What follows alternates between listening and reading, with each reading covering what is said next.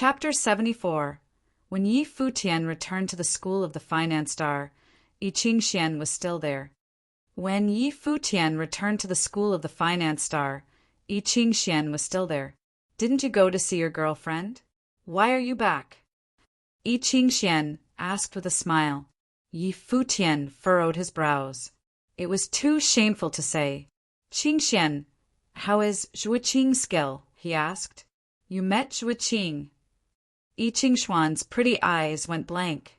Seeing Yi Futian's gloominess, she guessed what happened. Yeah. Yi Futian nodded. He's personally taught by the headmaster of the school of the Emperor Star, Yi Qingxian answered. He's heavily valued and is already at the 9-star glory plane. He's known as #1 of Donghai Academy's Dharma. His main abilities? Yi Futian asked. He's a spirit elemental mandate sorcerer with a strange life spirit. He has an eerie ability too. He can use the spirit element to control others.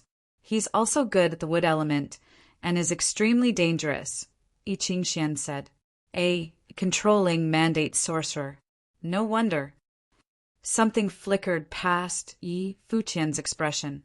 According to Yi Qingxian, the other was a spirit elemental mandate sorcerer specializing in attack and control. Wood elemental sorcery was also known for being strong in controlling. With these two together, he could totally take control of someone. There should be some powerful figures in the glory plane if the school of the finance star specializes in battle, right? Yi Futian asked. Yi Qingxian looked at him and said, There are naturally those with extraordinary talents. There is a 9-star glory plane mandate sorcerer specializing in both martial arts and sorcery, but it is still hard to defeat Zhuqing. There's a reason why he is #1 of the Dharma rank. I understand, Qingxian.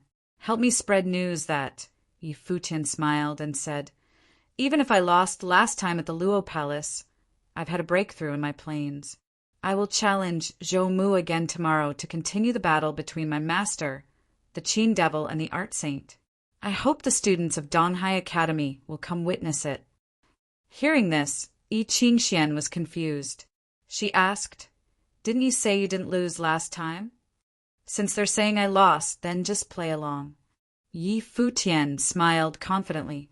Yi Qingxian seemed to understand something. She glanced at the boy. You're so mean.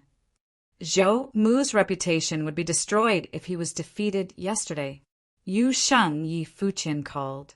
The other glanced at him. How's your injury? Can you still fight? He asked. Yu Sheng grinned. No problem.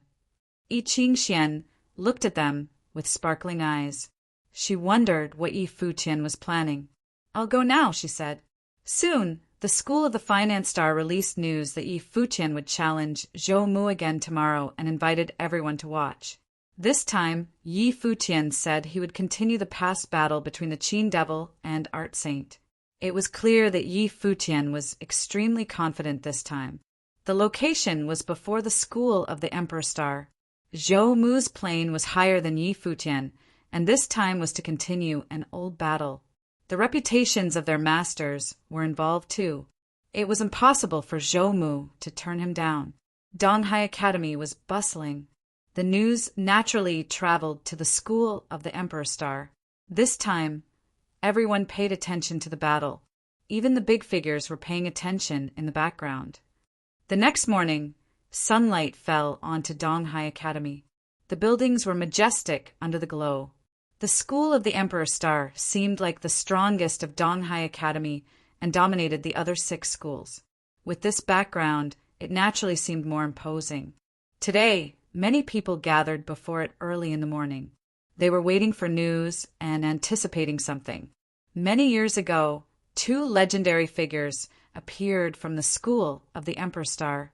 They were the summoning artist, Art Saint, and Guqin musician, the Qin Devil. The 2 were rare geniuses who fell for the same woman. The Qin Devil won the girl's heart, but had his natal spirit destroyed and was forced away from the city. Many years later, their disciples were both cultivating in Donghai Academy. The disciple of the Art Saint who had won was still studying in the school of the Emperor Star and was cultivating with the headmaster. On the other hand, the Qin Devil's disciple was cultivating with the headmaster of the School of the Finance Star. As if this was destined, the Qin Devil's disciple challenged the art saint's disciple in his master's name. He seemed to want to reverse the past humiliation. However, Yi Futian had apparently already lost months ago at the Luo Palace. There was word that he had improved now, but Zhou Mu had improved as well. Where did Yi Futian's confidence come from? Finally, someone strolled down from the School of the Finance Star. These days, the Finance Star students had been targeted by the Emperor Star and Treasury Star, but could not fight back. Now, Yi Futian had returned and challenged Zhou Mu. The Finance Star students naturally had to come support him. They began waiting since the morning. When they saw Yi Futian come down, they went to him, creating a powerful group. Yi Futian walked in the front. He wore all white and carried a guqin. He was easy on the eyes. Tang, one had been keeping an eye on this battle. Seeing Yi Futian come out like this, she was speechless. This guy. Challenges happened occasionally in the academy, but the attention on this duel between two glory plane disciples was unprecedented. Tang Wan was impressed, but if the Qin Devil knew about this, he would definitely want to come watch. The spectators followed the group, and even passers-by joined in. The crowd grew bigger and bigger. The commotion was shocking. People who didn't know about it thought that it was a fight between all 7 schools. Finally, the giant group arrived at the School of the Emperor Star. There was a similar crowd there waiting. Many of them looked at Yi Futian coldly. Someone said, "A few months ago, Zhou Mu defeated him. Today, Zhou Mu can defeat him a second time. Let's see how he'll handle it after making such a commotion." The other students were all discussing this. Did Zhou Mu have the advantage, or did Yi Futian have a better grasp on the battle?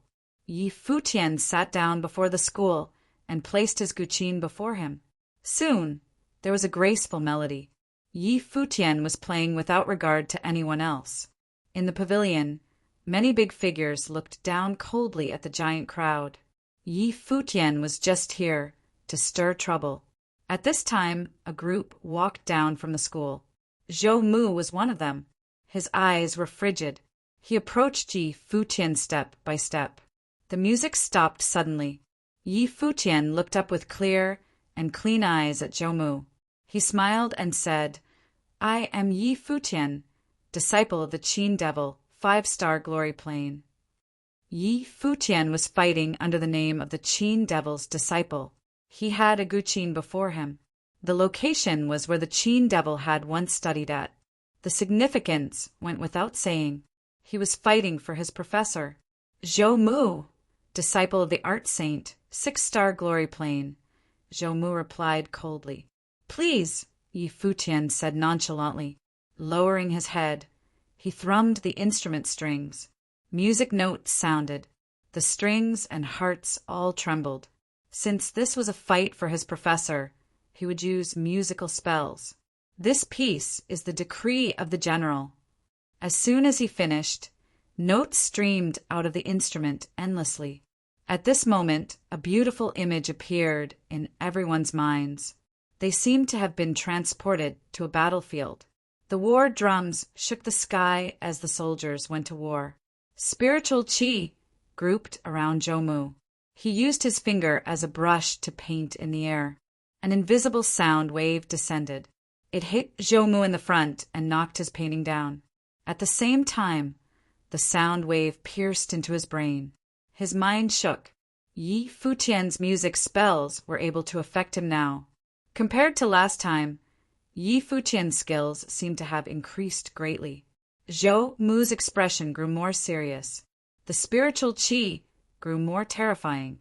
He reached out and began multitasking. Both hands painted at the same time. He created a sword with a single stroke. It whistled through the air toward Yi Futian. However, an invisible strength gathered around Yi Futian now. The music notes transformed into a beating war drum. It was powerful, like thousands of galloping horses. The sword flew here and shattered. Zhou Mu endlessly created swords that flew crazily to where Yi Futian was sitting. However, as soon as they got close, they would turn to dust. The area had turned into a battlefield. Yi Futian was like the general commanding the entire army. As the music intensified, a shocking music note storm gathered around Yi Futian. They did not dissipate and had a terrifying power. Swords whistled and clanged. Endless swords flew toward Yi Futian.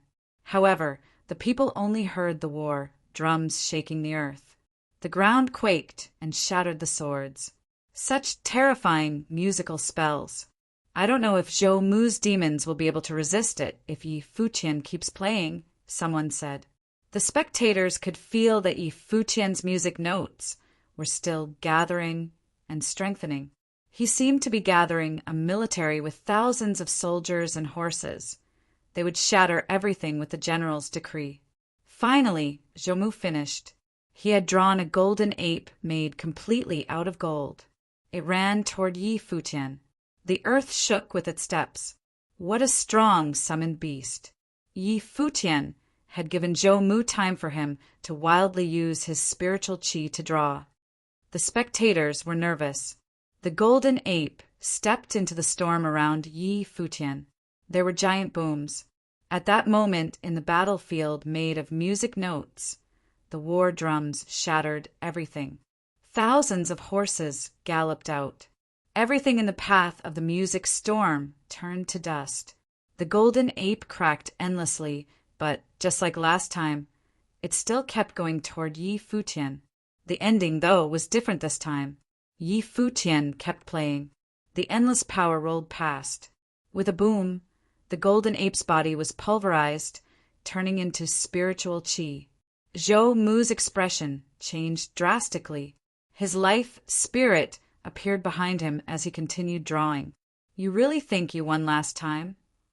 Yi Futian said nonchalantly. His fingers moved gracefully and he stood up. The moment he strummed the strings, the boundless music storm destroyed everything as if following the general's decree. It arrived before Zhou Mu, making it impossible for him to keep painting. Chapter 75. The sound of Yi Futian's voice and the sound of Guqin started simultaneously. The hearts of its listeners vibrated along with it. The sound of Yi Futian's voice and the sound of Guqin started simultaneously. The hearts of its listeners vibrated along with it. Zhou Mu, who was in the midst of drawing, lifted his head to see the storm created by the music dawning upon him. His life spirit roared, and a wave of spiritual energy was released, but it was no use. The storm descended and destroyed everything in its path. His drawing was completely absorbed into the eye of the storm, and the spiritual qi in the atmosphere was flowing wildly. Then the storm washed over Zhou Mu, which caused him extreme pain. It was as if he was a lone soldier fighting against thousands. He spat fresh blood as his whole being was thrown back and made a harsh landing on the ground. Everything happened extremely quickly. Yi Futian stood up as if he was confident that the battle was already over. Only then did people break free of their dazed state and look at Yi Futian. The handsome young man stood there, his clothes blowing in the wind. The quiet, elegant young man playing the guqin just a moment ago was now unrestrained and ready to show his true potentials. The battle between the successors of the Guqin Devil and the Art Saint had come to an end. All those years ago, the Art Saint disabled the Guqin Devil's powers. Now his disciple was crushed by the powers of the Guqin Devil's disciple. This was not a battle between equals, as the people had previously expected. What's more, Yi Futian was at a lower level than Zhou Mu. To be able to do so, Yi Futian has surpassed so many limitations placed upon him. And also, what was the meaning behind his previous utterance? Among the rumors spread in Donghai Academy, there was one that claimed after acting extremely arrogant at the Luo Palace, the Guqin Devil's disciple, Yi Futian, was defeated by the Art Saint's disciple, Zhou Mu. This rumor was the hottest talk in town at one point. If Yi Futian had come out to try to explain at an earlier time, probably no one would have believed him. But after seeing the results of this battle, it was hard not to question its validity. This was just like the rumors regarding Hua Ju months ago. Zhou Mu's face was as pale as a ghost. After getting himself together, he stood up. He looked at Yi Futian with an icy glare before saying, "It's just one loss. This doesn't determine anything. You can't reject the results of the previous battle just because of the results of today's battle." Everyone was looking at Zhou Mu. It was evident that he did not want to admit defeat. "How laughable," Yi Futian mocked him. "After the rumors, you really thought that you were victorious over me at the Luo Palace? Did you know that an elder specializing in spiritual energy attacked me from the shadows just when I was about to finish you off? It was only because of this that you were not humiliated by me right then and there." The crowd became rowdy upon hearing Yi Futian's claim. An elder attacked Yi Futian at the Luo Palace and led to Zhou Mu's victory? That was a low blow. Rumors said that day the art saint, Lord Luo, and the vice headmaster of the school of the Emperor Star were all present. If what Yi Futian said was true, then wouldn't that make these elders the three main suspects? If it were true, Yi Futian would have had no choice but to forfeit and leave. "You're lying." Zhou Mu did not look too good after hearing what Yi Futian had to say. He refused to believe this. Preposterous. Just then a voice sounded from behind. It was the very elder from that day at the Luo Palace. He was Vice Headmaster Han Mo of the Emperor Star School. "Yi Futian, even though you were victorious today, you have slandered your elders with utter disrespect," said Hanamo. Yi Futian lifted his head toward Hanamo. This old geezer was finally revealing his true colors. "Of course, I knew that it could not possibly have been you who attacked me, but just because you won't doesn't mean others won't. How can this be considered slander?" Yi Futian said, holding back a smile. The bystanders' expressions all changed. There must have been a deeper meaning behind what Yi Futian said. Han Mo shot daggers at Yi Futian with his eyes. Yi Futian returned a calm gaze. Yi Futian was very unhappy with the school of the Emperor Star right now. He felt that this school was fake, hypocritical, overbearing, and cold. From allowing Mu Yunxian to spread fake rumors regarding Huajiu, to not allowing Yi Futian to enter the Emperor Star School. From siding with the art saint years ago in order to develop a beneficial alliance through marriage, leading to the demise of Hua Fenglu, to wanting to control all of Donghai Academy, which led to Yu Sheng being hurt. Although Yi Futian did not say anything, a burning rage started to grow in his heart. He was going to let it all go today. Now he stood in front of the school of the Emperor Star, challenged Zhou Mu, and played the decree of the general. All of this was to express his anger. Lord Luo and the art saint are both honorable seniors, and everyone there that day was of high social status. Would it even make sense for them to make a sneak attack on a junior like you? Asked Han Mo mockingly. There were many people present at the time, so I cannot pinpoint the exact identity of the culprit. However, it was possible for 2 8-starred Glory Plane cultivators from the Treasury Star School to gang up on a 5-starred Glory Plane cultivator from the Finance Star School. So a sneak attack from respected elders is definitely possible, isn't it? "This guy," stated a bystander. Everyone was looking at Yi Futian. By dragging the school of the Treasury Star into the conversation, Yi Futian was really trying to pick a fight. "It was a student of your school who came to instigate the fight. Our students were simply giving him a well-deserved lesson." "There's nothing strange about that," said Hanamoyu. "On the other hand, have slandered your elders. If you do not give me a proper explanation, you won't be able to get off the hook that easily." "Since when have my students needed to report anything to you?" A voice came from within the crowd. Pushing through, Yixiang looked at Hanamo and said, "Han Mo, you're the vice headmaster of the Emperor Star School, and you're here reprimanding a student from the school of the Finance Star? Now that's impressive." The arrival of Han Mo and Yixiang frightened bystanders. It seemed that things had gotten out of hand. "Headmaster Yixiang, did you not hear your student slandering his elders?" asked Han Mo. He did not seem to be afraid of Yi Xiang at all. Is this true? Yi Xiang asked Yi Futian. Yi Futian smiled and said, "It would be easy to determine whether it is slander or not. During that fight between Zhou Mu and I was defeated by a conjured beast. Even though I was at a bit of a disadvantage, we can try again today." He looked at Zhou Mu. "Although I have made quite a bit of improvement over the past couple of months, I'm still going to draw up some conjured beasts. I won't release my life spirit and will use pure martial arts tactics. If I can't defeat you with one stack, then you can consider my word slander." "He's so crazy." Everyone was watching Yi Futian. He was going to give Zhou Mu to conjure the strongest beasts, only use martial arts tactics, and try to defeat Zhou Mu with one attack. Yi Futian was beyond crazy. If Zhou Mu lost despite all this, he wouldn't be able to show his face around Donghai Academy, especially since Zhou Mu never denied the rumors of him defeating Yi Futian. People took his silence as agreement. "Do you have any opinions about this?" Yi Xiang asked Han Mo. Han Mo's expression was dark. Yi Futian has already elevated the situation to this level. He couldn't say much about it. Han Mo looked towards Zhou Mu. Zhou Mu's expression was even darker. Everything Yi Futian had said was an insult to him. "Fine." Zhou Mu took a step forward until he was directly facing Yi Futian. He released his life spirit and began to draw. Yi Qingxian went up to collect Yi Futian's guqin. Yi Futian silently watched as Zhou Mu drew. Seeing how calm Yi Futian was, it was hard to imagine exactly where he got his confidence from. He was so confident that he was going to fight with just martial arts and was going to let Zhou Mu draw freely. Spiritual qi gathered at the tip of Zhou Mu's pen.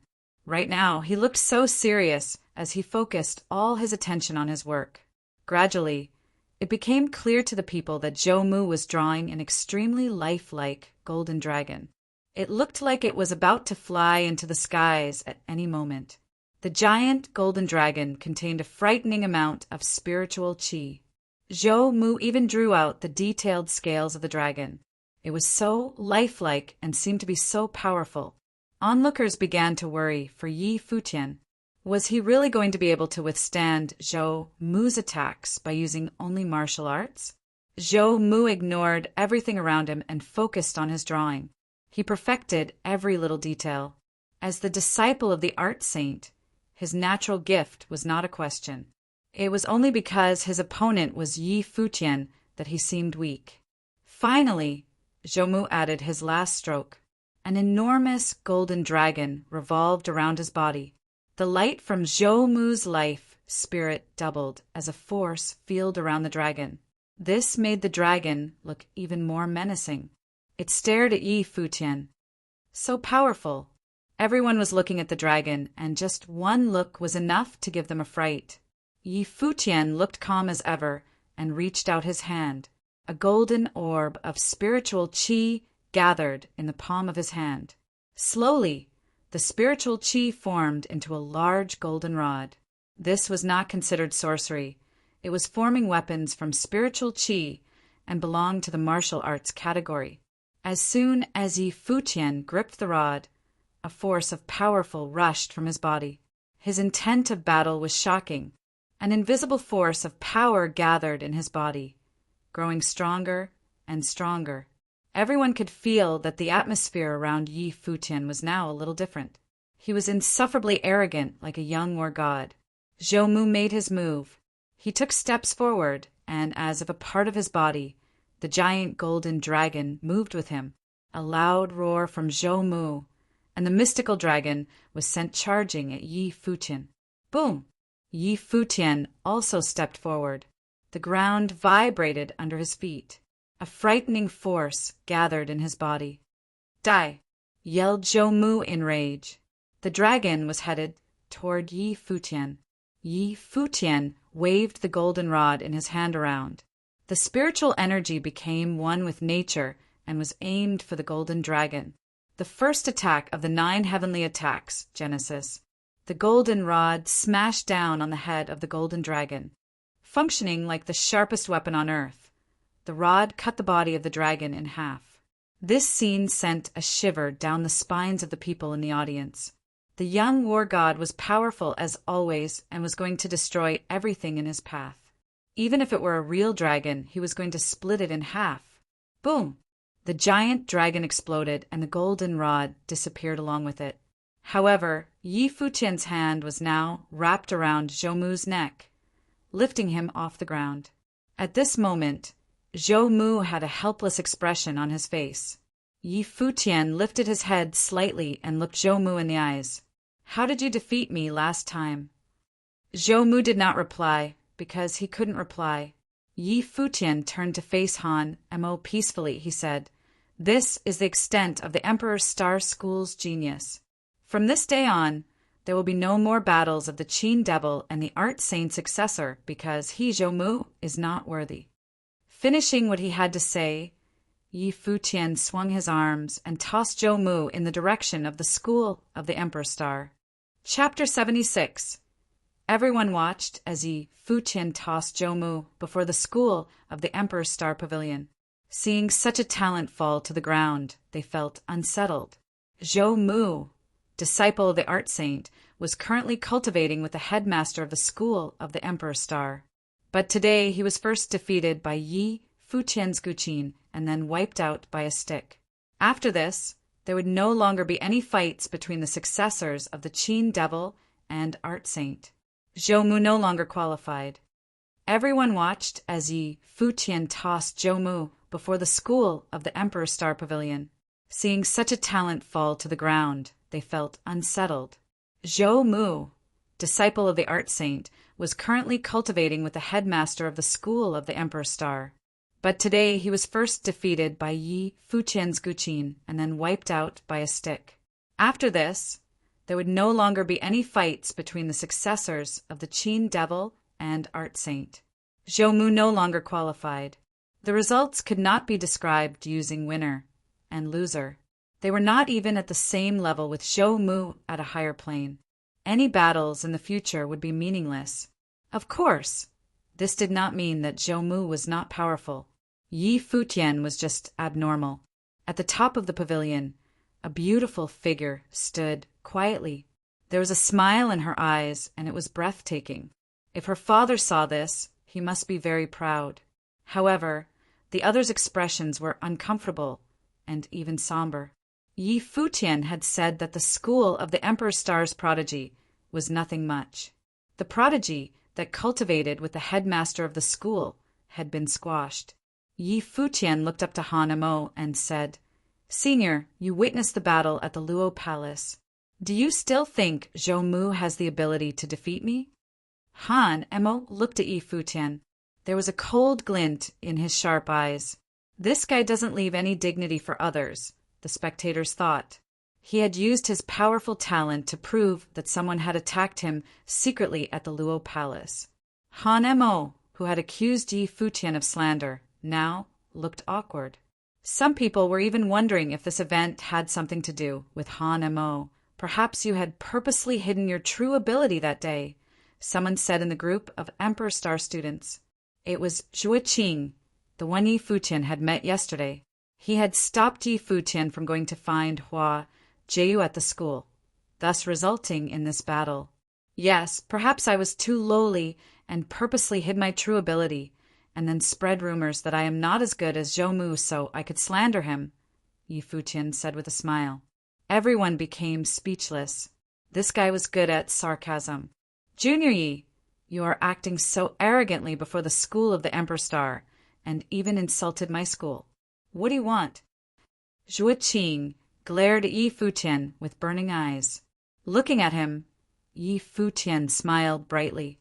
He said, "According to the news, disciples of the Emperor Star and Treasury Star are constantly challenging the disciples of the School of the Finance Star recently. As a member of Finance Star, I, Yi Futian, wish to see how impressive the talents of the other two schools are." With that, the area fell silent. Yi Futian did not come today only to defeat Zhou Mu. After clearing the Qin Devil's reputation, he declared that he wanted to challenge the two strongest schools of Donghai Academy. He would block the door and challenge them. First, Yu Sheng had blocked the gate of the school of the Treasury Star.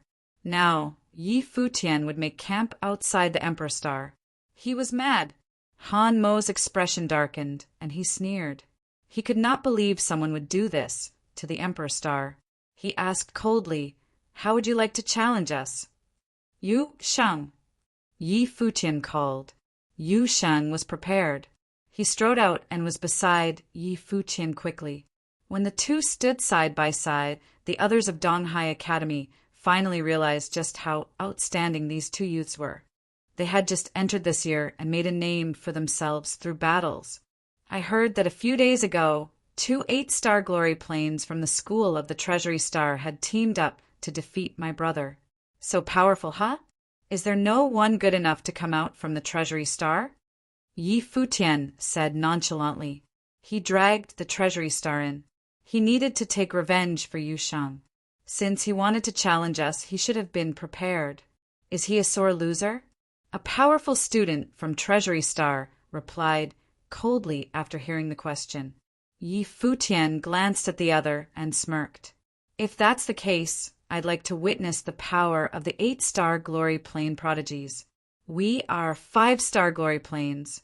I'm sure the Treasury Star won't reject our request, right?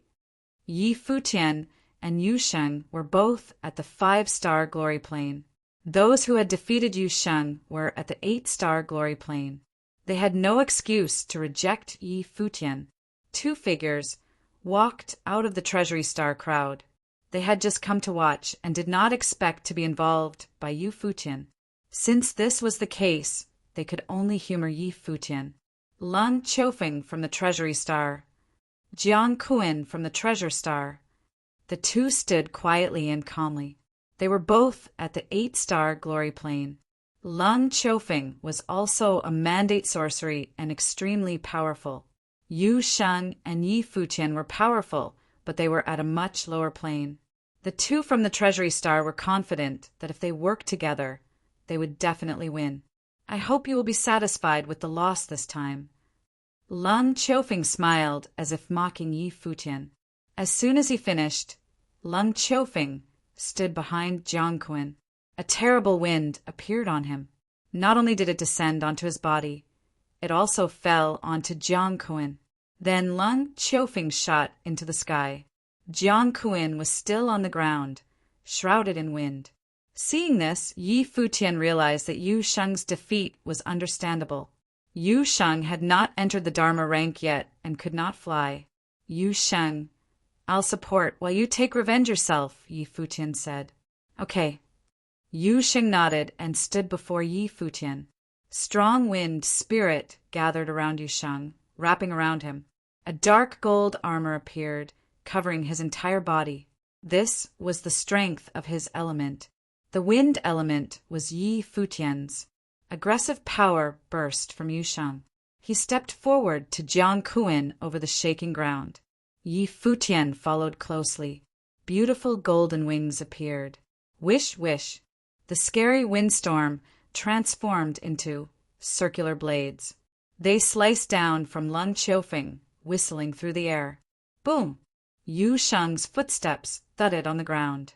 He was filled with endless power. He punched, and a gold fist broke through the air, shattering the flying circular blades.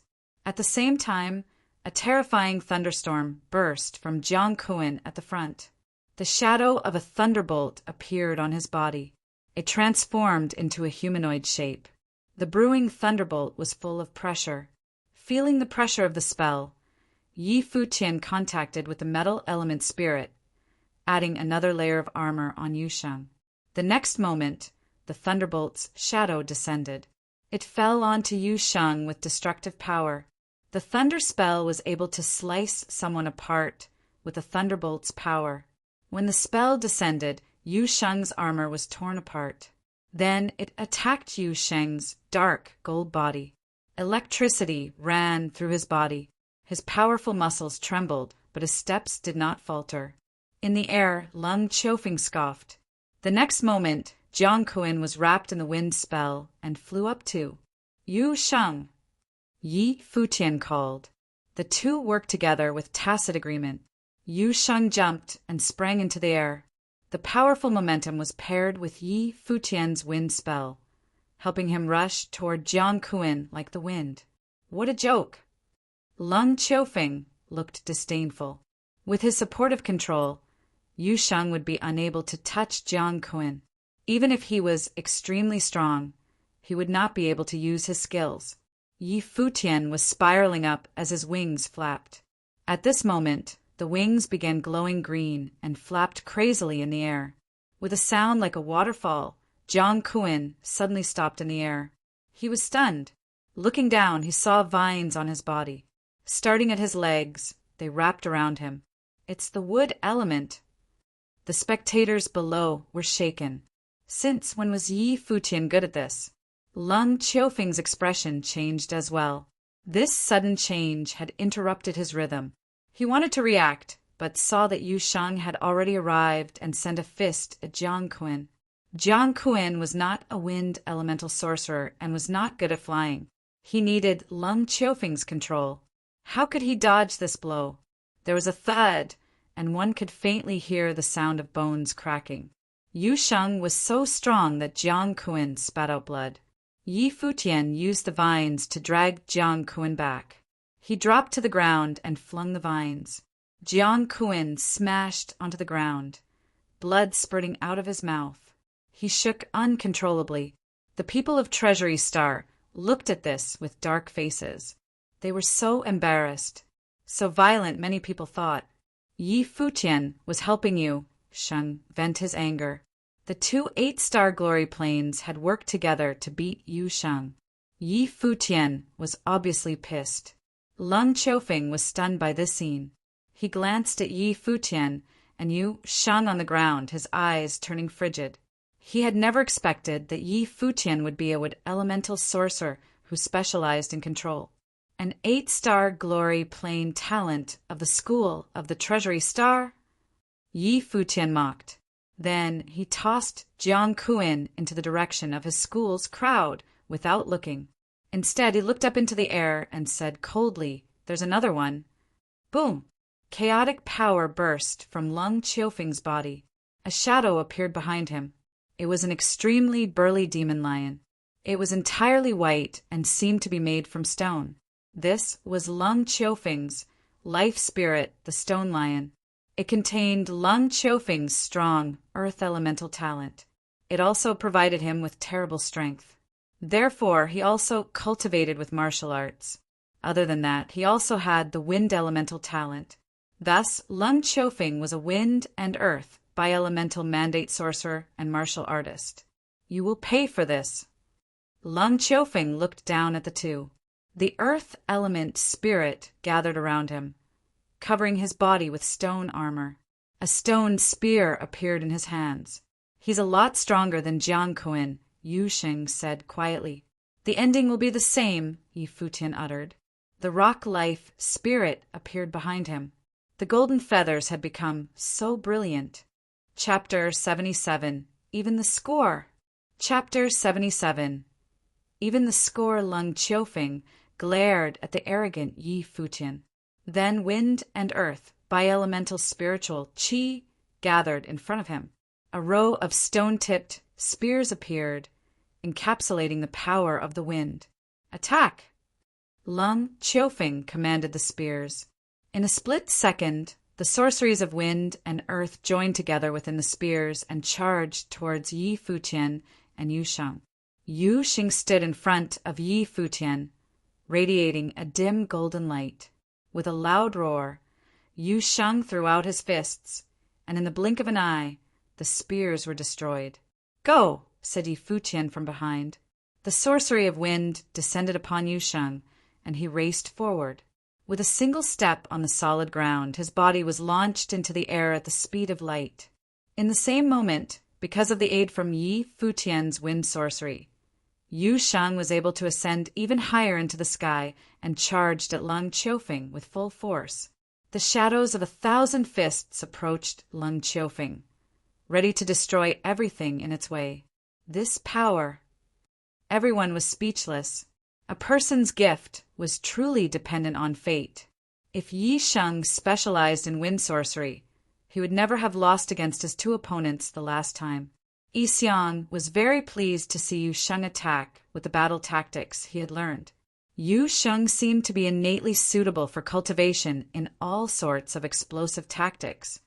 Protection of rock, said Lung Qiufeng. A large boulder appeared in front of him.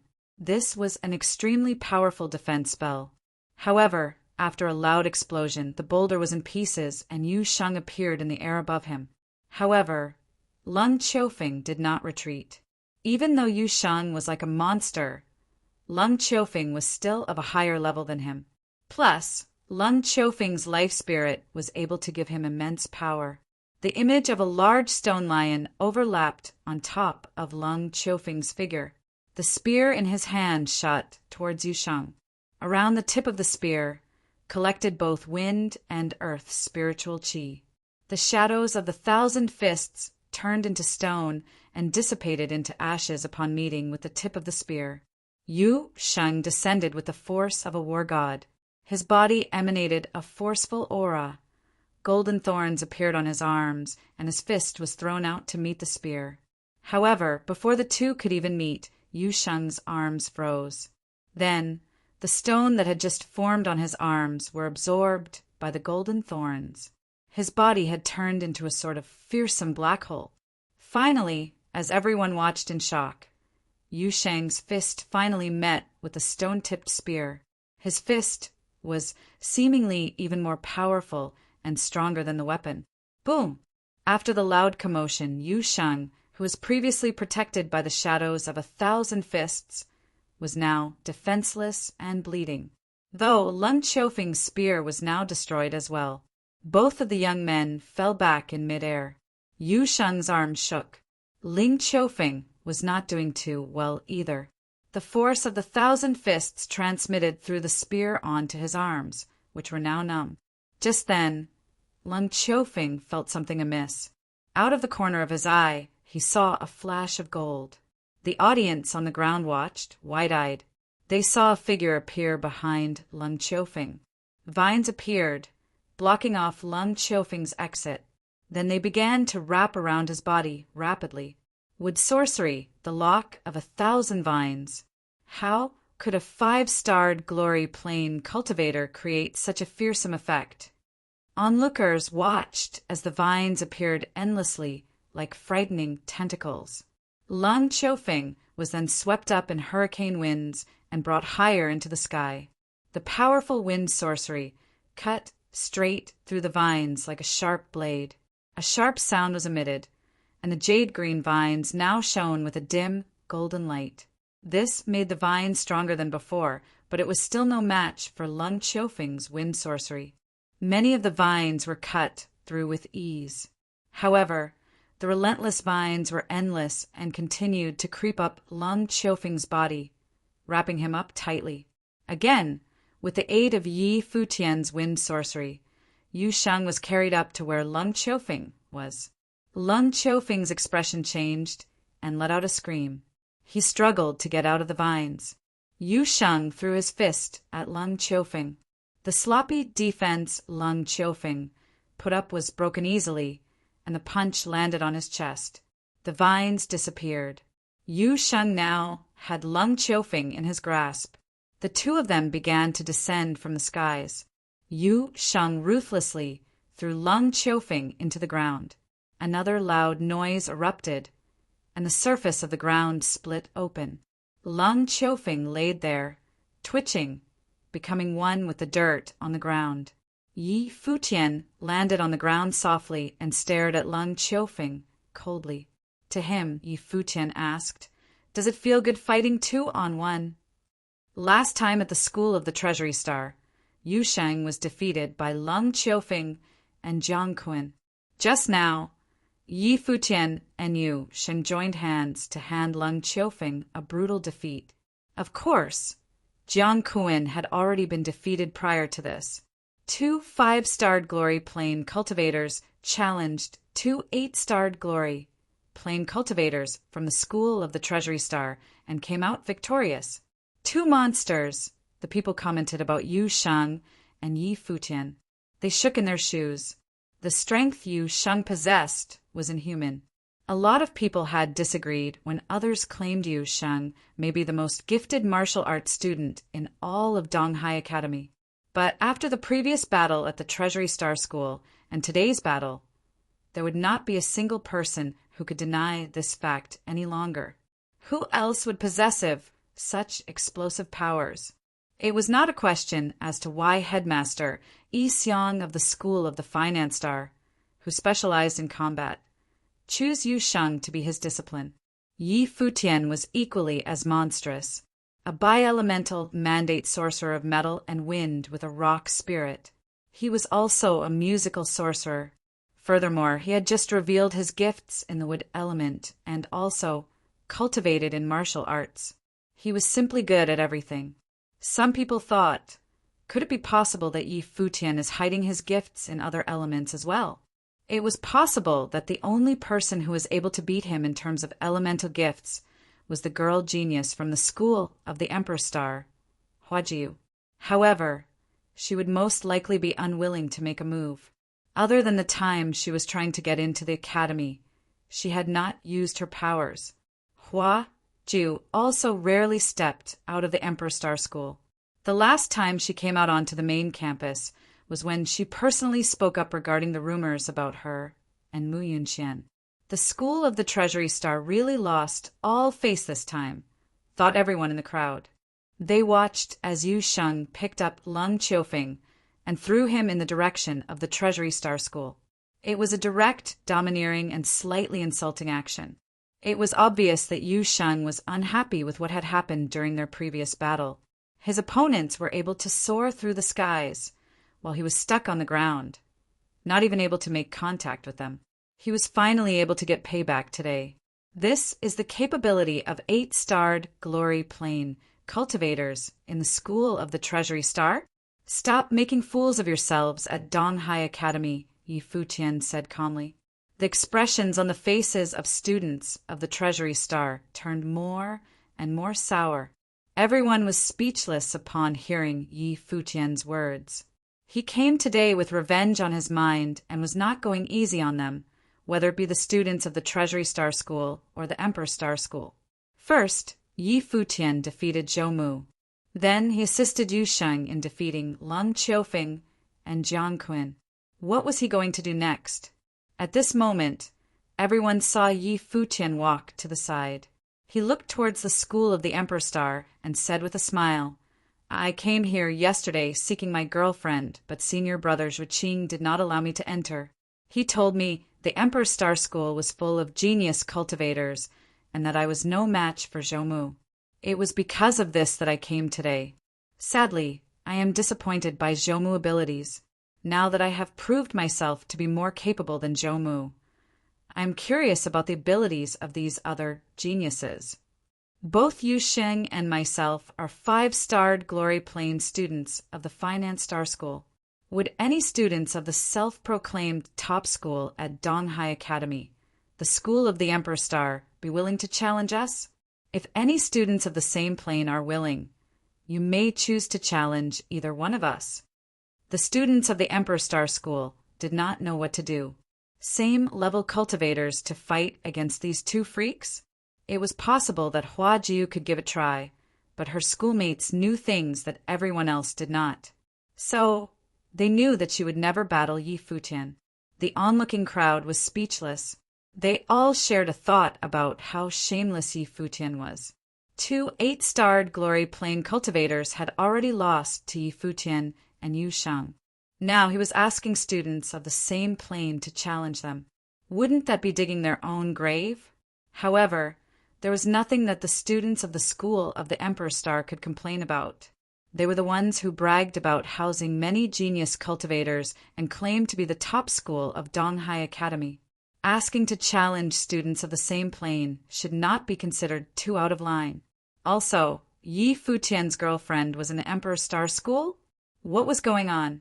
If that's not possible, I'll also accept 6-starred Glory Plane cultivators, Yi Futian said with a smile when he noticed that no one was willing to answer him.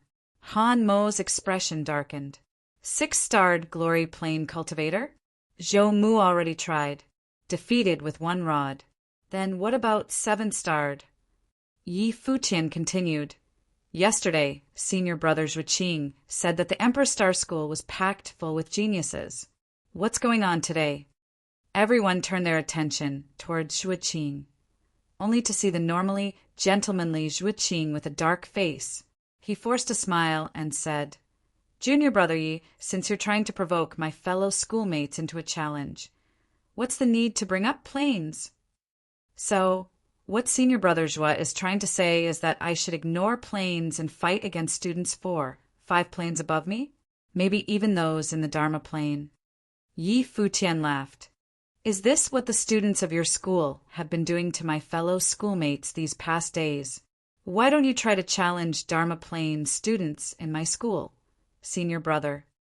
Zhuqing had nothing to say once again. The students of the Emperor Star School all stared coldly at Yi Futian. They were getting anxious under his questioning. If nobody has the guts to come out and challenge us, then I hope that the students of the Emperor Star School will stop being so brazen, coming to pick on the weaker students of my school, warned Yi Futian when he saw that nobody was going to speak up. Only when he said this, onlookers realized his true intentions: to stop the school of the Emperor Star from attacking the students of the Finance Star School. I know that junior brother Yi possesses extraordinary gifts, and has once said that I would like to see them for myself. So, I am willing to be thick-skinned and step out to challenge you as an 8-starred glory plane cultivator. But if you are here simply to give empty threats, then please leave, said a figure as it stepped out.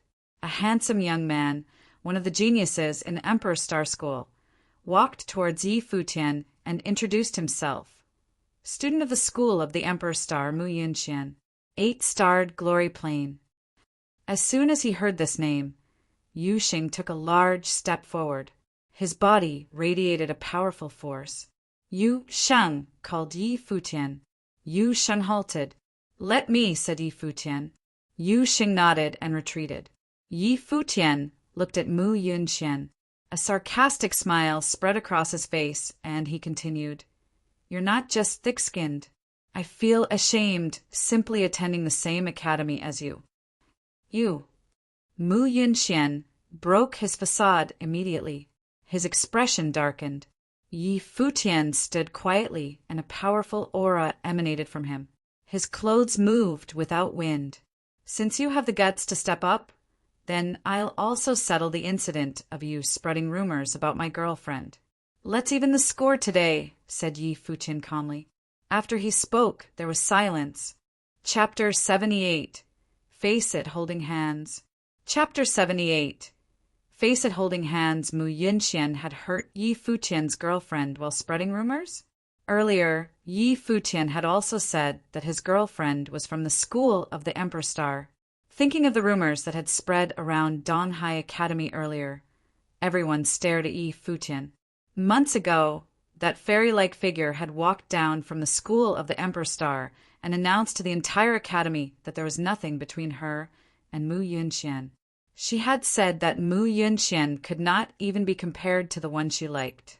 They had thought about whether someone that talented really existed in the academy. Today, Yi Futian had blocked the gate and challenged the school of the Emperor Star. He was so mad. With what he just said to Mu Yunxian, it was easy to link the two events. Everyone's hearts trembled. They slowly looked over toward the school of the Emperor Star.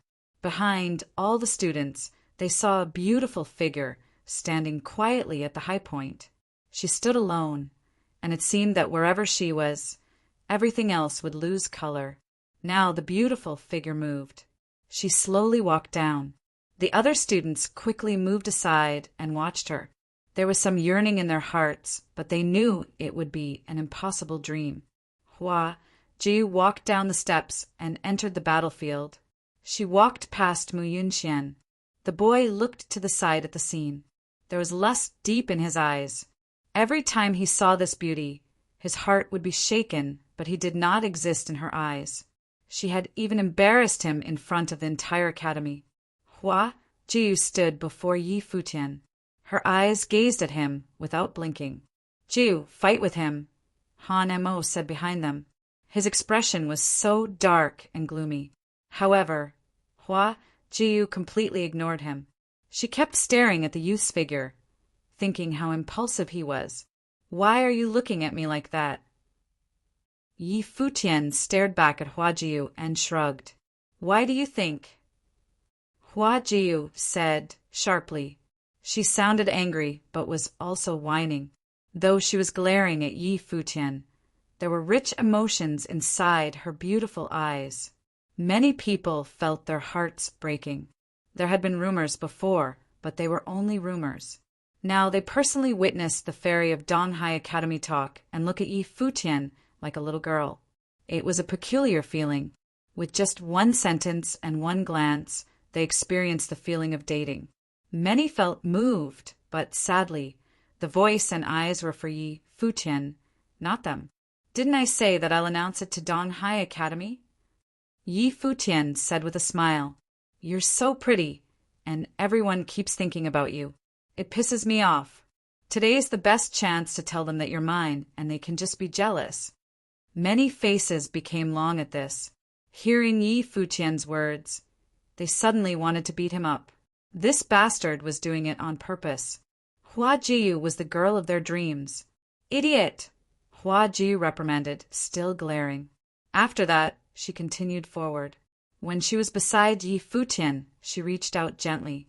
Then, under everyone's eyes, she grabbed Yi Futian's hand to announce their relationship publicly. Hua Jiu turned to the side and tilted her head up to look at Yi Futian. A smile bloomed on her face. It was so intoxicatingly beautiful. Are you satisfied now? Hua Jiu smiled gently. Since Yi Futian chose not to keep it a secret, she was willing to face it with him. No matter what would happen in the future, they would face it together, hand in hand, just like now. Minister Zhua had said that she had the fate of an empress. She did not believe in fate. Even if she had this fate, she would change it, she believed. Seeing the smile on the girl's face and those gentle words, Yi Futian's smile was also warm. The most beautiful promise was no better than that. The most beautiful girl was no better than the fox's smile.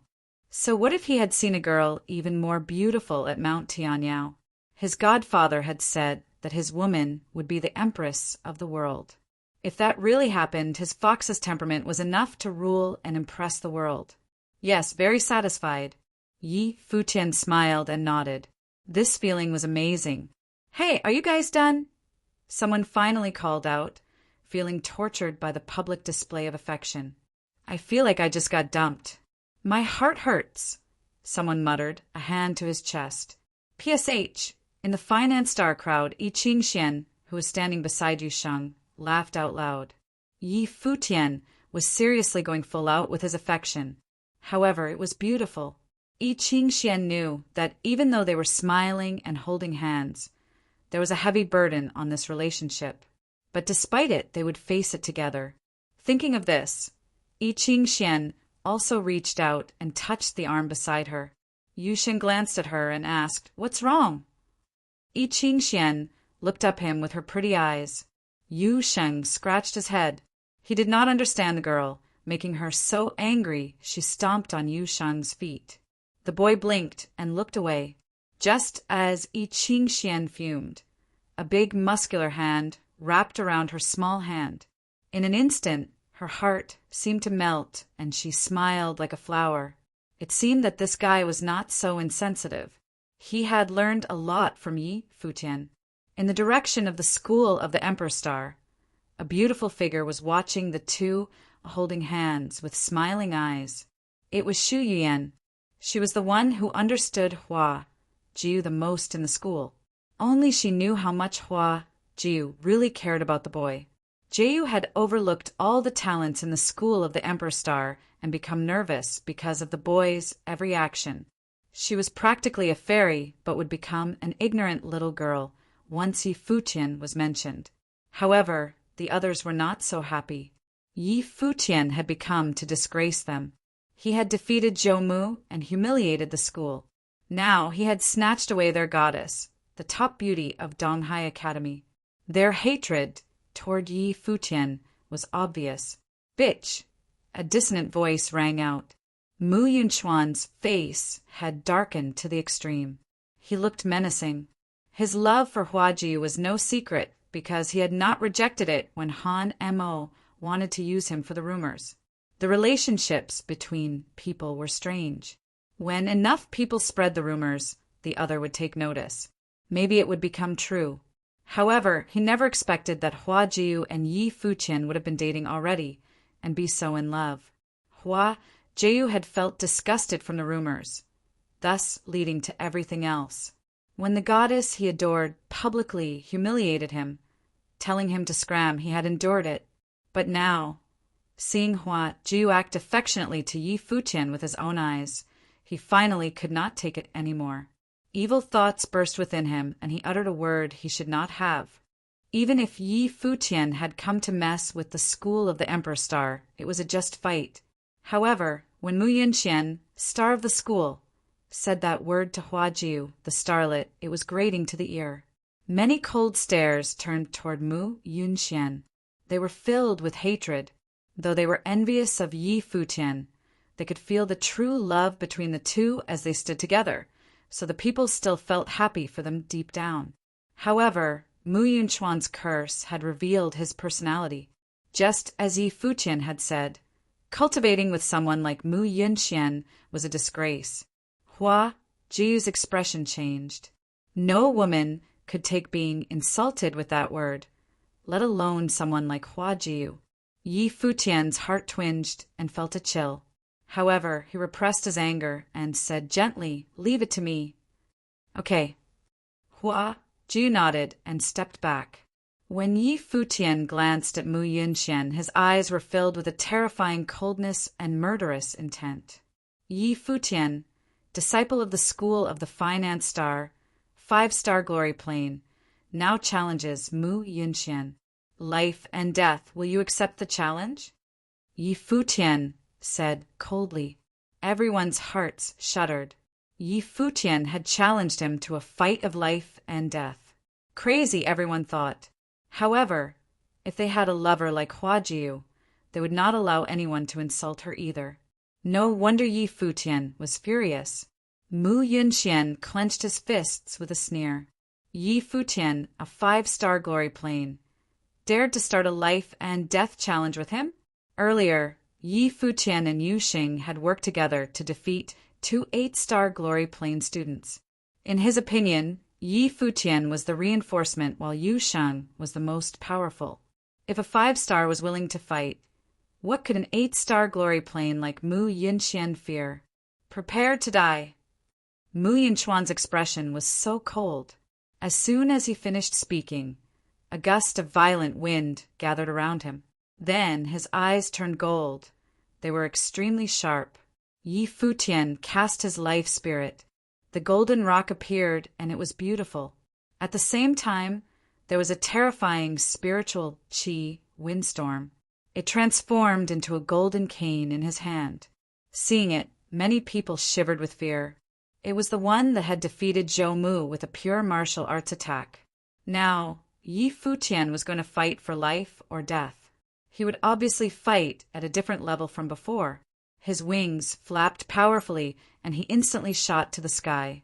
The spiritual qi of wind was on him, transforming into a spell. He could fly with the golden rock alone, but now he added the wind spell to it. His speed was terrifying. Chapter 79. Countless eyes landed on Yi Futian, who was up in the air. At this moment, he looked magnificent. He was a handsome young man to begin with.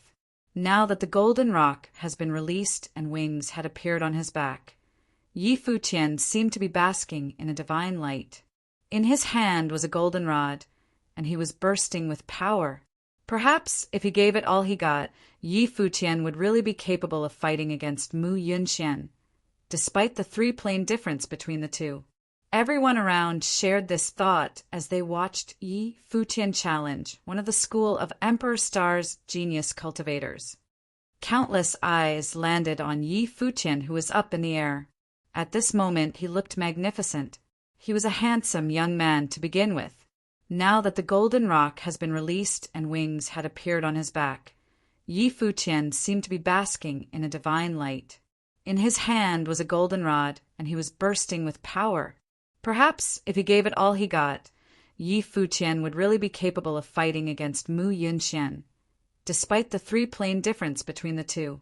Everyone around shared this thought as they watched Yi Futian challenge one of the school of Emperor Star's genius cultivators. Mu Yunxuan's golden pupils narrowed on Yi Futian.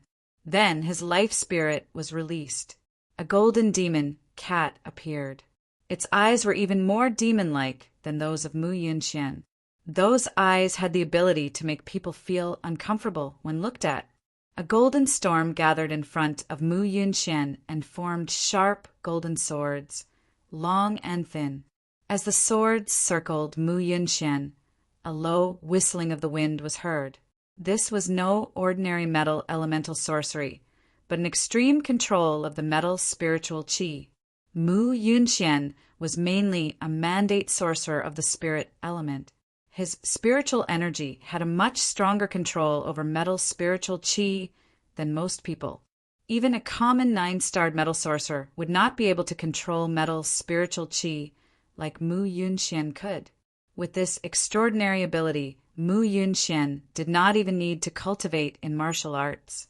His powers in the element of metal were sufficient enough to attack and defend. Mu Yunxian is definitely more powerful than Lung Qiufeng. Will Yi Futian really be able to withstand this battle? Ask someone in the crowd. Witnessing the release of Mu Yunxuan's powers had many people lose the confidence they previously had on Yi Futian. The golden storm surrounding Mu Yunxian was too frightful. The sharp swords revolved around him, controlled as if they were toys.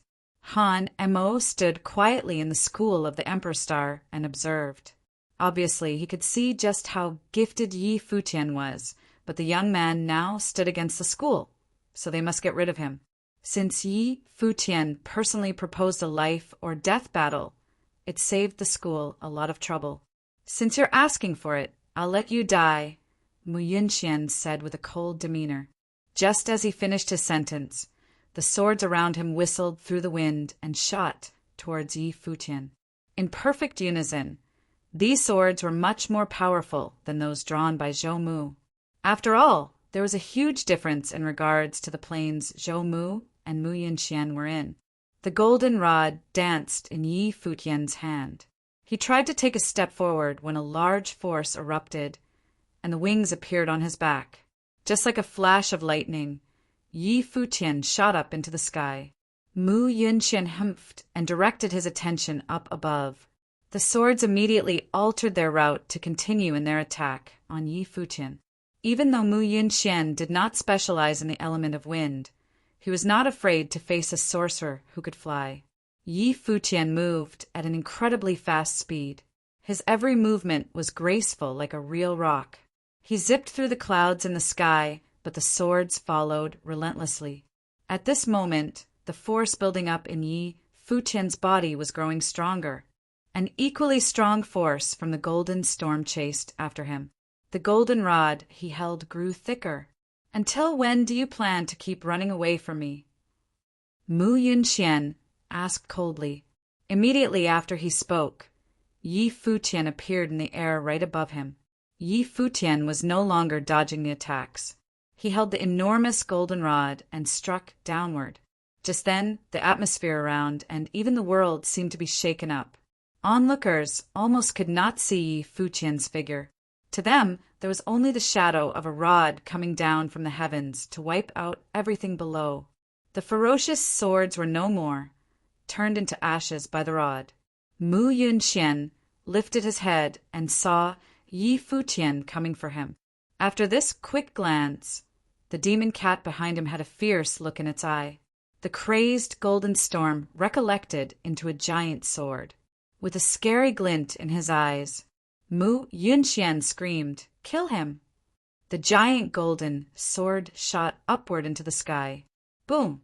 The rod and the sword collided. The golden sword had been destroyed. A powerful force pushed Mu Yunxian back, but he managed to stop Yi Futian's attack. It halted in midair. The force was still there. Yi Futian's golden wings flapped, and he flew in the skies. Suddenly, the force within began to build up once again, exceeding the prior. Mu Yunxian sensed what was happening, and the look on his face changed. He put out both of his hands. The golden storm started once more and formed a pattern, shielding him. At the same time, strains of golden silk sliced through the air, attacking Yi Futian. This spell was protecting and attacking all at once. Yi Futian remained emotionless. He soared through the air and then formed into lightning, hitting down on Mu Yunxian again. Mu Yunxuan's spell, winding of 1,000 silk strains, advanced towards Yi Futian, but a golden light barricaded him, not leaving space for anything to get past. Finally, Yi Futian descended upon Mu Yunxian. Yi Futian attacked with the second attack of the 9 heavenly, ready to destroy everything in his way. Boom! Mu Yunxuan's golden pattern exploded, and a powerful force forced him to slide backward on his own 2 feet. Right now, the expression on everyone's face has changed. They were utterly shocked. What kind of battle technique was this? It was so domineering, wiping out everything in its way. It was as if one attack could kill any enemy you pleased, not leaving any survivors. Yi Futian was truly a young war god at this moment. Not only did his powers not diminish after 2 attacks from Mu Yunxian, but he got even stronger. Upon sensing the crazed energy gathering within Yi Futian, everyone from the school of the Emperor's Star had a change in expression. Even Vice Headmaster Han Mo did not look too well. Yi Futian's second attack with the rod was obviously stronger than the first. If there was another even stronger attack, there was no way Mu Yunxian would be able to withstand it. A prepared Yi Futian advanced. He unleashed his power, which caused Mu Yunxian to blanch. With a loud scream, my Yunxian used metal spiritual qi in a spell which summoned a large ancient bell to encapsulate himself. He had given up on attacking and focused solely on his defense.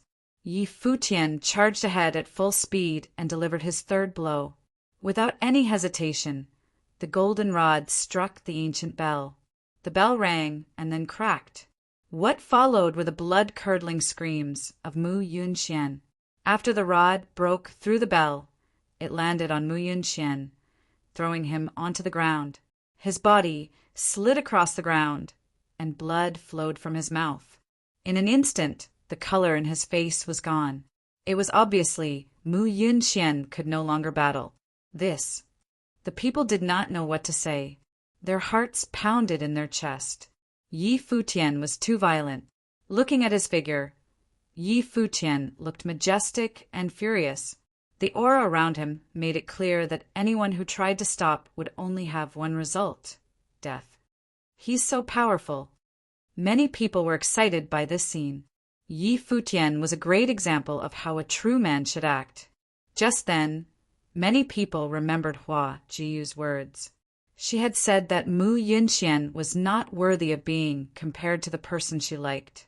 A lot of people doubted her words. Was there really someone like that at Donghai Academy? Maybe she was simply blinded by love. However, when the person she liked faced Mu Yunxian in battle and destroyed him despite being 3 planes lower, everyone finally understood that Hua Jiu had not been exaggerating. Whether it be giftedness or actual ability, Mu Yunxian was truly unworthy of being compared to Yi Futian. Perhaps only a person like Yi Futian was suited to stand beside the goddess Hua Jiu. As Yi Futian approached Mu Yunxian, one step at a time, many from the school of the Emperor's Star had a change in expressions. This battle was a matter of life or death. Mu Yunxian had already agreed to these terms. Mu Yunxian held himself up with his hands on the ground as he looked up at Yi Futian. Blood dripped from the corners of his mouth. With a crazed look in his eyes, he stared at Yi Futian and said, "This is the school of the Emperor's Star. You dare to commit such a sin here?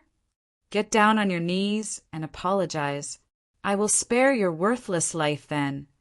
Yi Futian said to Mu Yunxian coldly. Mu Yunxian looked even more crazed now.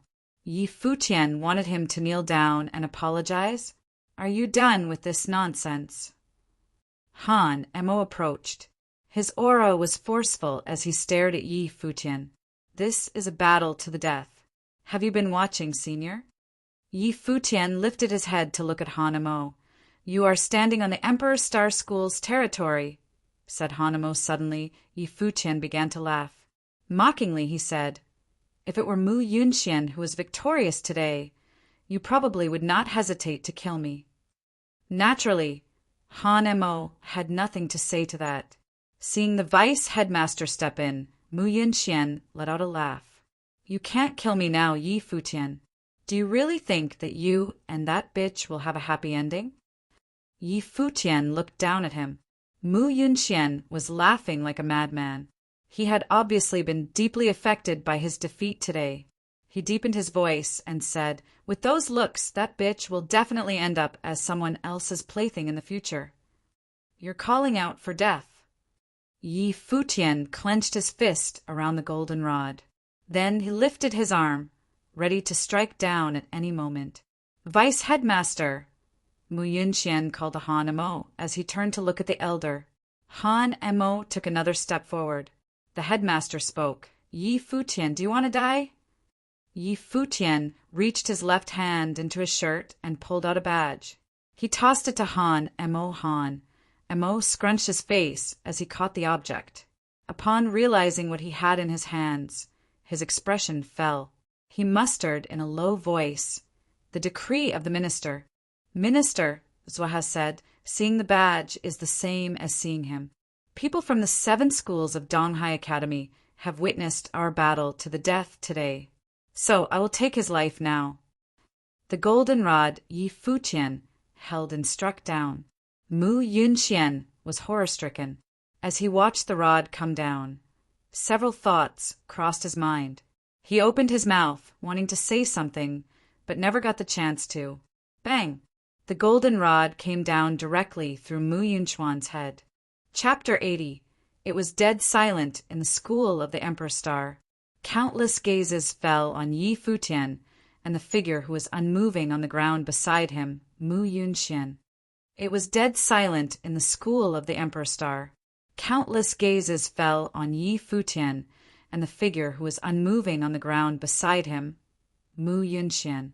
That strike had not only hit Mu Yunxuan's body, it seemed to have hit everyone's hearts, making all of them shudder.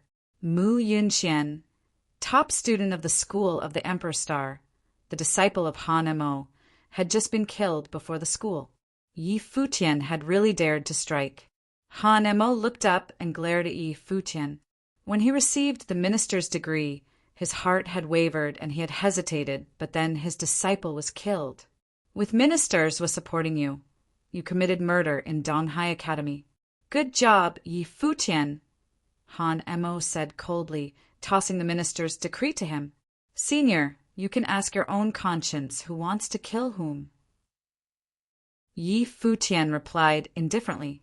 He was very sensitive and could sense how Han Mo and Mu Yunxian wanted to kill him. Even so, he had never planned on doing this. Mu Yunxian should not have angered him so many times. Hua Jiu had confessed to him before leaving Qingzhou City that she would wait patiently for him in Donghai Academy, worry over his every move, and face everything with him.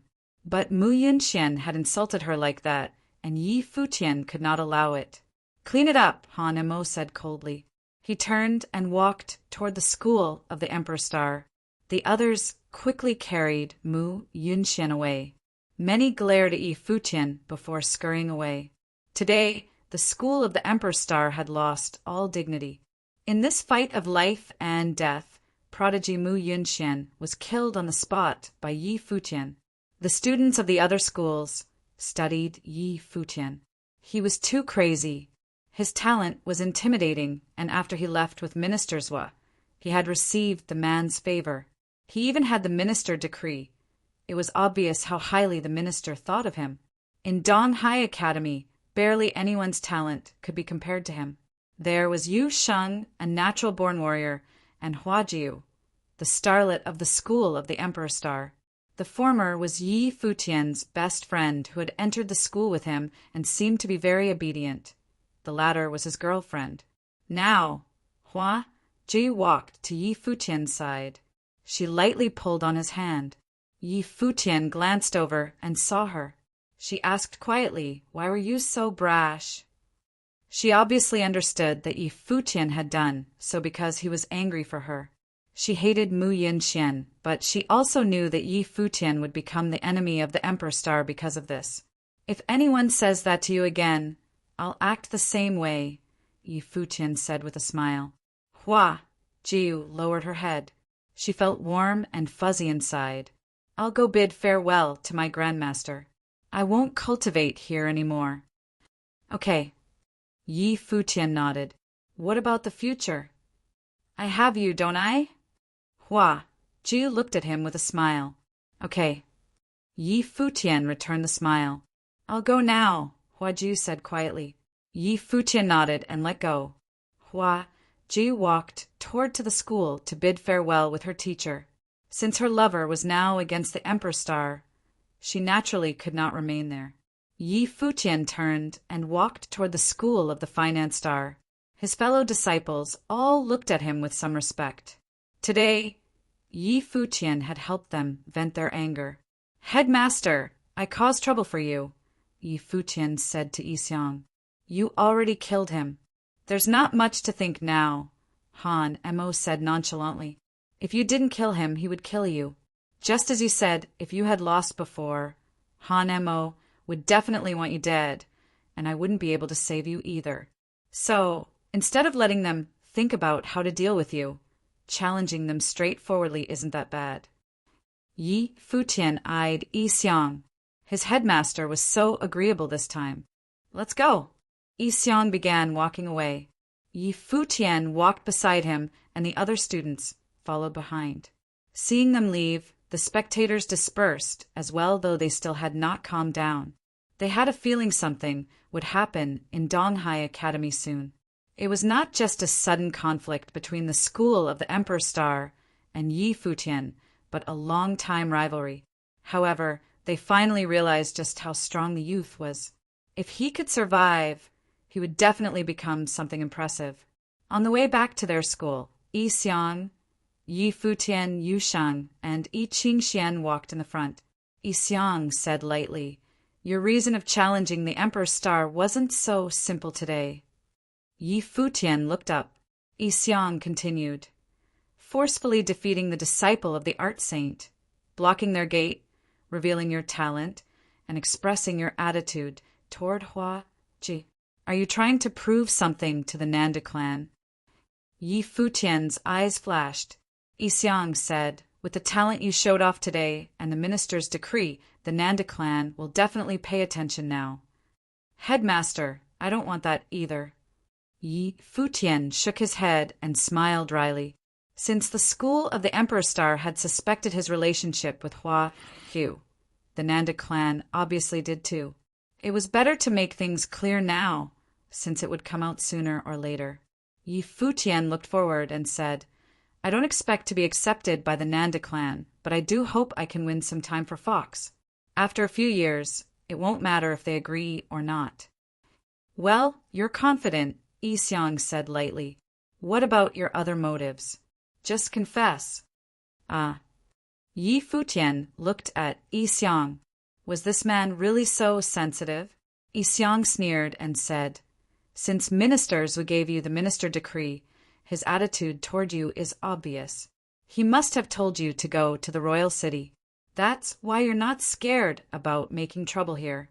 You can just leave after all.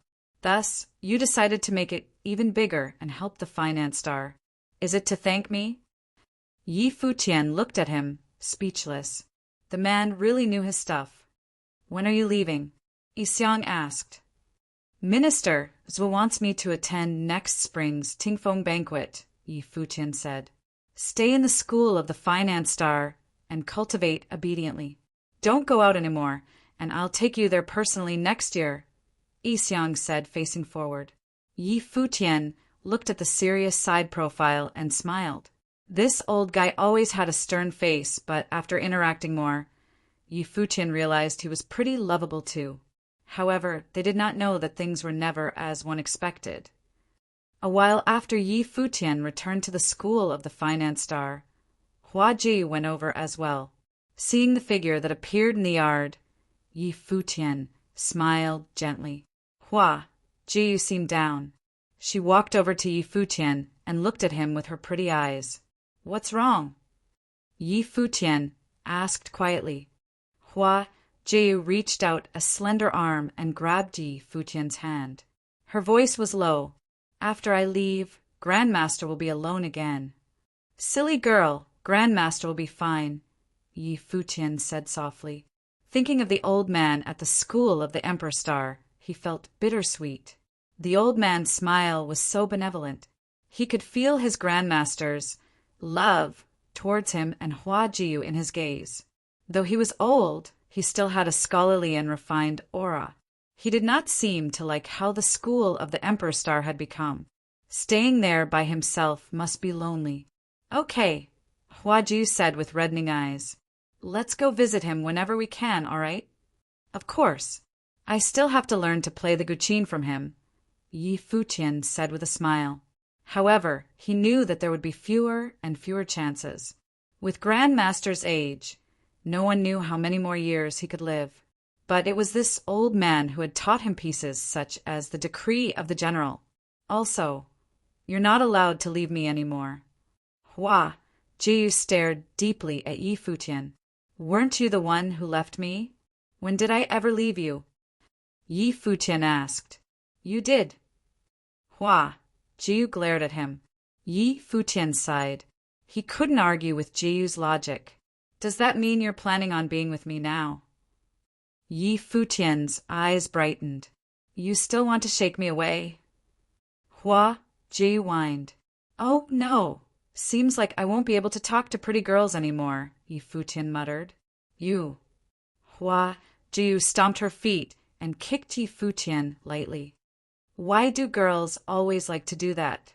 Yi Futian mumbled, but realized it sounded wrong, so he quickly shut his mouth. Then he discovered that Hua Jiu was smiling at him. "Really? Who else does that?" "No, I've seen Qing Xian kick Yu Sheng like that." Yi Futian pointed at the two figures in the near distance. "I've never done that." Seeing Hua Jiu look at her, Yi Qing Xian glanced over with a smile. She was not going to take responsibility for this. Yi Futian's face darkened. Yi Qing Xian was such a bad friend. Looking back, he realized Hua Jiu was still looking at him.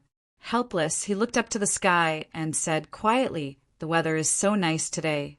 We should take a nap." With that, he walked toward his room.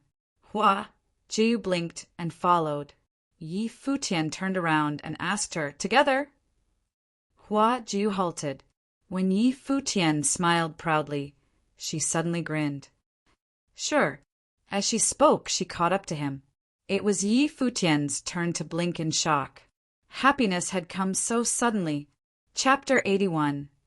In the room, Yi Futian followed behind Hua Jiu as he watched her with a glint in his eye. In the room, Yi Futian followed behind Hua Jiu as he watched her with a glint in his eye.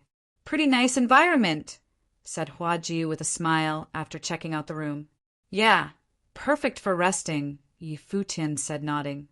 Hua Jiu walked to the bed and took off her outerwear, revealing her curvaceous figure. She then turned to look at Yi Futian. Smiling, she asked him, "Do I look good?" Yi Futian blinked. Why did this feel like déjà vu? Yi Futian had a bad feeling about what was about to happen, but nodded anyway. "Very good," he said. "Then I'll rest, and you can keep looking." Hua Jiu chuckled, mischievously. She took off her shoes by the bed and laid down, hands behind her head. She continued to chuckle at Yi Futian. "That's my bed. I should be able to sleep on it too, right?" Yi Futian watched the beautiful girl in front of his very eyes. How could she tease him like this? "Just you try," said Hua Jiu. She was still smiling, but Yi Futian looked sad and pitiful. "Fox, what you're doing is wrong." Hua Jiu stretched her captivating body out on the bed. Her every movement was torture for Yi Futian. "I'm sleeping," she said. Hua Jiu turned away from Yi Futian and pulled the blanket over her body. This time around, Yi Futian had nothing to look at, just a hint of her curvy figure under the blanket. Yi Futian did not know whether to laugh or to cry. He was definitely going to get payback on this tempting vixen. With light steps, Yi Futian walked to the side of the bed and sat down on the floor. Softly he spoke. "Fox, do you feel extra warm sleeping here with me?" Hua Jiu did not reply. "I used too much energy in battle today. I want to lie down and rest, but the floor is too cold. Why don't I get in bed?" Yi Futian said, full of confidence. Still no reply. "Don't worry. I won't touch you. I'll just lay next to you," he continued. "Okay, since you're not answering, I'll take that as silent consent," said Yi Futian. Yi Futian kept talking to himself. He got up off the ground and sat on the bed. Hua Jiu made no movements to stop him. He had finally succeeded in getting onto the bed next to her. "So comfy," he said. A moment later, he spoke again. His eyes were twinkling. "Wow, it's so fragrant. Fox, you smell so nice. Darn it, it feels kind of cold. It would be so nice to have a blanket." Yi Futian was still talking to himself. As he spoke, he tugged lightly at the covers and gently pulled it on himself. The two of them were not under the same covers. Right now, Hua Jiu, who still had her back to Yi Futian, was already flushed red. Her beautiful eyes kept blinking. She could feel the warmth radiating from his body. "How is it still cold under the covers? Are you cold, Fox? I should just hold you," he said. Hua Jiu felt his arm wrap around her waist gently, sending a shiver down her back. Didn't he say that he was just going to lay down next to her and not touch her? He was cold? "Fox, why are you shaking? Is it because you're too cold?" "I should hold you tighter then," Yi Futian said. Hua Jiu felt the arm around her waist, pulling her in further. The red in her face spread to her ears, her neck. She was so shy. "Stop bullying me," she spoke softly. Hua Jiu's soft voice reached Yi Futian's ears, and he smiled. He held on to the girl in his arms tightly, taking in her sweet scent. His nose was in her hair. He closed his eyes to savor this moment. Quietly he said, "I wouldn't have the heart to bully you. Wait for me to marry you." "Okay, I'll wait for you," Hua Jiu responded, nodding slowly. Her shaking body calmed, and she slipped into a deep sleep with a smile on her face. She felt safe in his arms. "Fox, I will definitely marry you," Yi Futian thought to himself while he held her warm body against his own. While the loving couple shared this sweet moment, the happenings at the school of Emperor Star spread wildly. In a short while, all of Donghai Academy knew of the story. Yi Futian, the disciple of the Guqin devil, brutally defeated the disciple of the art saint, Zhou. Then he crashed the school of the Emperor Star and joined hands with Yu Sheng to defeat 2 8-starred Glory Plane cultivators from the school of the Treasury Star. After all that, Yi Futian announced to everyone that Donghai Academy's top beauty, Hua Jiu, was his girlfriend. The couple revealed their relationship hand in hand. Mu Yunxian, an 8-starred Glory Plane cultivator in the school of the Emperor Star, got jealous and insulted Hua Jiu, angering Yi Futian. Thus, Yi Futian challenged Mu Yunxian to a battle to the death, and eventually defeated him with ease. Finally, with the decree of the minister in hand, Yi Futian slaughtered Mu Yunxian right in front of the headmaster of the Emperor Star School. The 7 schools of Donghai Academy were stirred up in absolute shock. Everyone was in disbelief. They had no idea that boy genius Yi Futian, who made a name in Donghai Academy for himself by fighting, was this powerful. In a couple of years, he may even be more powerful than the Guqin devil was in the past. It was now dusk. Yi Futian's room was quiet and warm. In her sleep, Hua Jiu had unknowingly turned over to face Yi Futian. Her soft body laid quietly in his arms. At this time she opened her eyes. Her long eyelashes fluttered as she observed Yi Futian. "Aren't you going to get up?" "No, I'm going to continue sleeping until the sun rises tomorrow," Yi Futian said with a smile. "You wish. You rested during the day, so you have to cultivate during the night," said Huajiu, escaping his embrace. She got out from under the covers and sat up on the bed. Her hair was messy, but it only made her more enchanting. She was so beautiful that it hurt to look at her. "Fox, I could just eat you up," Yi Futian muttered. Jiu blinked and flushed red. Smiling, she said, "You can try." "I'm really going to do it," said Yi Futian. He tried to make a move, his hands ready to grab Huajiu. A slender leg swept toward him, and Yi Futian flipped off the bed. "Are you trying to murder your husband?" Yi Futian sat up on the ground and asked her sadly. Jiu got off the bed and chuckled at him. She seemed proud of her actions. Yi Futian called a voice from outside. It was Yi Qingxian. Yi Futian was upset to be interrupted at this moment. "I'm sleeping," he replied. "Yi Futian, hurry out!" she continued to shout from outside his room. Yi Futian reluctantly stood up. What did this girl want from him? "Huajiu, are you here?" Another voice rang out from outside. Huajiu froze. Then she began to panic. She looked at Yi Futian and began to straighten out her hair and put on her outerwear. "Who is that?" Yi Futian whispered to Huajiu. "My mother," Huajiu replied in the softest manner. Yi Futian turned to stone and jumped when he processed what she had just said. Oh no, this was bad. Moments later, the two of them left the room. Outside, they saw a few people. Headmaster Yi Xiang was also here. He stood not far away from the rest. Standing in front of Yi Futian and Huajiu was a beautiful woman. She looked to be around 30 years old. Her whole being radiated elegance. One look at her, and Yi Futian knew who she was. No wonder Huajiu looked the way she did. This woman in front of him must have been an extreme beauty in her youth. Her beauty plus Fengliu's good looks. It was no surprise that their daughter was such a beauty. To this day, Yi Futian had not found a man whose looks could compare to that of Fengliu, other than himself. "Mother," Huajiu spoke softly. Yi Futian glared at Yi Qingxian.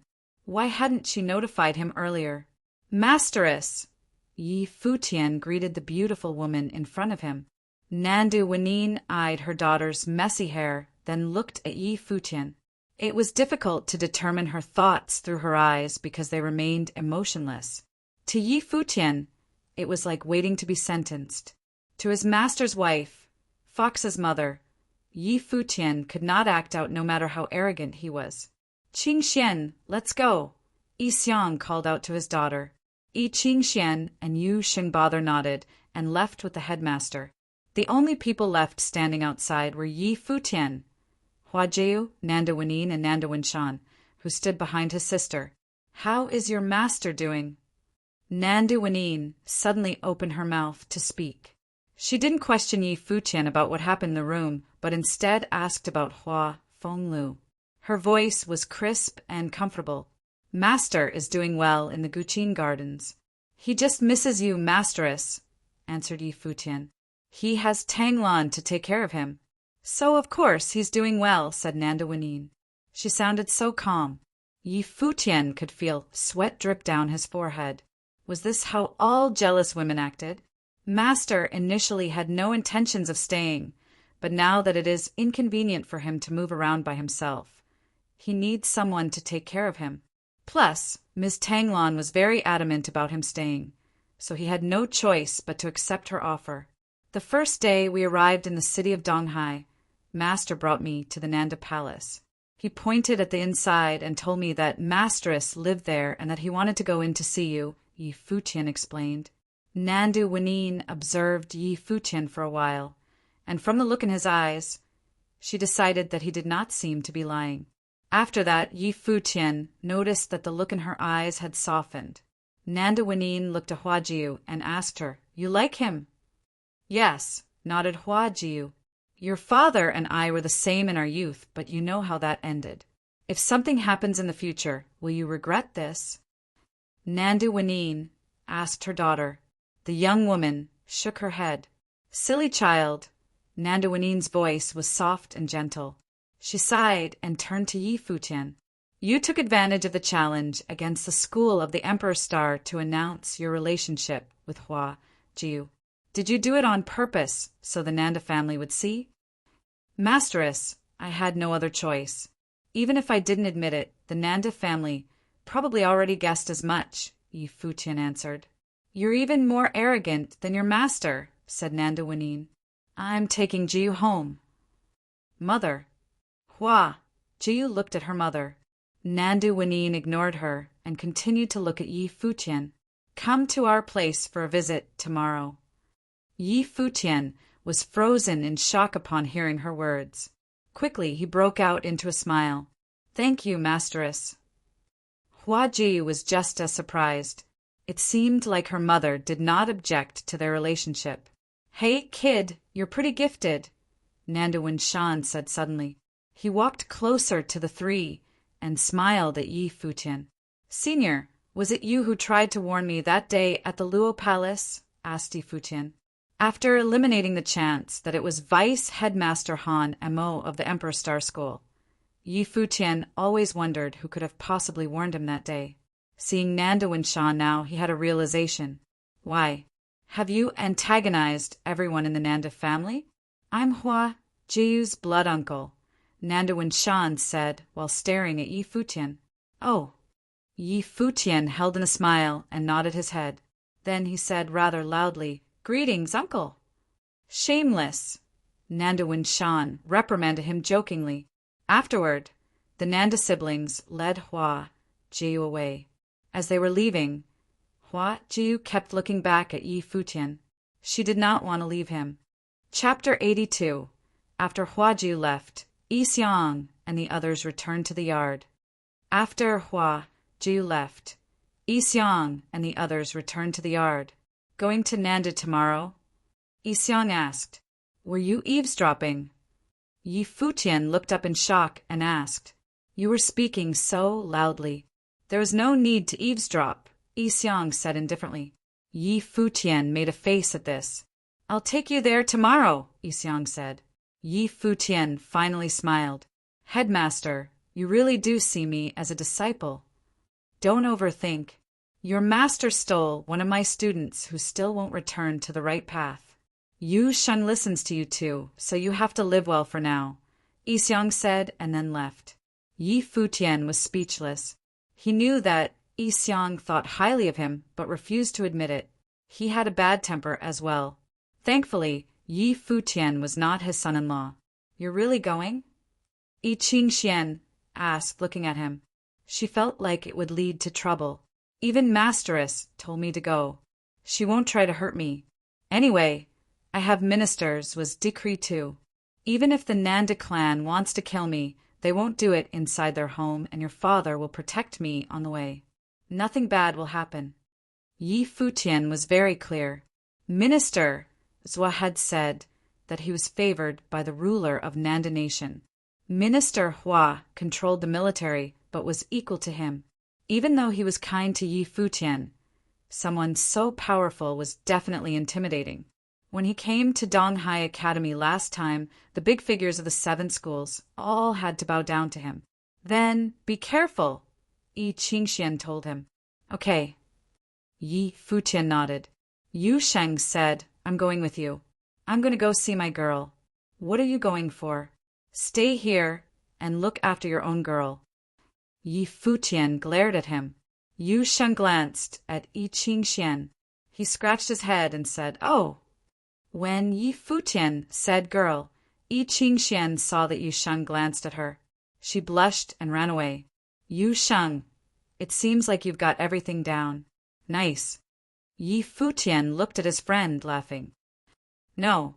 Yu Sheng smiled a little and turned away. Looking at his backside, Yi Futian smiled. He couldn't believe this guy knew how to be shy. The next day, he arrived at the Nanda clan. This was a lord mansion with centuries of history. It felt somber. Centuries ago, the pioneer of Nanda Nation had walked out of here. He was a true king, but after him, none of the Nanda descendants could rival him in glory, and they finally lost the throne. Two figures appeared outside. Yi Xiang personally saw Yi Futian to the gate, and he said, "I will wait for you outside." As the headmaster of the school of the Finance Star, he had nothing to do with the Nanda clan, so he clearly could not go in. He only came because he was worried Yi Futian would run into danger on the way. He no longer had to worry after Yi Futian stepped into Nanda's territory. Yi Futian nodded lightly and walked forward. He gazed at the mansion, feeling butterflies in his stomach. The first day he arrived at Donghai City, his teacher had brought him here and told him he must conquer it in the future. He had to help Hua Fenglu enter confidently to bring his wife out. However, neither of them expected that he would become involved with the clan so early due to his relationship with Huajiu. Smiling, Yi Futian lifted his feet and walked toward the mansion. The guards seemed to know who he was. They let him enter without stopping him. The path led straight into the mansion. Yi Futian advanced forward. Figures flashed in the mansion, seemingly to go report his entrance. After a short while, Yi Futian realized that there were many people around him. They were all young and glared at Yi Futian with animosity. Some were also curious. They all knew that this guy before them was the disciple of the Qin devil. His teacher had snatched Nanda Wenin. Now he had snatched Huajiu, the most skilled woman of the Nanda clan, unmatchable in both talent and beauty. Under this situation, even if they knew how brilliant Yi Futian was, many of the Nanda clan still hated him. Of course, some girls also thought deep down that he truly was handsome. Hua Jiu probably didn't like him just for his talent. In the mansion, a beautiful figure ran over. Seeing Yi Futian, her eyes brightened. She stopped before Yi Futian and said softly, "You're here." "Yeah." Yi Futian smiled. Hua Jiu smiled sweetly as well. She reached out and took Yi Futian's hand. She was telling the Nandu clan her attitude and determination. Yi Futian was touched. He knew how much courage the action required. He grasped the hand tightly, and they walked forward together. This scene made many uncomfortable and unhappy. This bastard, they thought, he's holding hands with our most talented woman. It was not just the younger generation, either. As they walked forward, many seniors looked unhappy as well. However, no one stopped them. Apparently, they had already walked hand in hand at the school of the Emperor Star. Stopping them now was meaningless. They would let the clan leader decide. Hua Jiu brought Yi Futian to a courtyard. Nanda Wenin and Nanda Wenshan were both there. They had prepared a meal. It was clear that inviting Yi Futian today was Nanda Wenin's idea. "Masteress, uncle," Yi Futian greeted them. "Come sit down," Nanda Wenshan said with a smile. Yi Futian nodded. He and Hua Jiu sat before the table. "I heard that they all know now." Nanda Wenin asked Hua Jiu. "Yes." The way here was filled with people. Hua Jiu nodded lightly. "Let's eat," Nanda Wenin said. Her motive was just that. Invite Yi Futian here to express her attitude. In the past, she had been forcefully separate from Hua Fenglu. Now her daughter was about to step onto the same path, but she hoped the ending would be different. Hua Jiu put some food onto Yi Futian's plate. Yi Futian smiled warmly and tasted the food. Then he looked up at Nanda Wenin and said, "Your cooking is so good." Nanda Wenin glanced at Yi Futian. She said, "I heard from Jiu that her father really likes you. After seeing you, I understand why. You too are the same type of person. Perhaps he sees himself in you." Nanda Wenshan smiled too. He said, "Indeed, he and Fenglu both have faces that women can't reject. No wonder both Jiu and her mother have fallen so hard." "Professor is much better than me," Yi Futian said, lying against his conscience. He had to preserve Hua Fenglu's ego before his wife. "No, you're wilder than he was," Nanda Wenin said. The boy was not even 17 years old, and yet he had already announced to the entire academy that Hua Jiyu was his. This was not something an average person would do. Wenyin knew how talented her daughter was. The average person would be intimidated, but instead Yi Futian had called her his. He had even killed the prodigy of the school of the Emperor Star in front of everyone. His talent is better too, Nanda Winshan added. Yi Futian, thank you. Yi Futian glanced up in shock. You don't know how Wenyin had been living these years, Winshan said with a smile. She's like a zombie every day. When she heard that Hua Fenglu had returned to Donghai City, she finally came back to life. After seeing you at the Luo Palace, I guess that you have a special relationship with Jiyu. I told her and she started paying attention to you. Yesterday was the first time she stepped out of the mansion all these years. Yi Futian gazed at Nanda Wenyin. He could guess how deep her relationship with Hua Fenglu was. Masteress, I'll treat Fox well in the future. I'll have my master come get you too, Yi Futian said. Where did you get the nickname Fox from? Nanda Wenyin glared. Yi Futian chuckled awkwardly. Hua Jiu also glared at him and said, Mother, the first time this mean guy saw me was when I first entered Qingzhou Academy. He said that this doll looked so sinful at 12 years old that I'll definitely become a fox in a few years. The two Nanda siblings were taken aback.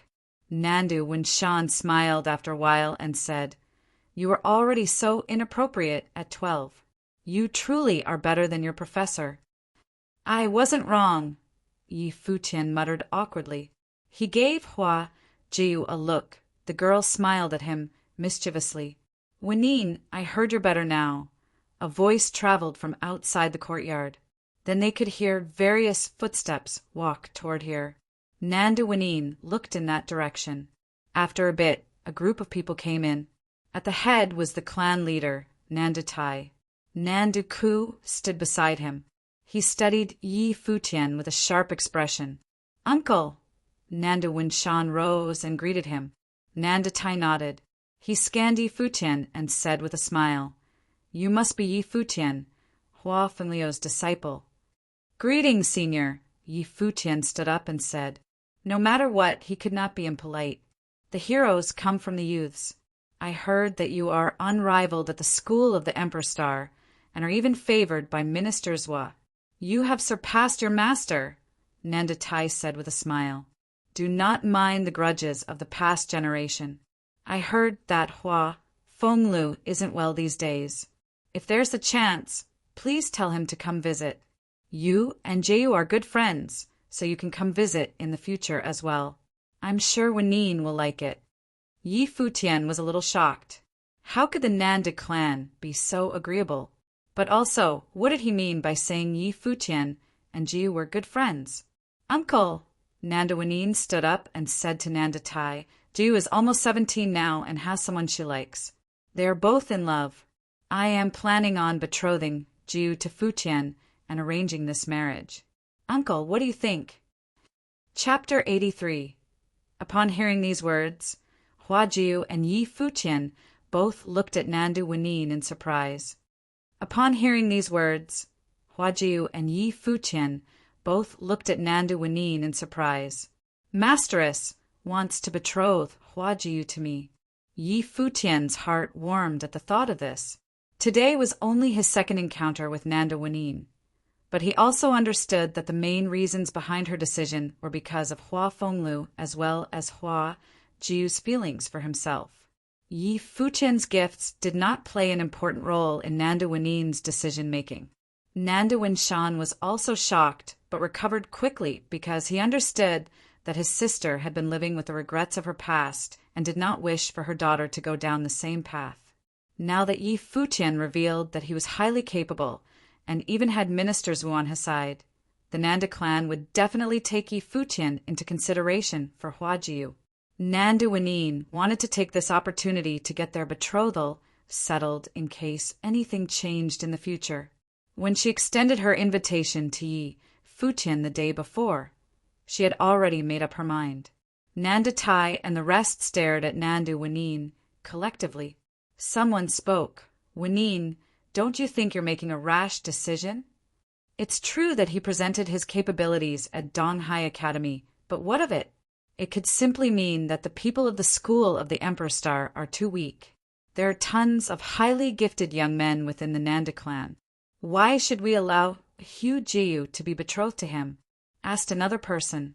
Everyone took their turn in making comments on the subject. Many people had a thing or two to say in disapproval of betrothing the most outstanding young woman of the Nanda clan to the disciple of the Guqin devil. Wenyin, you heard the people. Jiu is still young. There is no rush to make such a decision, said Nanda Tai. I'm simply saying they should be engaged. I wasn't suggesting that they should be married right away, replied Nanda Wenyin. She stood firm on her decision. To be honest, it would not be strange for a girl of Hua Jiu's age to be married anyway. This is still too hasty, said Nanda Tai, shaking his head. Jiu's father is Futian's master, so obviously he would not object. I am Jiu's mother, and I also support this. Jiu and Futian are dedicated to each other and are deeply in love. So, why is this a hasty decision? Questioned Nanda Wenyin. She did not sound too happy. Nanda Tai's expression darkened. He stared at Nanda Wenyin and said, So, what you're saying is, Hua Jiu's marriage has nothing to do with the Nanda clan. Nanda Wenyin retorted. And what uncle is insinuating is that Jiu's marriage should be decided by the Nanda clan and has nothing to do with me, her own mother? In the past, because my parents have already passed, uncle made decisions for me. Now, even though I'm still well and alive, uncle wants to make decisions for my daughter? Nanda Wenyin knew a thing or two about the clan's plan on setting her up in a marriage of convenience all those years ago. She was not going to allow them to do the same to her daughter. Wenyin, you're out of line, an elder reprimanded. Is this the attitude you use when speaking to the clan leader? Miss Wenyin, is it simply because he is the disciple of the Guqin devil? Asked Nanda Ku. Are you trying to have your daughter fulfill the dreams you were unable to? Yi Futian looked at Nanda Ku. This was the man who stalked Hua Jiu to the Guqin gardens. He had also told Yi Futian that he could not be compared to the art saint's disciple, Zhou. Watch your mouth. This is not a place for you to speak, Nanda Wenyin said to Nanda Ku. I understand that Miss Wenyin is of nobility. You carry the blood of your ancestors. You have inherited the royal bloodline. The same can be said for Miss Jiu. It is because of this that her marriage cannot be determined so hastily. Even though the Guqin devil's disciple is incredibly gifted, it doesn't mean anything. There are tons of genius cultivators out there.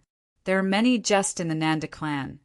But it seems that Miss Wenyin never took that into consideration, said Nanda Ku. Realization flashed through Yi Futian's eyes.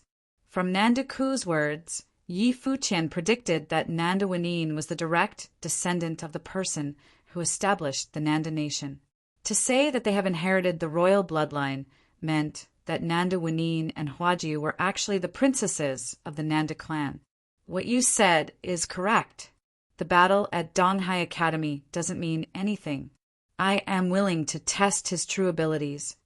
At this moment, a member of the Nandu clan stepped forward. The young man looked at Yi Futian. How does a battle sound?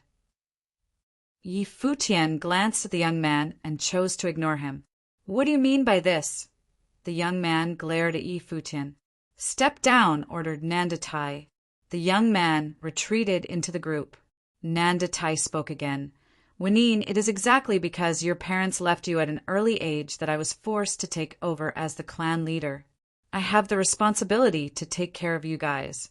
I know that you hold a grudge against me for what happened in the past, but we can't change what has already happened. I am willing to let go of the past and might even think about allowing you to reunite with Hua Fenglu in a couple of years. But regarding Jiu's marriage, will you allow me to make the decision? You're only now considering Hua Fenglu? Asked Nanda Wenyin. Her demeanor was cold. Hua Jiu was incredibly gifted and carried the hopes and dreams of the entire Nanda clan.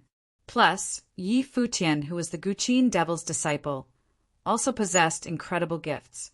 He also had Minister Zwa to back him up. Nandu Tai had to know that some things could not be changed. Some things are inevitable.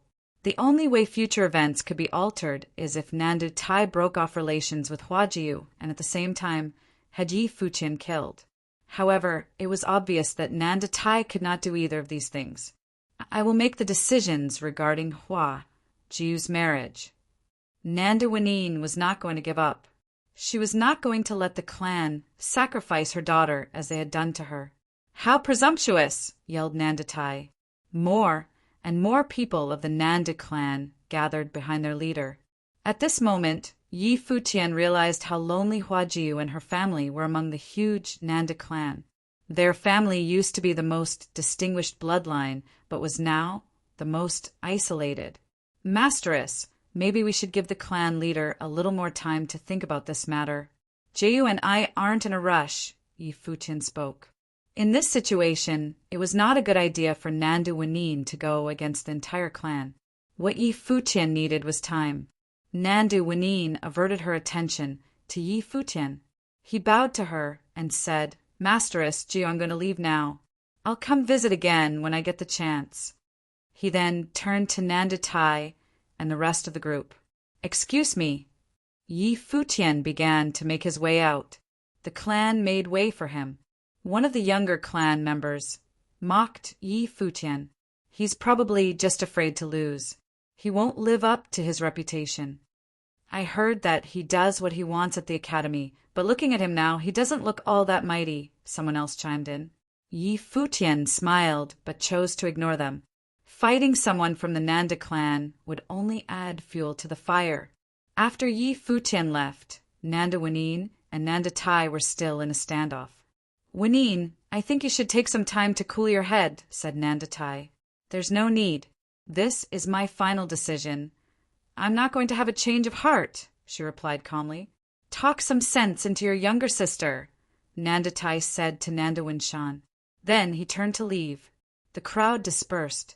As Yi Futian made his way to the exit of the Nandu Palace, people either challenged him to battle or insulted him.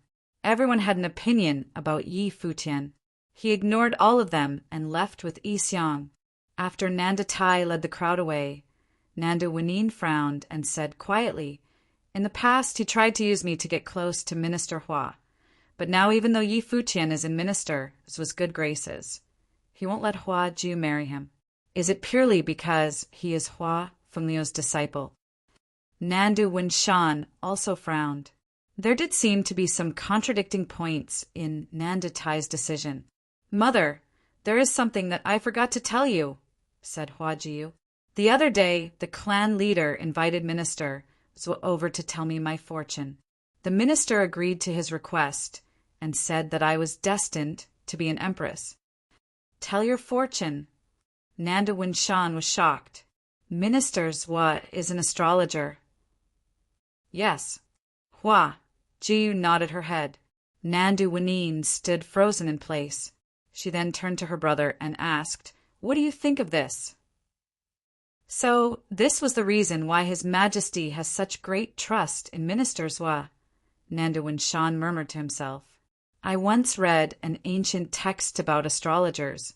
They are extremely rare and possess the ability to tell a person's fortune. However, this ability is highly dependent on the astrologer's own powers. Based on Minister Zwa's powers by Empress, he could have meant a title of courtesy or a queen. Besides, astrologers can tell fortunes but cannot see the future. A told fortune can be changed. What Nandu Winshan did not know was that Minister Zwa did have doubts on the day he told Hua Jiu's fortune. However, he only told her that she was destined to be an empress after she had asked about Yi Futian. In reality, the fortune Hua Jiu was told consisted of a biased prediction from Minister Zwa. Hua Jiu nodded. She also believed that her fortune could be changed. After Yi Futian returned to Donghai Academy, he put himself on lockdown to focus on cultivating. Even after he had demonstrated his gifts and also brought out the decree of the minister, the Nandu family clan was still conflicted on allowing him to be with Huajiu. Since things have come to this, the only thing Yi Futian could do was to become even stronger. He was going to become so powerful that he wouldn't even need to seek the clan's approval. When spring arrived next year, he would head to Nanda Nation's imperial city and attend the Tingfeng banquet with Huajiu. They were going to heal Hua Fenglu. The days passed, but Yi Futian has not set foot outside of the school of the finance star. His powers were increasing day by day. Meanwhile, Donghai Academy had actually become more peaceful since Yi Futian's battle. The schools of the Emperor Star and the Treasury Star stopped picking fights with the school of the finance star. That day, the two schools were completely humiliated by Yi Futian. They did not have the nerve to look for trouble at the finance star school anymore. However, everyone in Donghai Academy already knew that the school of the Emperor Star was not going to let this go so easily. Perhaps this was the peace before the storm. Countless rumors circulated around the campus. They said that the school of the Emperor Star wanted to control all of Donghai Academy, and that the 7 schools were no longer going to stand together. In the blink of an eye, it was the end of the year. It has almost been 1 year since Yi Futian arrived in the city of Donghai. He has already broken into the 6-starred glory plane in both martial arts and the art of sorcery. But Yi Futian did not slow down his pace in cultivation. The glory plane was still too weak for the Nanda Nation standards. He hoped that he would be able to reach the Dharma plane quickly and be able to find his place in the Nanda Nation. While Yi Futian cultivated quietly, all officials from the schools of the Emperor Star and the Finance Star arrived at the entrance of Donghai Academy, including the 2 headmasters. Everyone at the academy was frantically trying to guess who they were welcoming. What kind of people would warrant such a big welcome? Finally, a group of people traveling on beasts arrived. This scene was even more powerful and shocking than the time ministers arrived. Chapter 84. The group of figures who descended in Donghai Academy had a strong presence. At the front were a middle-aged man and a young man. The middle-aged man wore a silvery white robe that dazzled. His eyes were spirited and filled with an imposing manner when he scanned the crowd. He was like an important figure who could sentence others to death at a whim. He was awe-inspiring just standing there. The youth had an even more impressive aura. His eyes were like stars, and there was a sharpness to him as if no one could get in his way. The group of figures who descended in Donghai Academy had a strong presence. At the front were a middle-aged man and a young man. The middle-aged man wore a silvery white robe that dazzled. His eyes were spirited and filled with an imposing manner when he scanned the crowd. He was like an important figure who could sentence others to death at a whim. He was awe-inspiring just standing there. The youth had an even more impressive aura. His eyes were like stars, and there was a sharpness to him as if no one could get in his way. "Minister Hua!" Everyone greeted and bowed. Even the headmasters of the School of the Emperor Star and School of the Treasury Star bowed. The middle-aged man was Minister Hua of the Nanda Kingdom. He looked at everyone with his imposing gaze. Then he pointed at the youth and said, "This is His Highness, the Crown Prince." Everyone's heart shuddered. They had felt something when they saw how extraordinary the youth was. Hearing Minister Hua, they realized that this was the legendary Crown Prince of Nanda Kingdom. The emperor had many children, but he had chosen his heir early on. No prince could fight with Luo Junlin for the throne. His name was Junlin. It meant that the king would rule over the world. This seemed like a disrespectful name, but it had been given by the emperor personally. One could see how much the emperor liked this prince. Everyone in Nanda Kingdom knew that Luo Junlin would be the next ruler. No one doubted this. "Crown Prince!" Everyone greeted and bowed reverently. No one expected that the Crown Prince would come with Minister Hua. If that was the case, everything was determined already. Luo Junlin nodded casually. He strode forward, and the men of the 2 schools made way for him. "Junior, let's go." Minister Hua walked up and said to the headmaster of the School of the Emperor Star. "Senior, after you," the headmaster said politely. Then the group entered Donghai Academy. News of Crown Prince Luo Junlin's arrival quickly spread throughout the academy. The powerful students of all 7 schools went to meet him. The school of the finance star had conflicts with the emperor star, but Yi Xiong went too. He was only a headmaster, after all, and had to greet the crown prince and Minister Hua. It caused a ripple through Donghai Academy. After the peace and quiet of the past days, had the storm finally come? The school of the Emperor Star and school of the Treasury Star had been low-key these past months. It seemed that they'd been waiting for this step and had planned this early on. All the headmasters left the school of the Emperor Star after bowing to the Crown Prince and returned to their own schools. Then another news spread throughout the academy. Minister Hua had said that he wanted to see the cultivation progress of the students. He ordered Donghai Academy to hold an assembly of the 7 schools 3 days later. He and the Crown Prince would observe it. This news caused an uproar in Donghai Academy. Everyone could feel that there was an ulterior motive behind the assembly. It might have something to do with the recent rumors. The school of the Emperor Star was unsatisfied with all 7 schools being equals. In the school of the Finance Star, Yi Futian was practicing his instrument in his courtyard. Not only would the piece help his musicality, it also cultivated his mind. He had locked himself up these past months to cultivate without disturbances. Now Yi Xiong came over. When Yi Futian finished the piece, he looked up and saw that Yi Xiong had furrowed brows. He asked, "Headmaster, did something happen?" "Yes." Yi Xiong nodded. The school of the Finance Star might not exist anymore. Yi Futian stared, but the man continued. Minister Hua and the Crown Prince came to Donghai Academy earlier. They went directly to the school of the Emperor Star and ordered that we hold an assembly in 3 days. With Minister Hua and Luo Junlin's support, no one can stop the changes in the academy. What do you plan to do? Yi Futian didn't try comforting him. Since Yi Xiong said this, it meant that he was powerless. Donghai Academy's 7 schools were created to be different clans, Yi Xiong said. However, this is less and less clear. Now, they are all becoming like true schools. The school of the Finance Star is especially like this, but the school of the Emperor Star seems to want to return to clans. If this is the case, I naturally will not stay. I'm telling you this because if the Emperor Star takes control, you would be unable to stay as well. But if you leave, Han and Mo might deal with you. Yi Futian understood this. He'd wanted to cultivate quietly and go to the Imperial City next spring. He didn't expect this sudden change of Donghai Academy. It's okay. I have you and ministers was minister decree. There's nothing to be scared of. As long as I don't look for trouble, Minister Hua can't hurt me himself, right? Yi Futian chuckled. Minister Hua wouldn't ruin the relationship with Ministers Hua without a reason. You're clever. Cultivate here and do not worry about the assembly. Don't participate either, Yi Xiong advised.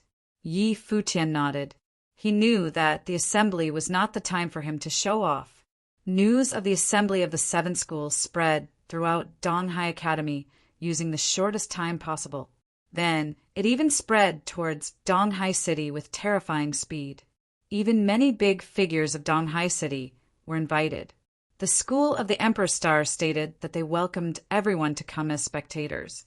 This showed the citizens that something big would happen in Donghai Academy. Excitement bubbled through the city.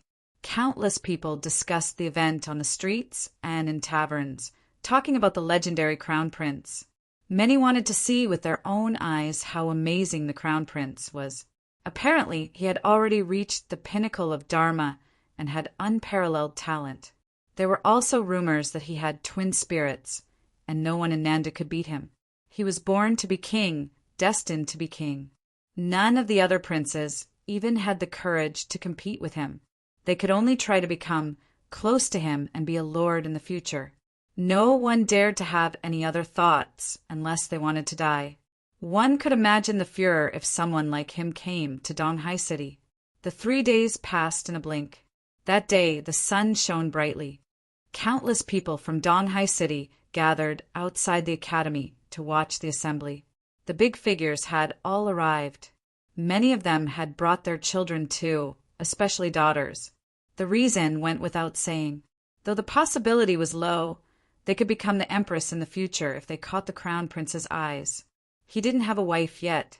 Lin Xie came too with her father. Stepping into Donghai Academy, she studied the place. He was cultivating here, and she wondered how he was doing. Lin Xie didn't know about all the things that had happened.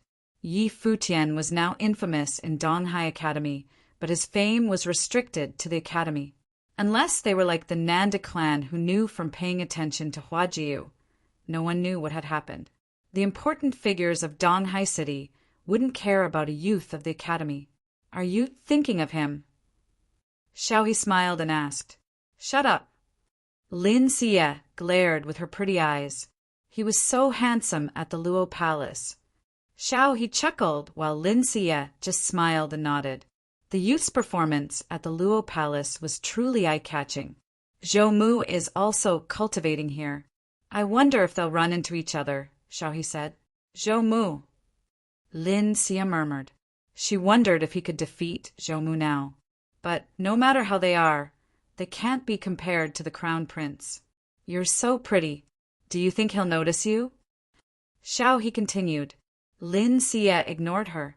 She hurried to catch up with her father and continued into the academy. In the other direction, Mu Yunqing and Mu Yunyi were with their father Mu Hong. The man smiled and said, No wonder Donghai Academy is the home of geniuses and talents. It's filled with vitality. How have you two been performing? Pretty good. We're still working hard, Mu Yunqing answered. Good. Mu Hong nodded. The crown prince himself is here today. If you have the chance, you two must perform well. Yes, Mu Yunyi said. However, the two siblings looked uncomfortable. Their experiences that year had actually been horrible. It was all due to someone, but they were too embarrassed to tell their father. Back in the day, this academy had many impressive figures. The art saint, the Qin devil, and I all came from here. Feeling nostalgic, Mu Hong smiled, saying, The art saint is now renowned in Donghai City, while the Qin devil is disabled. I wonder where he is now, and how his disciple is. Thinking of how the Qin devil had wanted to bring his disciple to him, he smirked. Today was the gathering of the heroes. People like the art saint were high above, while the Qin devil was nowhere to be seen. It was a different scene in the school of the Emperor Star. Chief of the East Sea Prefecture, Xia Feng, knelt on the floor while Minister Hua and the Crown Prince sat before him. Usually, Xia Feng would not be like this. However, he was in trouble now, and only Minister Hua could save him. Why does ministers will want to kill your son? Minister Hua asked. Because of the Qin devil's disciple, Xia Feng cried. Back in the day, the art saint had powerfully destroyed the Qin devil's life spirit. Now his disciple has returned. He is violent and aggressive, looking down on everyone. Minister Zhu wishes to punish and kill my son, Xia Fan, because he has a conflict with Yi Futian. He vaguely knew the relationship between the art saint and Minister Hua, so he knew what to say. Valued by Minister Zhua, possesses the minister decree, and killed a student of the school of the Emperor Star. I'd like to see him, Crown Prince Luo Junlin said. Minister Hua said, You will see him at the assembly. Yes. Luo Junlin nodded. He stood up and said, Let's go. Chapter 85. The halls of the 7 schools emptied as everyone gathered at the central square of the main Donghai Academy campus. Yi Futian and Yu Sheng were not among them. They remained in their dorm. The halls of the 7 schools emptied as everyone gathered at the central square of the main Donghai Academy campus. Yi Futian and Yu Sheng were not among them. They remained in their dorm. Just then, Headmaster Yi Xiang arrived. He was not alone. Behind him, several people followed. Yi Futian was surprised at the sight, but quickly recovered. He walked up to the group with a smile. Master, Ms. Tanglan, what are you guys doing here? Tang, one relayed your message to me. Things are about to change drastically at Donghai Academy.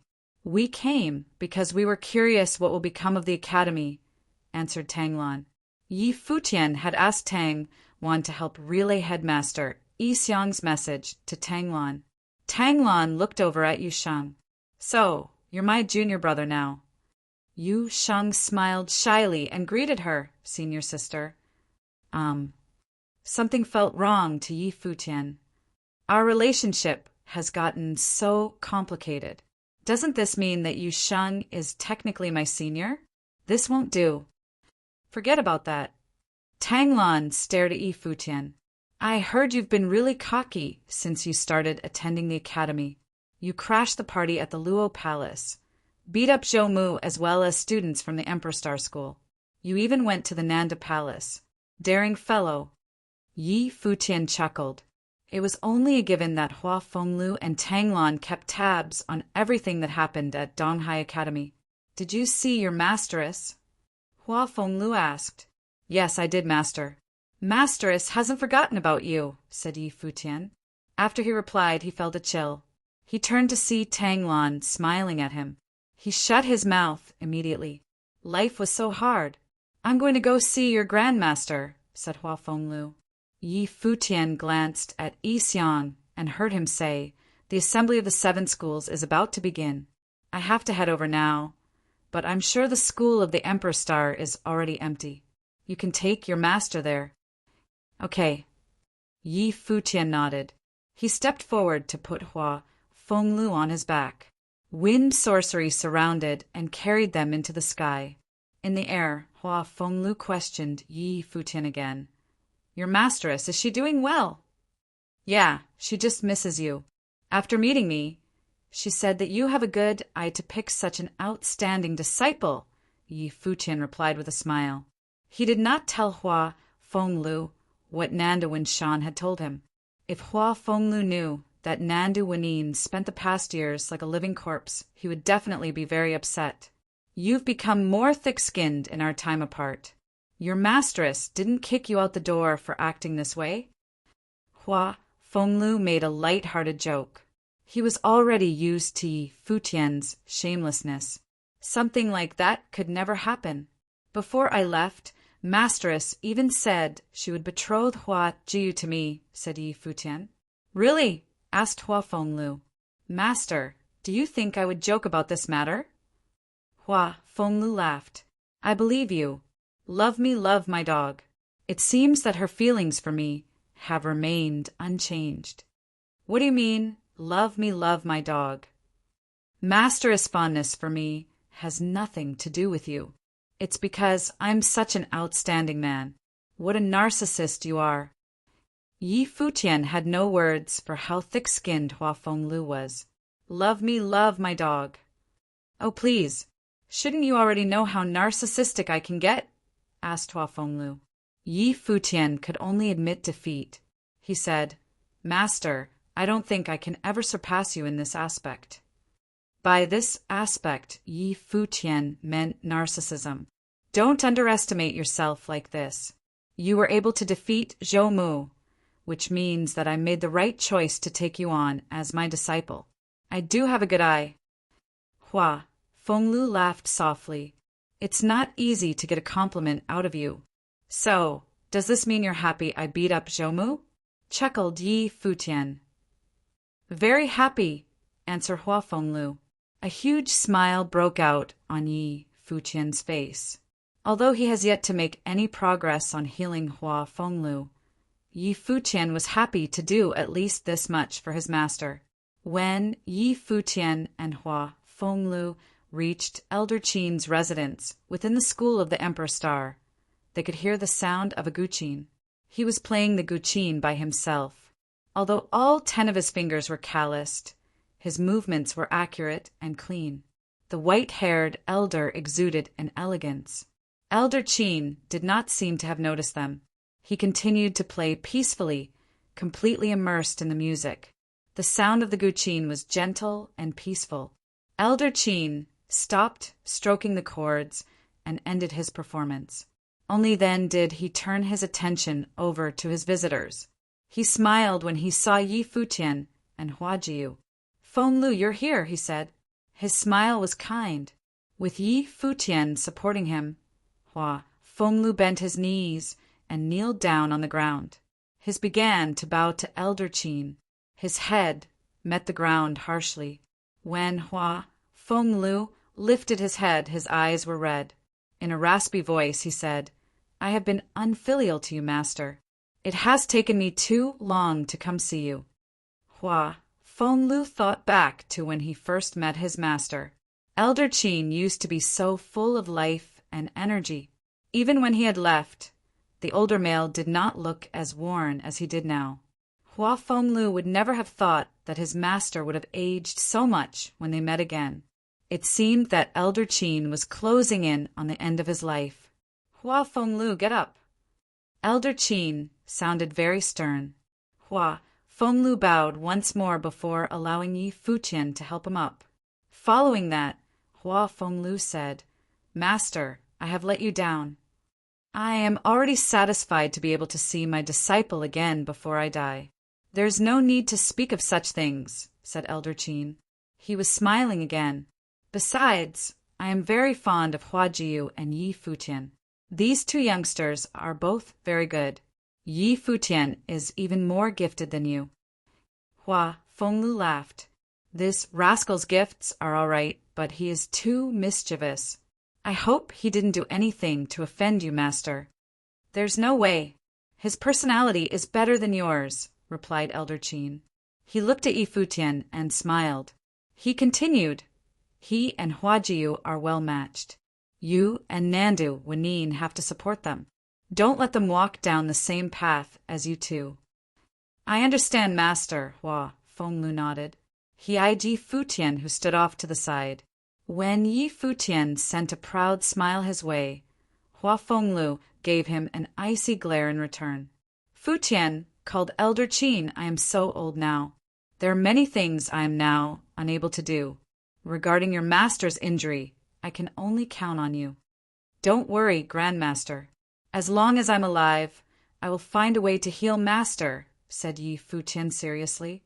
"Silly child, don't talk about the negative things. You'll live a long, happy life," Elder Qin said to Yi Futian. "Whatever you say, Grandmaster," said Yi Futian with a smile. "You also have to take good care of yourself so you can be a witness for the wedding ceremony when Jiu and I get married." "Yes, yes." He could not stop nodding his head. Elder Qin looked extra happy. "Master, you've probably suffered here at the school of the Emperor Star all these years. Why don't you leave with me?" Hua Fenglu asked. "Oh, Fenglu, I've spent more than half my life here. No matter how this place changes, I will always be a part of this school. I already have one leg in the coffin. Where else would I go?" Elder Qin shook his head with a soft smile on his face. "Grandmaster, things at Donghai Academy won't be the same after today.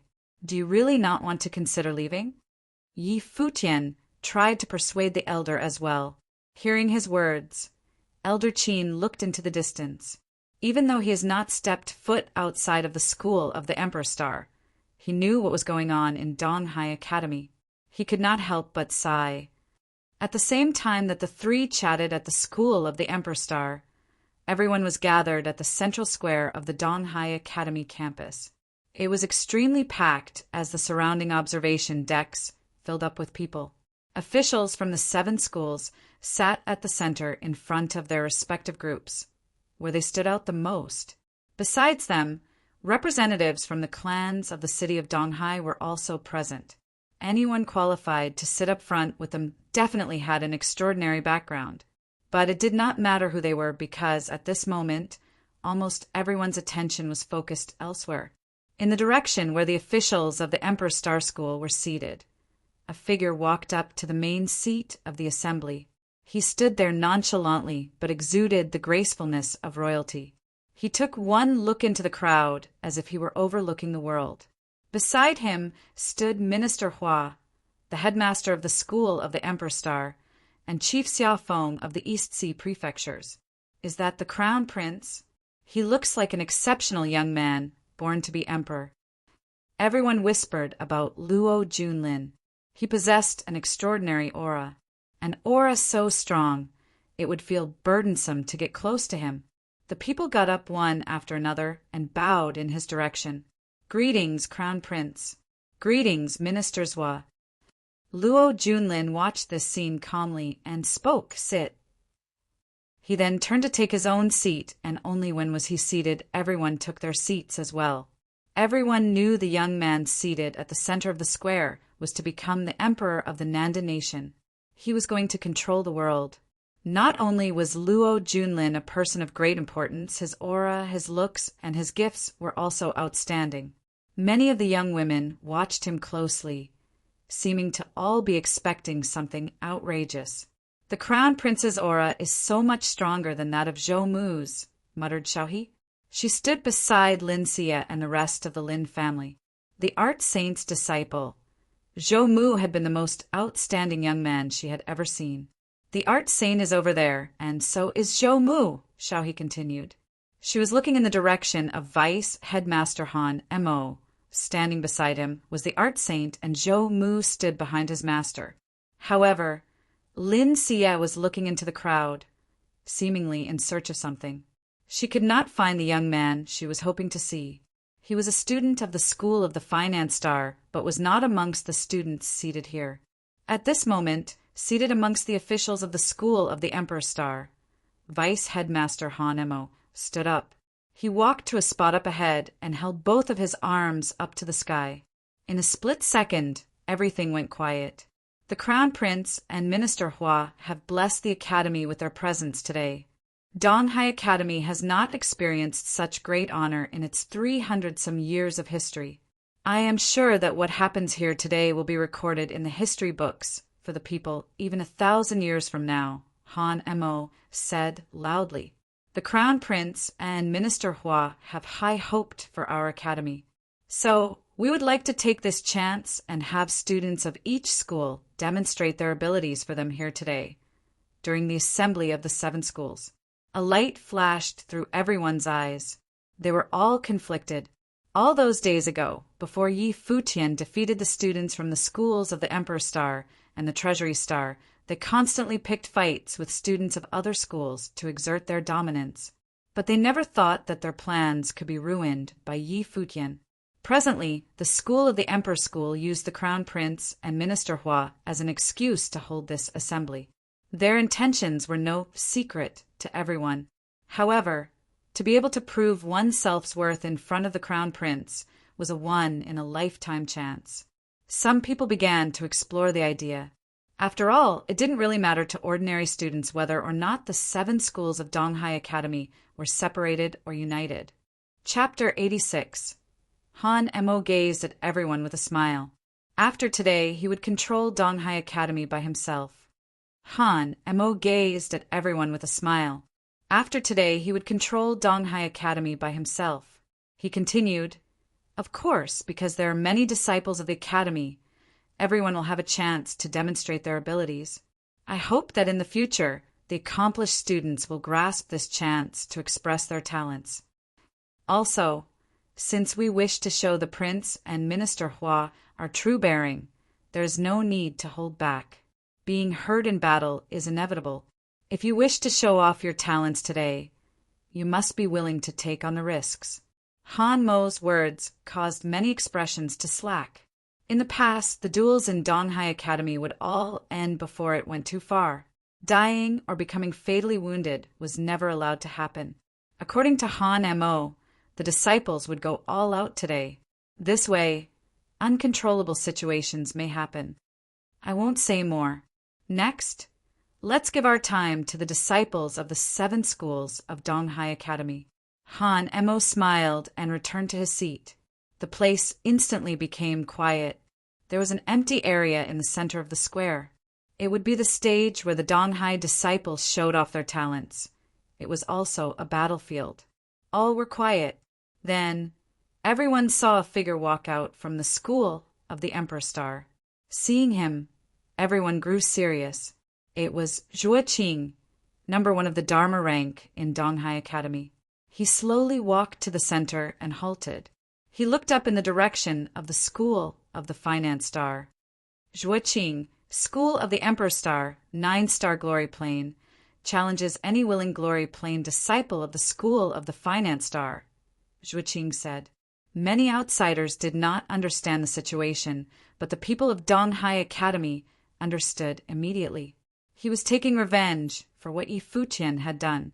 However, Yi Futian was not in the school of the finance star crowd.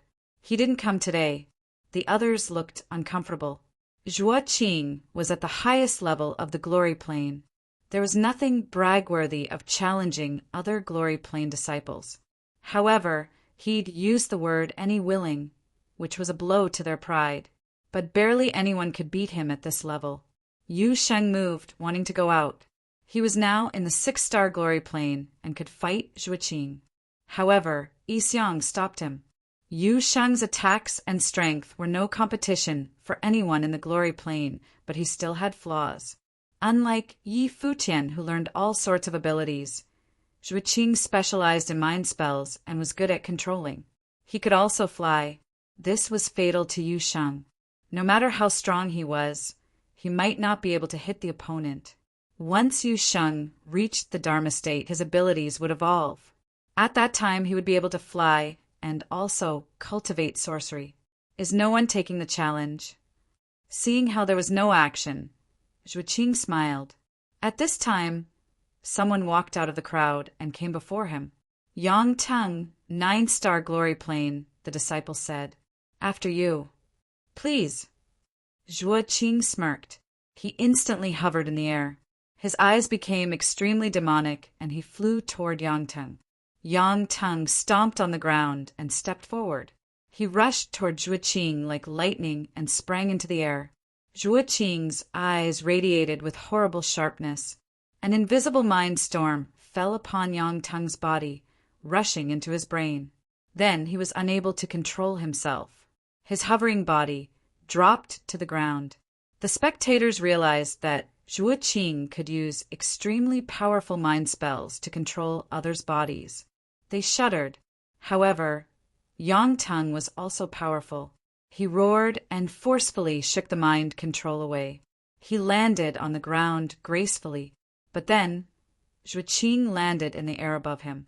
His demonic eyes stared at Yang Teng. At the same time, endless vines fell toward Yang Teng.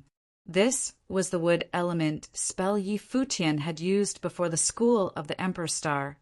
Lock of 1,000 vines. The spiritual qi on Yang Teng burst forward. He wanted to gather his spell, but the mind storm attacked. He discovered that he could not control the spiritual qi around him, and his spell would not form. With a whoosh, the vines locked down around him, immobilizing him. Zhuo Qing descended slowly.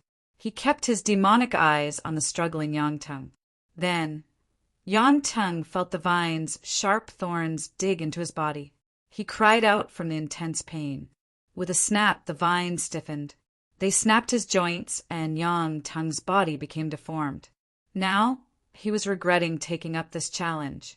Zhuo Qing was more powerful than what the rumors said. Thud! Zhuo Qing's foot fell before him. The next moment, there was a string of noise, and the vines tossed Yang Teng in the direction of the school of the finance star. The people there caught his body, but saw that his limbs were all deformed. He was curled up in extreme pain. Take him to get medical treatment, Yi Xiang said. He studied Zhuo Qing, whose eyes had returned to normal. Zhuo Qing smiled and said sorry. With that, he returned to the school of the Emperor Star crowd. Many people could feel the coldness. Zhuo Qing had directly disabled a disciple of the school of the finance star. He was so cruel. The student of the Emperor Star headmaster is, as expected, a clan member praised. They had seen situations like this many times before and were used to it. In the future, he will definitely be an important figure of Donghai City, many praised. The headmaster of Emperor Star smiled and said, Zhuo Qing is not just this. Next year, he will attend His Majesty's Tingfeng banquet. Yes, with Zhuo Qing's talent, he will definitely make a show at the Tingfeng banquet, someone said with a laugh. Everyone was praising Zhuo Qing. No one ever asked about the defeated one. While everyone was talking, Yu Sheng stepped onto the battlefield. He gazed at the school of the Emperor Star and said coldly, Yu Sheng, 6-star glory plane, challenges everyone from Emperor Star under the 7-star glory plane. The chattering stopped. Countless eyes studied this burly figure. A 6-star glory plane was challenging everyone from Emperor Star under 7-star? Was he crazy? It's him. Lin Sie's eyes brightened. Yu Sheng was so wild, but Yi Futian had not appeared. Isn't that the kid who came to our home with the Qin devil before? Is his brain okay? Mu Hong from the school of the flirting star asked his children, the Mu Yunqing siblings. Mu Yunqing and Mu Yunni's eyes flashed. They thought this guy was so messed up. Back when he was a 5-star glory plane, not even those in the 8-star dared to fight directly with him. Now that he was in the 6-star glory plane, those under 7-star probably wouldn't even be able to break through his defenses. He could sweep the battlefield. Father, he is pretty strong, Mu Yunqing said weakly. Mu Hong nodded and looked back at Yu Sheng. If that was the case, he would just watch. Presumptuous. One of our students is enough for you, an elder from the school of the Emperor Star said. Then he ordered a student beside him to fight. That student forced himself forward. His eyes were a bit fearful when he looked at Yu Sheng.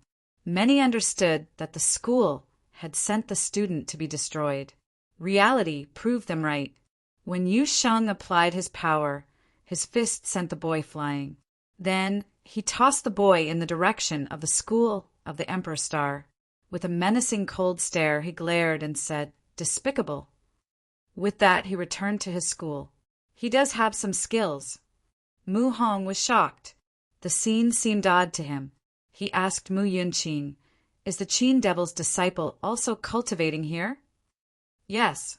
Mu Yunqing nodded. "How is he?" Mu Hong asked. "His cultivation should be equal to me." Mu Yunqing answered, speaking only of cultivation instead of ability. The battles continued. The outstanding students of all 7 schools came out to display their abilities. However, the spectators all realized that the school of the Finance Star had grudges with many people. The schools of Emperor Star, Treasury Star, and Flirting Star all seemed to target them. It was difficult for the students of the Finance Star. They were constantly challenged and constantly lost. They rarely won, and many were treated cruelly. When Zhou Mu, the disciple of the art saint, came up, the atmosphere was pushed to the peak. Zhou Mu's cultivation had improved.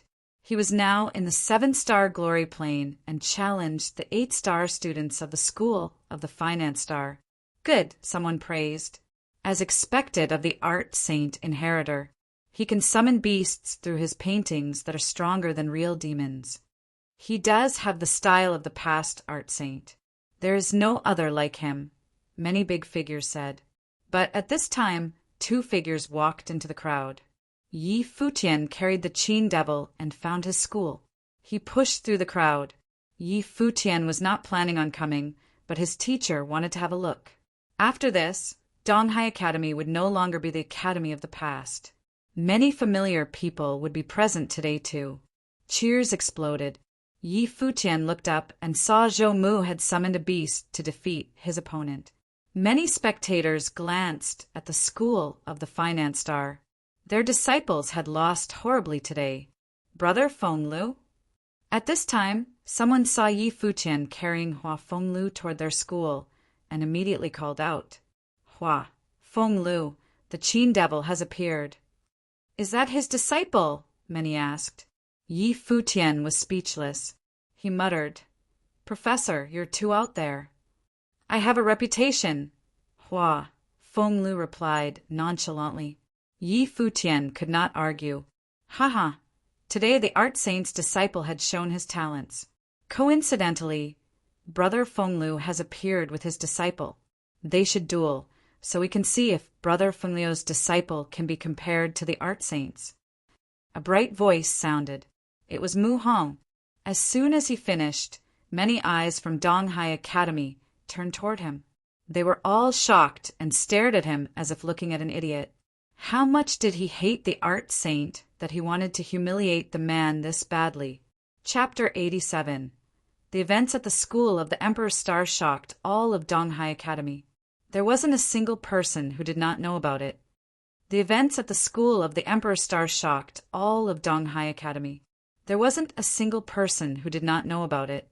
Zhou Mu was defeated by Yi Futian in such a humiliating way. His defeat was an equivalent to a slap in the face for the art saint and became a taboo topic amongst the art saint's acquaintances. They were all extremely cautious of their words around him. But now, this Mu Hong character dared to bring up the subject in front of all these people. It was obvious how the people of Donghai Academy felt about this, especially when he said, "Let's see if Brother Fingliu's disciple is a fraction as gifted as the art saint's disciple." How was the art saint supposed to feel about this? Many people were afraid to look at him. They were all afraid that they might catch the art saint's eyes. This idiot! The officials of the Emperor Star School all glared at Mu Hong. The officials of the School of the Flirting Star were also looking at him. This sucker's son and daughter had been beaten up by Yi Futian. Did he not know of this? Mu Hong noticed all the attention he was getting. He thought to himself, who would have thought that the battle between the art saint and the Guqin devil still had this much influence on people? There should be a lot of people who look forward to a battle between their disciples.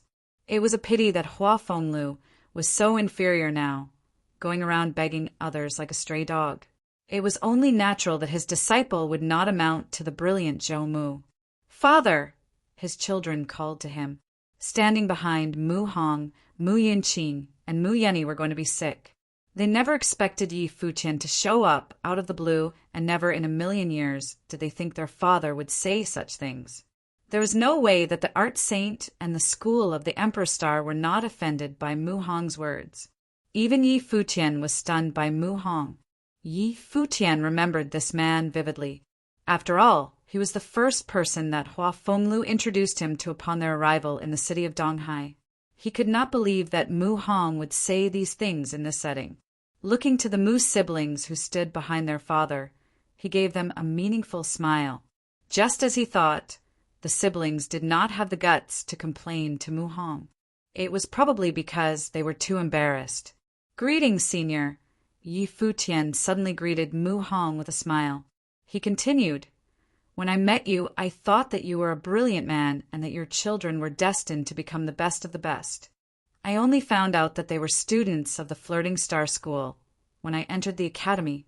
Under your guidance, your children must be very talented." Hua Fenglu blinked a couple of times. He looked at his disciple, speechless. Could Yi Futian be more brazen?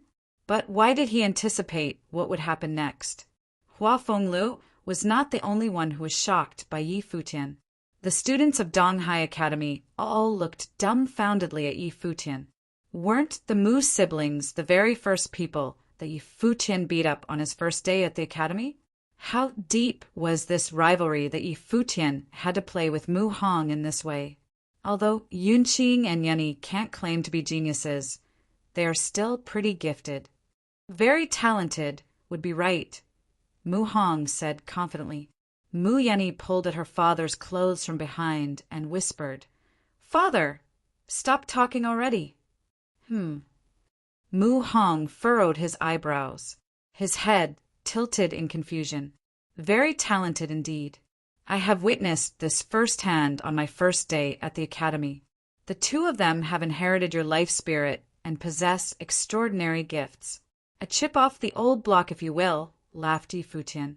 Everyone's expression darkened. This rascal. The Mu siblings looked extremely awkward. They were so embarrassed.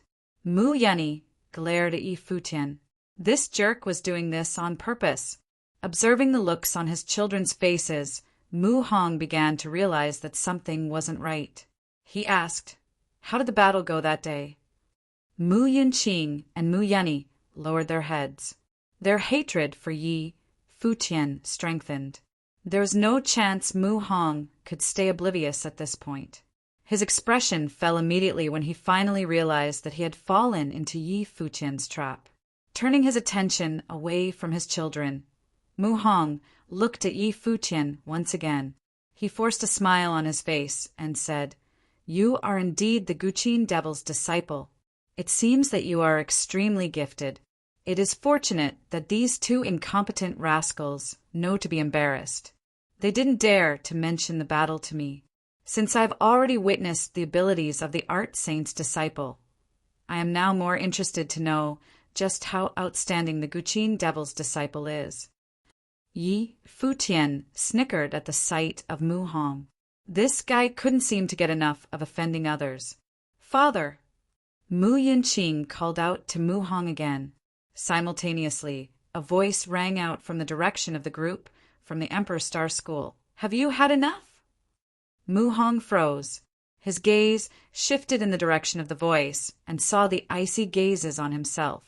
Zhou Mu has also been glaring at him coldly from his spot on the battle platform. Even as he returned to his seat with the others from the school of the Emperor Star, Zhou Mu continued to glare at Mu Hong. His battle with Yi Futian was also the most humiliating for him. What was Mu Hong trying to do, bringing it up again? Mu Hong suddenly felt like the public enemy. He thought to himself, what on earth happened? I admit that my disciple is not on par with Hua, Feng Liu's disciple. After his defeat last time, I already told Zhou Mu to focus all his energy on cultivation. I don't think that it is necessary for Brother Mu to bring up this topic again, right? Someone said softly. Everyone shivered. It was the art saint who spoke. Mu Hong froze with his eyes on the art saint. His heart pounded rapidly. He finally understood why everyone was looking at him, and why Yi Futian looked at him funny. So, the art saint's disciple, Zhou Mu, already had an exchange with the Guqin devil's disciple. What's more was that he was defeated. His eyes twitched. He turned to glare at his own children. Oh, how he wanted to give them each a slap across the face. These two brats didn't bring him any intel on Yi Futian. Upon having another look at the art saint and the officials of the school of the Emperor Star, Mu Hong knew exactly what kind of effects his words had. Please forgive me, Brother Hua. I had no idea of any of this. I had no intentions of offending anyone, Mu Hong apologized. The art saint turned his gaze away, not looking at Mu Hong. At this, Mu Hong's lips twitched. His piercing eyes turned to Yi Futian. Yi Futian felt wronged. He was completely clueless when he first arrived at the assembly. Mu Hong was the one who offended everyone with a single sentence. All he could do was to go along with him. At this time, many clueless outsiders observed Yi Futian. The Guqin devil's disciple actually defeated the art saint's disciple? Lin Xia, who had her eyes trained on Yi Futian the whole time, smiled and said, I didn't expect that he would become so powerful after getting into Donghai Academy. He was still slightly inferior back at the Luo Palace, but then he actually defeated Zhou Mu. Xiao He was also shocked. Let's continue, said Han Mo. He did not want to dwell on this topic any longer. Today was the Emperor Star School's day to shine, but Yi Futian has stolen the spotlight. His mere existence was an annoyance. And then, that idiot Mu Hong just had to start a fight with him. Mu Hong's actions just now inadvertently humiliated the school of the Emperor Star. More disciples from the school stepped out, and the assembly of the 7 schools continued. Yi Futian and the Guqin devil sat with the school of the Finance Star.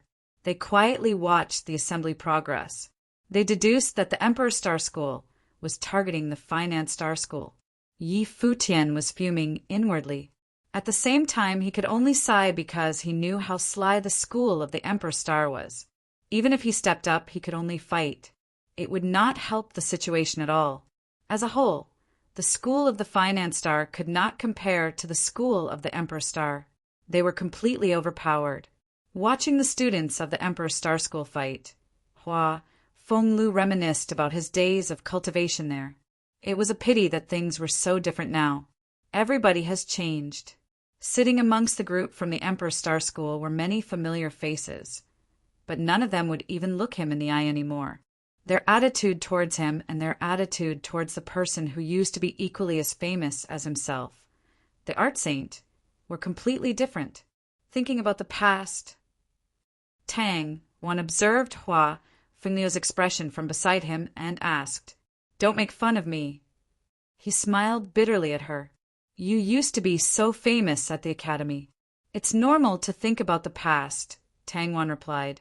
She turned to look ahead. She also thought of her cultivation days. Hua Fenglu wasn't the only one who was famous at Donghai Academy back then. So was the art saint, Nanda Wanine, and herself. They were all extremely gifted. I've always had a regret. Master is a person of such high caliber, but as his disciple, I didn't even get the chance to demonstrate my powers as a musical sorcerer before getting kicked out of the academy, sighed Hua Fenglu. Tang Wan nodded. Elder Qin is indeed very respectable, but Yi Futian was able to prove himself in front of the school of the Emperor Star with one musical piece. The decree of the general. That should make up for at least a part of your regrets, right? She asked. Yeah, Hua Fenglu nodded. Time passed little by little. It was dusk. The sky turned a beautiful red. People from Donghai Academy looked up at the beautiful night sky from time to time. It was almost like the end of an era. Is he really not going to fight? Asked Linxia. Her beautiful eyes never left Yi Futian. How could he not fight on a day like this? It was the assembly of the 7 schools for crying aloud. Since he was able to defeat Zhou Mu, it was obvious that he was really capable. Slowly, people stopped stepping on to the battle platform. Everyone began to whisper left and right. Someone laughed as they said, "Today is Donghai Academy's assembly of the even schools. The school of the Emperor Star put on such an impressive performance. They have overshadowed the other 6 schools. The school of the Treasury Star wasn't bad either. They only lacked a little in comparison to the Emperor Star School. They can be considered the second best school of Donghai Academy," someone else commented. From these comments, everyone knew that the agenda of the assembly was just getting started. Amongst the group from the Emperor Star School, Han Mo smiled lightly. He turned to look at the Crown Prince and heard Luo Junlin say to Minister Hua, "The person that ministers with favors has not made his move yet." Minister Hua nodded. He then whispered in the ear of the headmaster of the Emperor Star School. The headmaster wore a strange look on his face, but nodded anyway. The headmaster stood up and called out, "Hua Fenglu." Hua Fenglu lifted his head in confusion. He looked at the headmaster and smiled. "Greetings, Uncle Master." The headmaster nodded in response and said, "You used to be a student of our school. So why are you sitting with the school of the Finance Star today?" "I am here with my disciple today. He is a student of the Finance Star School, so I sat here with him," Hua Fenglu answered calmly. "Then I have nothing better to say regarding that. The Crown Prince and Minister Hua have graced us with their presence today and would like to witness the powers of the best students of Donghai Academy. Your disciple is extremely gifted but has not stepped up." "What is the meaning of that?" The headmaster reprimanded. This was peculiar to everyone watching. Why was the headmaster asking for Yi Futian? However, there were a lot of people who looked forward to witnessing the outstanding gifts of the person who defeated the art saint's disciple. Hua Fenglu and Yi Futian felt something was amiss. Was there no other choice but to fight? At this moment, Yi Futian saw Tang Wan walk to the front with a guqin in her hands. "Dio, I purposely carry it with me. The guqin devil's disciple can't do without a guqin," she said. Yi Futian gave her a smile. She came prepared in hopes that they could take advantage of this event to make sure the guqin devil's name wouldn't be forgotten by the citizens of the city of Donghai. Yi Futian nodded with a smile and took over the guqin, named Dio. "Let's play a piece for Master today." Chapter 88. Yi Futian slowly walked out to the center of the square. Countless gazes fell upon him. The younger generation went without saying. Yi Futian had already proved how powerful he was. The older generation was also paying attention. The Qin devil had returned to Donghai City as a disabled man. How talented could his disciple be? Yi Futian slowly walked out to the center of the square. Countless gazes fell upon him. The younger generation went without saying. Yi Futian had already proved how powerful he was. The older generation was also paying attention. The Qin devil had returned to Donghai City as a disabled man. How talented could his disciple be? Yi Futian put the Guqin before him and sat down slowly. Clad in a white robe, he looked extremely handsome and regal. Seeing him, Linxia gasped and was shocked. She had once thought that he was just an average musician who went to the Luo Palace to learn more about the world. Then, Yi Futian displayed his talent during the battle. Today, she heard that he had defeated Zhou Mu at Donghai Academy. Just how outstanding was this handsome boy? Her father glanced at her. To be honest, he knew about Yi Futian defeating Zhou Mu, but he didn't tell Linxia. This girl was interested in the boy, but Yi Futian was the Qin devil's disciple. He had conflicts with the art saint and the school of the Emperor Star. His future would have many obstacles. Plus, he already had a girlfriend, that one from the Nanda clan. He didn't want his daughter to get involved and have her heart broken. Mu Hong studied Yi Futian, but his eyes darkened. Yi Futian looked up at the setting sun. There was a smile in his clear eyes. She said slowly, "This song was composed by myself. It is called Hero." With that, he began playing. His fingers slid over the strings, and a graceful melody came out. He did not challenge anyone. "He's just playing music," someone said. The spectators were impressed. Today's motive was to see the accomplished students display their talents. They did not necessarily have to challenge others. For the Qin devil's disciple, music playing was naturally a way to do that. People quickly stopped mulling. The moment the music sounded, they fell into a pleasantly strange artistic conception. At first, the melody was cheerful and fresh. As the music entered their ears, a picture appeared in the audience's minds. They seemed to see a handsome youth earnestly bow to his teacher for the first time. The youth had extraordinary talent. He was well liked by his teacher and was taught true skills, growing even more powerful. The melody gradually became graceful and moving. It made one feel as if they were falling in love. They involuntarily entered this mindset. The student grew up, met a girl, and fell in love. His heartbeat seemed to be audible in the music. The moving melody changed again. It became heavy and dark. The relationship was judged and opposed. A few big figures furrowed their brows. Was the meaning behind this song his own story or Hua Fengliu's? The music changed again. The youth had matured and become successful, but he still wanted to be with his loved one, even if everyone opposed it, even if it was beyond redemption. The music intensified. The main character of the melody seemed to be fighting against fate. He faced everything alone, but in the end he failed. The music grew dreary like a hero past his prime. Just as everyone thought the song was over, the dreary melody suddenly recovered its vitality. Rather than being spirited again, it was as calm as water, like a change in mindset. Everyone could see that the main character had gone through many hardships and cultivated, but he still could not forget his home and lover. He decided to return and face the changes in the world. Even if he was defeated, he was still a hero. The melody stopped. The music faded slowly. Everyone seemed to be unwilling to return to reality. The young people were especially affected by the attractive force of the music. In the school of the Finance Star crowd, Tang Lan's eyes welled with tears. She gazed at Hua Fengliu, who was now disabled. There was a faint smile on his handsome face. His disciple was able to compose now and had performed his entire life. Many big figures glanced at Yi Futian. They naturally understood the meaning behind the song. This was a composition for the Qin devil.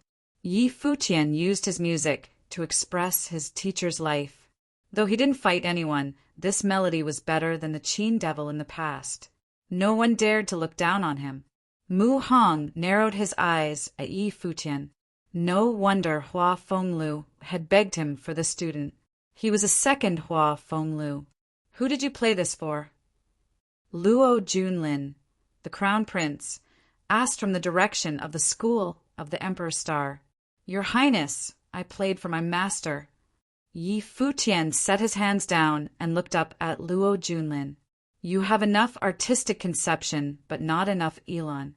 You did not reveal a true musical spell. Since you are such a good musician, why don't you perform something for me today as well? Luo Junlin said. Yi Futian gazed at the crown prince. Since he requested it, Yi Futian could not deny him.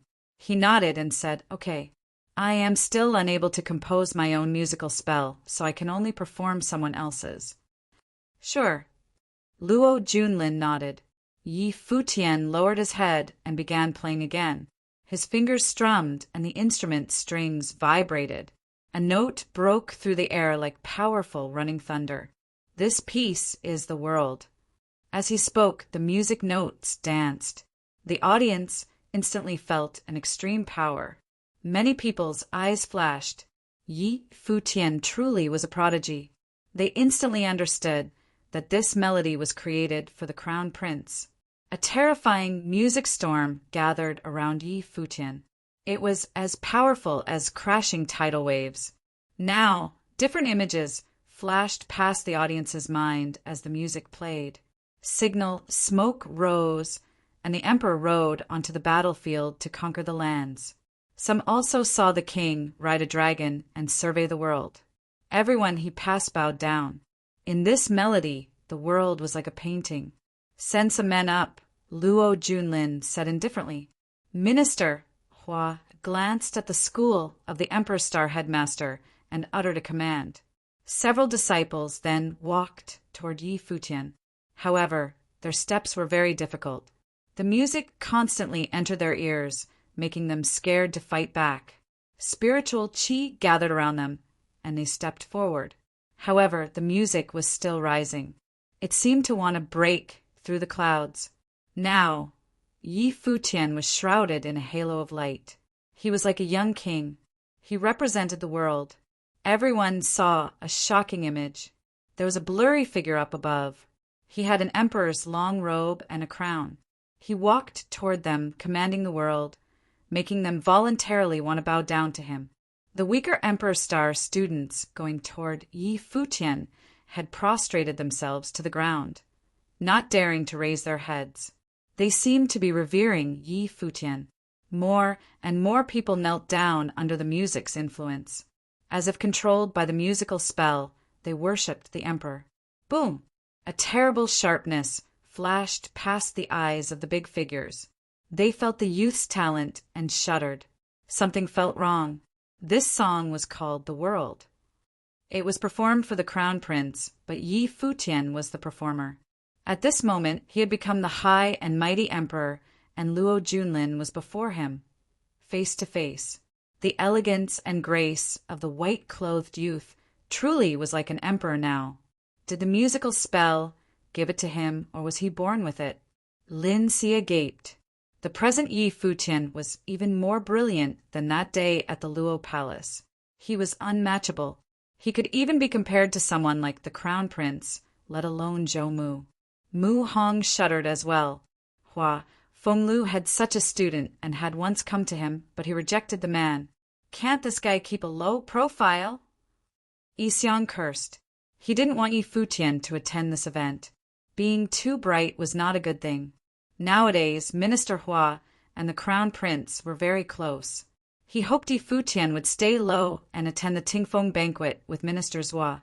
Some people are born like this, Hua Fenglu said calmly. Not many knew about Yi Futian's secret, but he and Yu Xing knew. The inheritor of Emperor Yi Qing was definitely not an average man. His aura would appear when playing music, which he probably didn't even know himself. When Luo Junlin told Yi Futian to perform something, the world should be the most suitable piece. However, this piece caused Yi Futian to reveal his emperor-like aura. This was neither on purpose nor brought about by the musical spell. It was something he was born with. Hua Fenglu could guess that Yi Futian had a shocking background. At this moment, at the highest seat in the school of the Emperor Star, Luo Junlin slowly stood up. Then, to the surprise of all, he walked down toward the center of the square, toward Yi Futian. People could feel those who were the same. Luo Junlin was destined to be king. Everyone in Nanda knew that he ruled over the world. He could feel something similar coming from Yi Futian. It was the aura of an emperor. The music reached the climax. Then it descended and stopped. Luo Junlin also stopped before Yi Futian. Countless eyes were on them. Yixiang and Hua Fenglu were even a bit nervous as they watched. As the crown prince, Luo Junlin shouldn't kill Yi Futian just for a song. He had told the youth to play it after all. "Follow me. When I become king, you will be minister," Luo Junlin said, staring at Yi Futian. With that, the world fell into silence. "When I become king, you will be minister." Chapter 89. Luo Junlin was the crown prince. What did that mean? It meant that he was going to become the emperor in the future. Luo Junlin was the crown prince. What did that mean? It meant that he was going to become the emperor in the future. The words of an emperor were to be taken seriously. Since Luo Junlin had spoken, it meant that he was serious. So, at the nod of Yi Futian's head, he would be bestowed a title of nobility and become a prime minister. Then, as soon as the throne was passed down to the crown prince, Yi Futian will be a prime minister of the nation. It was an utmost honor for a mere 16-year-old student to be bestowed such a title. This unbelievable ordeal was something you had to see for yourself to believe. Some people were in utter disbelief. This couldn't be real. Had the crown prince gone mad? No matter how gifted Yi Futian was, he was still very young. The future was filled with uncertainty. How could the crown prince promise him the title of prime minister so easily? Minister Hua was frozen in his seat. His eyes sharpened, but he remained silent, not stopping Luo Junlin. Who was he to stop the crown prince? Xia Feng was feeling helpless and miserable at this point. He had just begged Minister Hua and the crown prince to save his son earlier today, but now the crown prince was recruiting Yi Futian to be the future prime minister. By the looks of this, if Yi Futian was smart, there was no way he would reject this offer. If things proceeded, then his son, Xia Fan, was good as gone. Mu Hong, Lin Xia, powerful cultivators of the Emperor Star School, and officials of Donghai Academy, all failed to comprehend the situation as well. It was true that Yi Futian possessed outstanding gifts, but weren't the crown prince's words too rash? Obviously, Luo Junlin hadn't gone mad, nor was he dumb. He felt a familiar aura from Yi Futian. This young man was a person favored by Minister Zhua, and even held the decree of the minister in his hands. Putting the pieces together, Luo Junlin was able to think of a lot of things. Plus, he understood Minister Zhua a little too well, and was well aware of his way of style of doing things. Yi Futian was also very shocked. He did not understand why one piece would cause such a strong reaction from the crown prince. Did he want to bestow him the title of prime minister? "Your Highness, I have too many ties here and is not able to drop everything to leave with you. Can we reconsider this in the future?" Yi Futian asked Luo Junlin. Even though he had no intentions of taking the offer, he could not offend royalty in front of everyone. Luo Junlin shook his head. Seeing his expression, Yi Futian bowed. "Please forgive me, Your Highness." He rejected. Countless pairs of eyes looked at Yi Futian in immense shock. Yi Futian actually turned down the chance to become minister. The Nanda nation controlled 36 prefectures, and every prefecture contained many cities.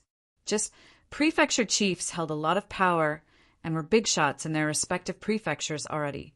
So just imagine the power a minister would have. The Nanda nation had 2 ministers. Minister Zhua, the left minister, controlled the inner workings of the nation, while Minister Hua, the right minister, controlled the army. The power of a prime minister was second only to the emperor himself. Such a great opportunity had been placed in front of Yi Futian's eyes, but he chose to reject.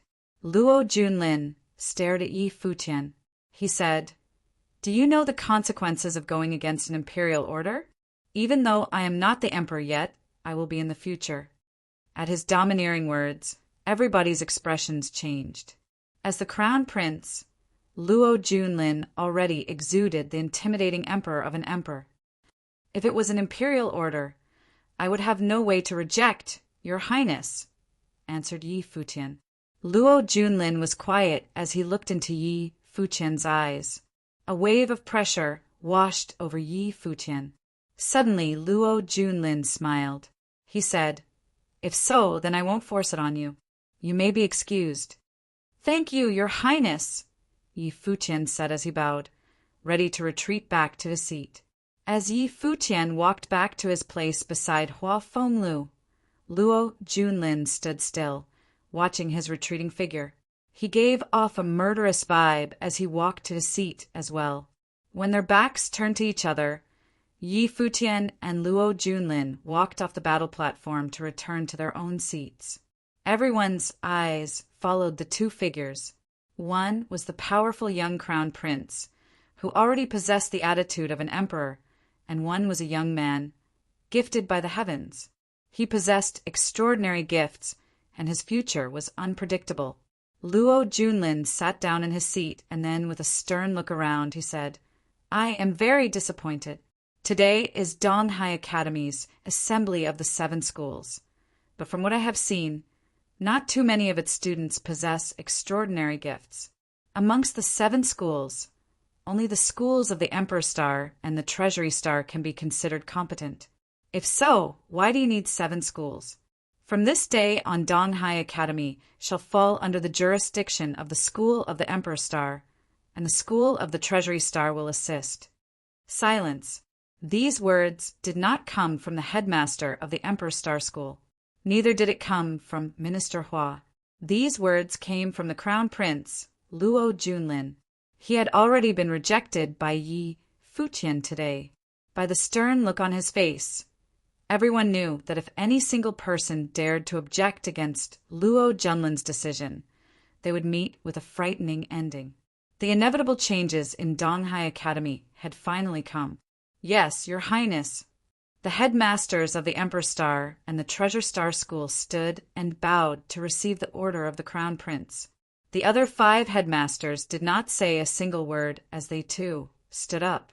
Looking at the powerful Crown Prince, they bowed and said, "As you wish, Your Highness." When the Crown Prince and Minister Hua arrived at Donghai Academy, many people had already predicted something like this would happen. The school of the Emperor Star had gotten too powerful. There was no way to stop them, and now the inevitable had come. "You may all be dismissed," Luo Junlin said with a wave of his hand. He then turned to leave. His every word was absolute. "Minister!" Hua got up from his seat to look at everyone once more before following behind Luo Junlin.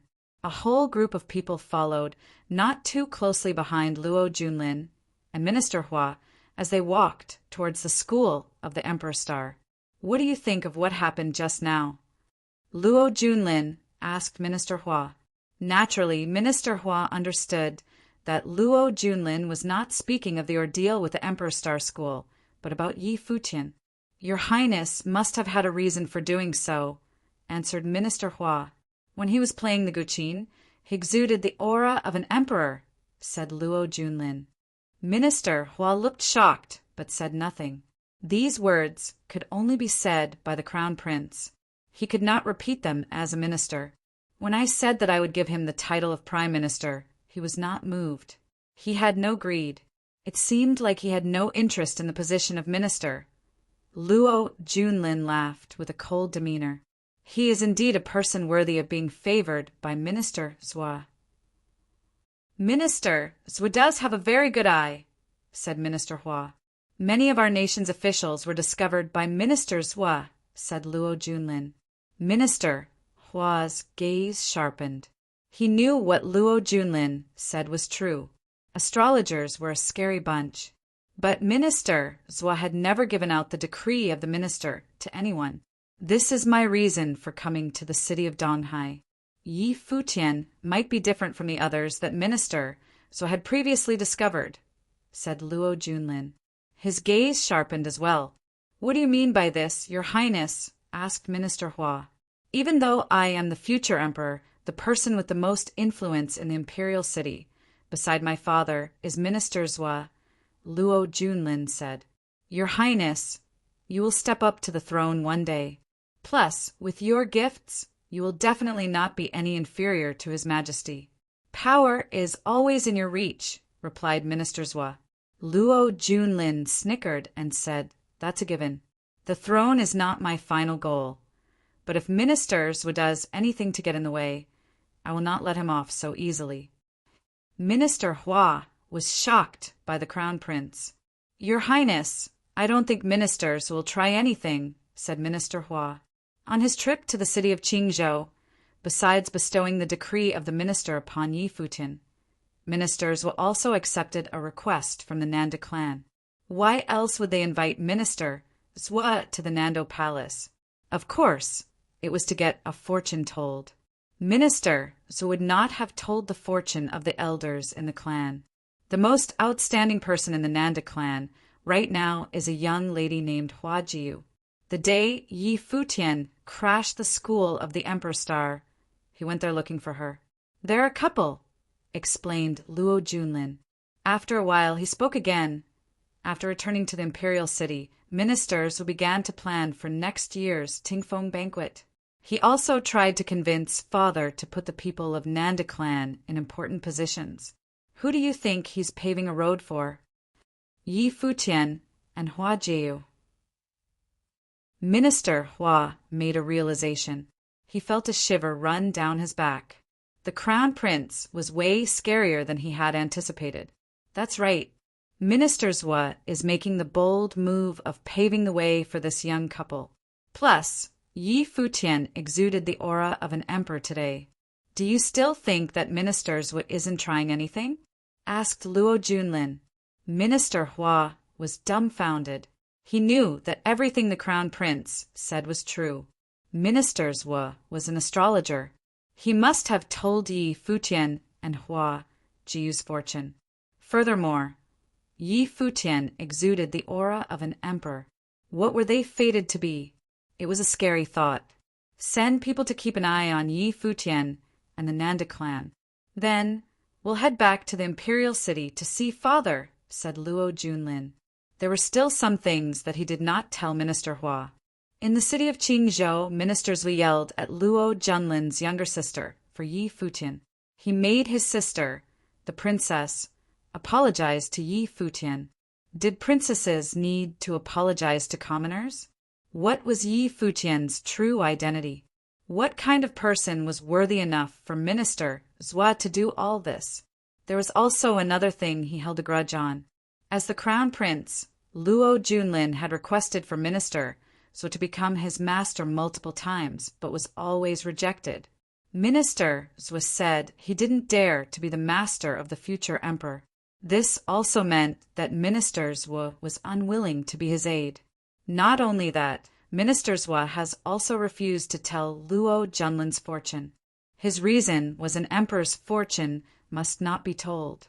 Luo Junlin wasn't going to believe his bullshit reasons. There was only one reason for Minister Zhua, an astrologer, to refuse to aid the Crown Prince. And that was, the Crown Prince was not fated to an emperor. It's just that Minister Zhua didn't dare to say these words. Minister Zhua had once said the fortunes told by astrologers were the general flow of events. To go against the flow would only bring harm. But Luo Junlin refused to believe this. He was going to change his own fate. He was born to become emperor. Luo Junlin was going to take life into his own hands. At Donghai Academy, the crowd had yet to depart from the central square. What were they supposed to do now that the 7 schools were to be united? In the direction of the School of the Finance Star, a large group formed around Yi Xiang. He was explaining something to the crowd, and they looked at him, not willing to part. Headmaster Yi Xiang of the School of the Finance Star was stepping down and turning over his position to someone else. He was planning to leave the academy. I'm so tired after all these years. From now on, all of you should continue to work hard. I'm only in charge of my daughter and my disciple now, joked Yi Xiang. Headmaster, don't you mean daughter and son-in-law? Teased Yi Futian. Yi Qingxian glared at him, but Yi Xiang laughed and looked at Yu Sheng. That's right. Son-in-law works too. Ugh. Yu Sheng blinked, then looked at Yi Futian, only to see Futian slip him a sly smile. He seemed to be waiting for words of gratitude from Yi Sheng. Master, it's almost the end of the year. The Guqin garden is so big, Hua Fenglu and I feel so lonely there. Why don't you move there to live with us? Tang Wan asked Yi Xiang. Yi Xiang looked at her. He couldn't help but smile when he saw how nervous she looked. All right, he replied. Tang Wan's face lit up with a bright smile. Okay, let's be on our way now. Let's go. Yi Xiang took large steps and walked forward. Yu Sheng and Yi Qingxian followed after him. Yi Futian, carrying Hua Fenglu, and Tang Wan followed at the back of the group. Yi Futian smiled while watching the group of people ahead of him. This felt like a huge family reunion. It was such a pleasant feeling.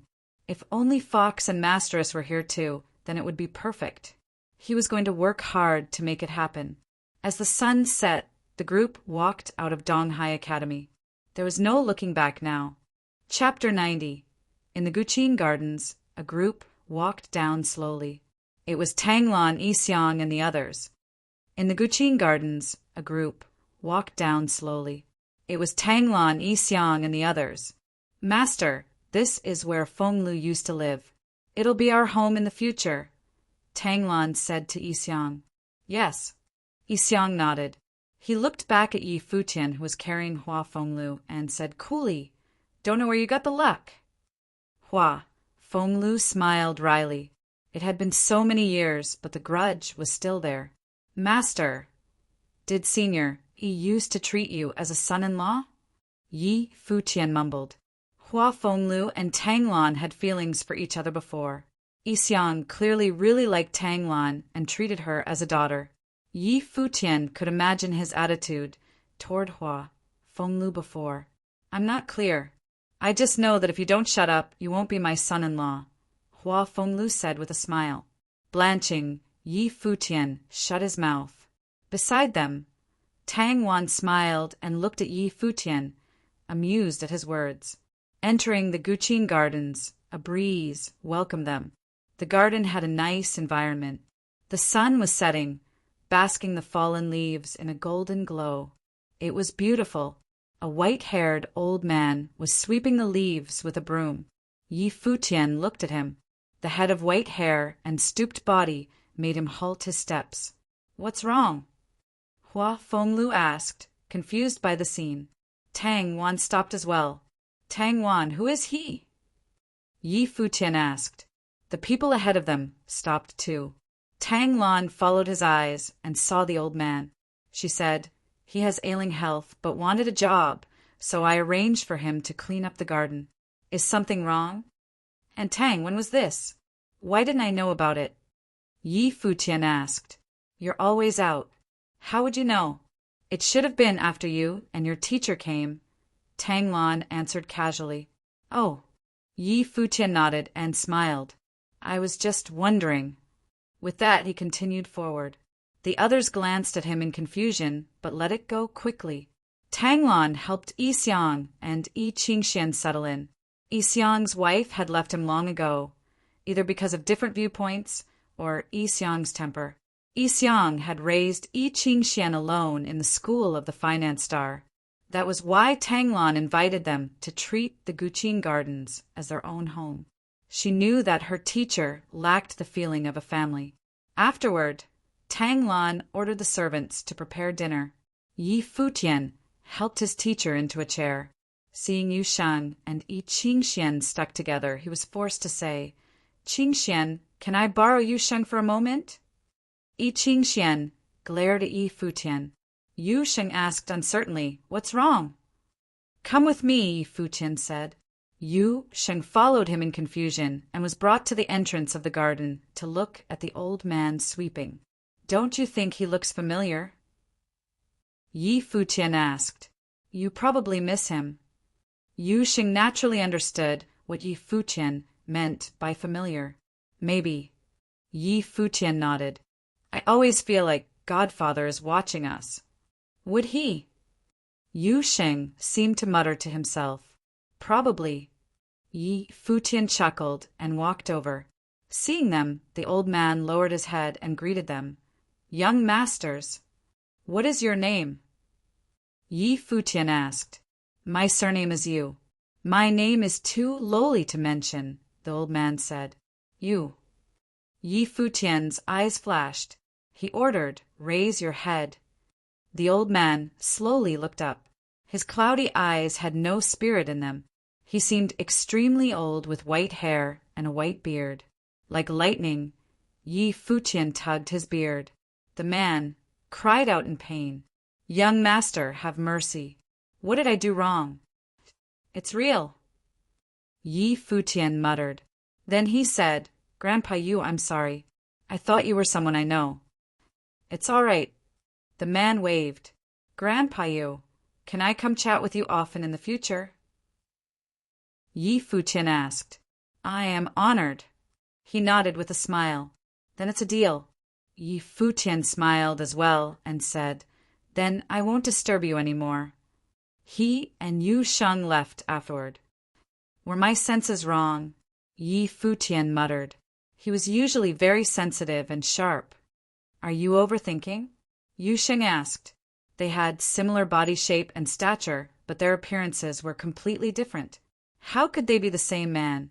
Yi Futian had even tugged the old man's beard.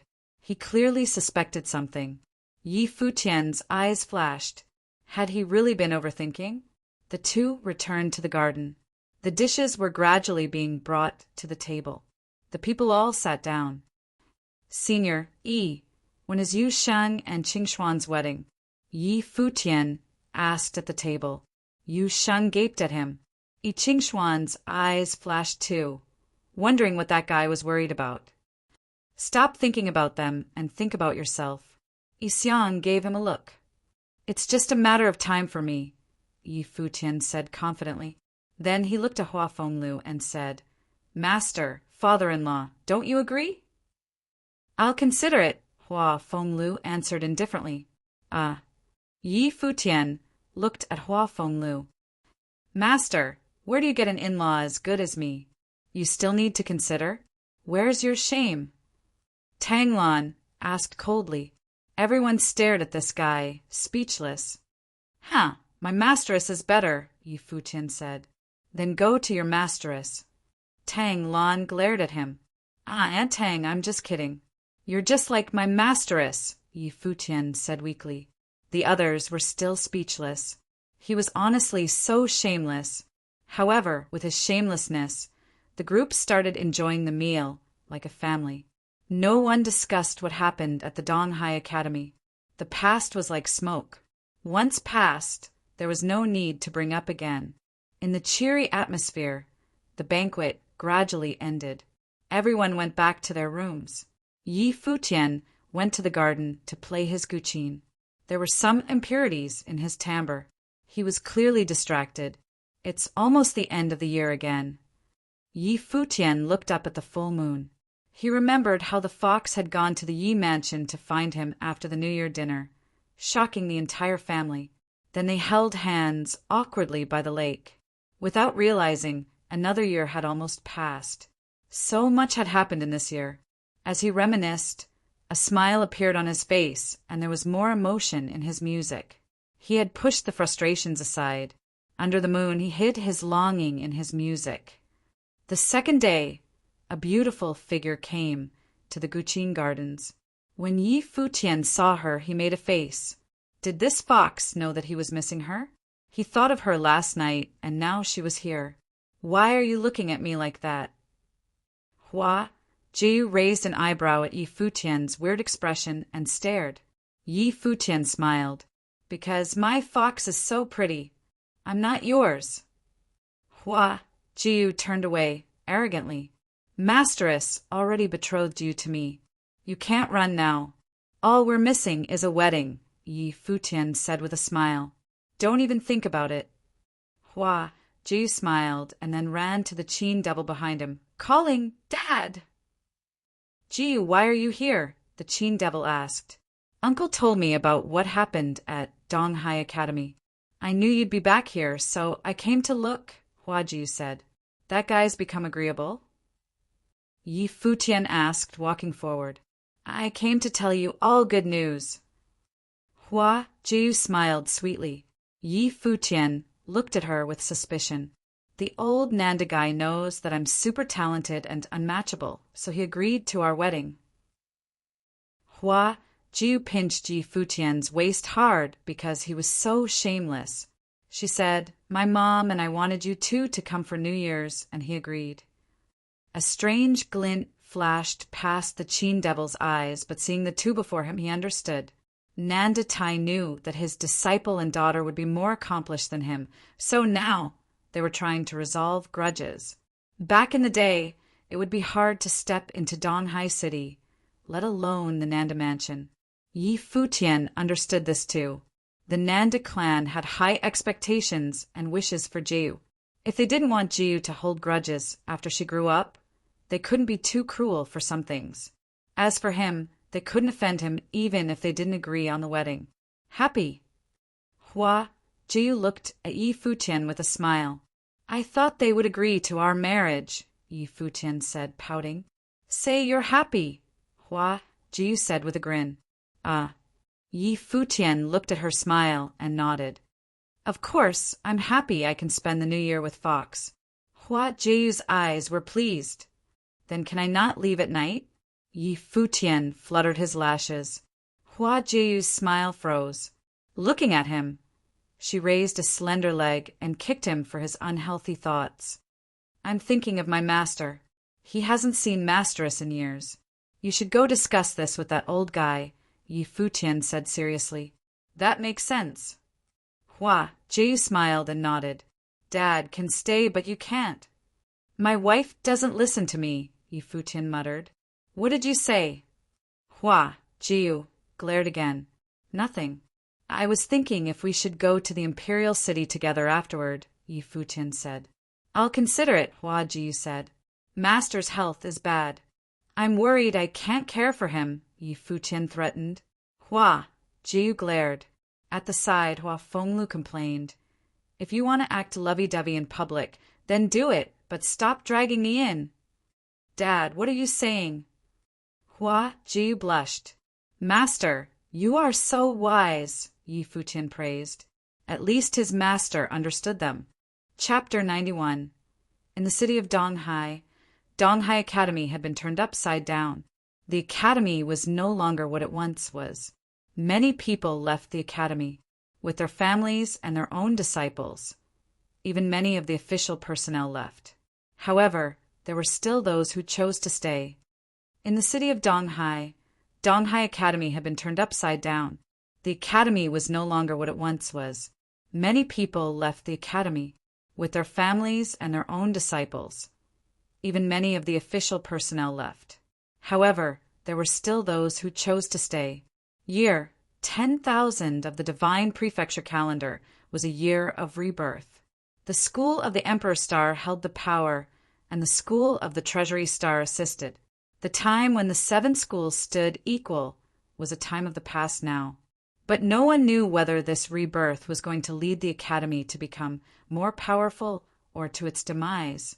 In this year, Donghai Academy was the home of a student who arrived suddenly like a shooting star in the sky. He managed to make himself known to the entire academy in an extremely short time. However, he left the academy along with the headmaster of the Finance Star School and his master, Hua Fenglu, before he spent a full year at the academy. Presently, no one at Donghai Academy could imagine what lied in the future of this young man, who shined so brightly at the academy. However, anyone in the audience during the assembly of the 7 schools would have realized that if the young man had continued at the academy, he would have become someone of extreme importance in the Nanda nation. There was no question about this. The new year was nearing, and the Nanda nation was filled with a festive air. Many people returned home for the first time in a long time. Every prefecture and every city became lively as they prepared for the new year. Things were no different in the imperial city. Many people already began to celebrate. Every house was decked out in New Year's decorations. Inside the most magnificent building in the imperial city, the imperial palace, a festive air also existed. Though in comparison with the outside, the palace still felt cold and uninviting. The aura in the imperial palace matched that of the royal family. At this moment, a figure was seated on the throne in a large hall within the imperial palace. He wore a crown on his head and a purple and gold robe on his body. He radiated a domineering aura from head to toe. This person was the most powerful man in all of the Nanda nation. He was the emperor, Emperor Luo. Standing in front of him was Minister Zhua. "Do you know why I have summoned you today?" Emperor Luo asked Minister Zhua. "No, your majesty." Minister Zhua shook his head. "The crown prince heard that you bestowed the decree of the minister upon a young man and wanted to see this young man for himself. He even personally went to Donghai City. You really do have a sharp eye. Like always, this young man you found is incredibly gifted, the best of the best," said Emperor Luo. Ministers knew that something was wrong. The crown prince personally went all the way to Donghai City just because he found out about a young man that he favored? Indeed, he is a brilliant young man, but isn't it too much for His Highness to go all the way to the city of Donghai for such a thing? Your Majesty should persuade the crown prince not to waste his time on this matter, suggested Minister Zhua. He was trying to alleviate the situation. It seems that he has learned some things from this trip. Maybe it's not so bad for him to travel outside. By the way, how is that young man's fortune? Emperor Luo asked nonchalantly. Your Majesty, you should know that I no longer tell the fortune of others casually. Letting people know of their fortunes may influence their actions and, in turn, change their fates. That would be going against the will of the heavens, and I will be punished for doing so. Ministers bowed apologetically. What he said was not a complete lie. He did not dare to tell the emperor that he had indeed told Yi Futian's fortune. If his fortune was exposed, it would affect Yi Futian's fate and could result in his fate being changed. That would definitely not be good. This was also the reason why astrologers tended not to live long lives. You rascal have so many excuses. Didn't you say before that it'll be fine as long as we go with the flow? Emperor Luo stood and laughed. Then, what about the young miss of the Nanda clan? What does her fortune say? After you returned to the imperial city, you seem to be very busy. I know I shouldn't ask, but I can't help my curiosity. Minister's heart clenched. He never thought that his every move was being monitored by the emperor and the crown prince. At the thought of this, he began to regret agreeing to Nanda Tai's request of telling Hua Jiu's fortune. Of course, when he agreed, he never expected her fortune to be so shocking, and he would never have guessed she was related to Yi Futian in any way. Your Majesty, Ministers put his hands together in front of himself and bowed to the emperor. I am grateful to have met you and been allowed to follow under your leadership for all these years. I never dared to slack off and have always done my very best to discover new talent for our nation. Of course, I know all of this, you rascal. Watching Minister Zhua, Emperor Luo couldn't help but shake his head and let out a laugh. At this moment, he did not seem like an emperor but an older brother. Over the years, I have been increasingly cautious in the use of my powers as an astrologer and have explained my reasons for doing so many times. On my most recent trip to the city of Qingzhou, I passed by the East Sea Prefecture and met an interesting young man and also told a fortune for someone. Both of these people are very lucky people and will influence the luck of the nation.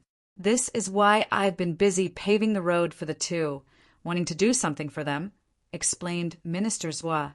Emperor Luo lightly nodded his head and smiled. I appreciate your thoughtfulness and have no worries about you. Also, that girl is too naughty, so please be tolerant of her. If she does anything to offend you, don't be afraid to teach her a lesson. There is no need to take it easy on her for my sake. Although the princess is a little willful, her gift and personality are both very good, said Minister Zhua. All right, go on now, said Emperor Luo. He patted Minister Zhua on the shoulder. Minister Zhua put his hands together and started to back out of the hall. Only when he was completely outside did he turn his back to the emperor. Beads of sweat rolled down Minister's forehead. As an astrologer, he had to act with caution. There were many things he could not say. If he were to expose anything, it would be his demise. For example, Nanda nation's fate or the crown prince's fortune. Minister Zwa hoped that his efforts would bring good results. What Minister Zwa didn't know was, after his departure, two people entered the hall. It was Luo Junlin and Minister Hua. Emperor Luo was writing something at his table. While writing, he spoke. Minister Zwa said those two were people of great luck and can change the fate of Nanda nation. If so, then I plan on following his wishes. Minister Hua and the crown prince did not say anything. They waited quietly. They knew that Emperor Luo was writing an imperial order. Moments later, he put down his pen. At the wave of his hand, the golden scroll floated towards Minister Hua. "Take this," Emperor Luo ordered. Minister Hua reached out to receive the scroll. He took one look at the order and was shocked. His Majesty was indeed the emperor of an entire nation.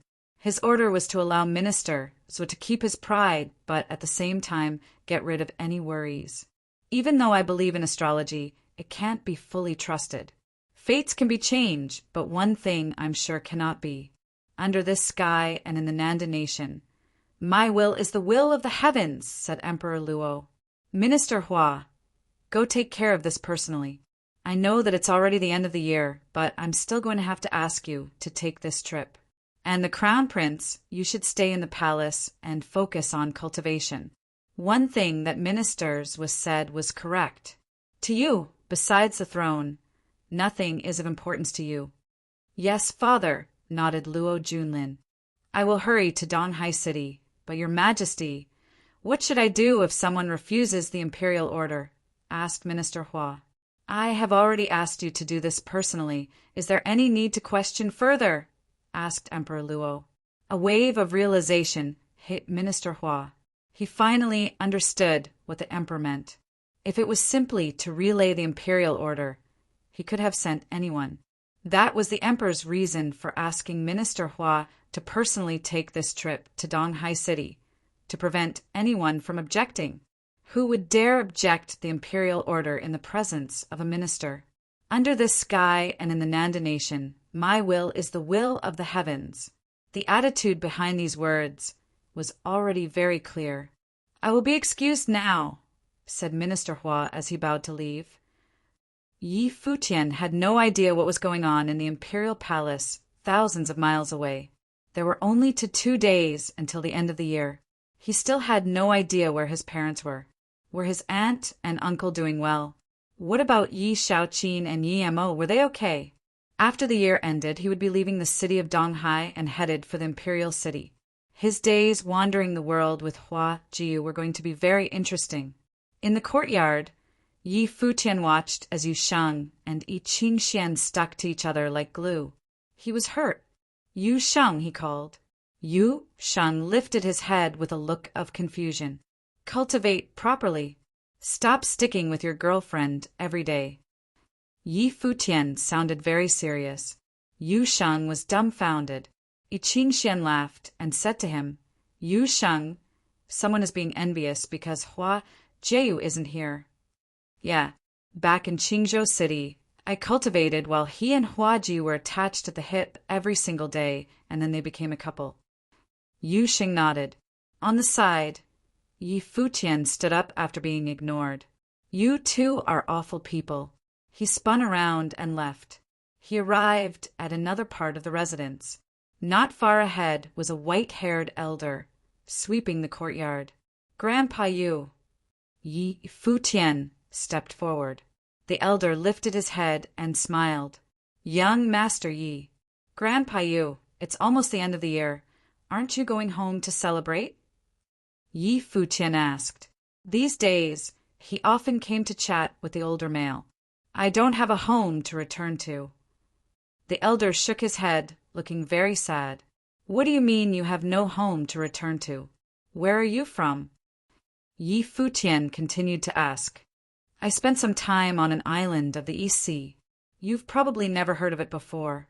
Then, I ended up here in the city of Donghai. I can't go back there anymore, the elder said, feeling melancholy. Grandpa, at your age, you must have experienced a lot. Would you mind sharing some of your stories with me? Yi Futian asked with a smile. What kinds of stories would a person like me have? I spent my life serving others. I used to have a master who treated me very well. Then trouble came knocking. But of course, young Master Yi, you treat me very good as well, the elder said to Yi Futian, full of gratitude. Don't mention that.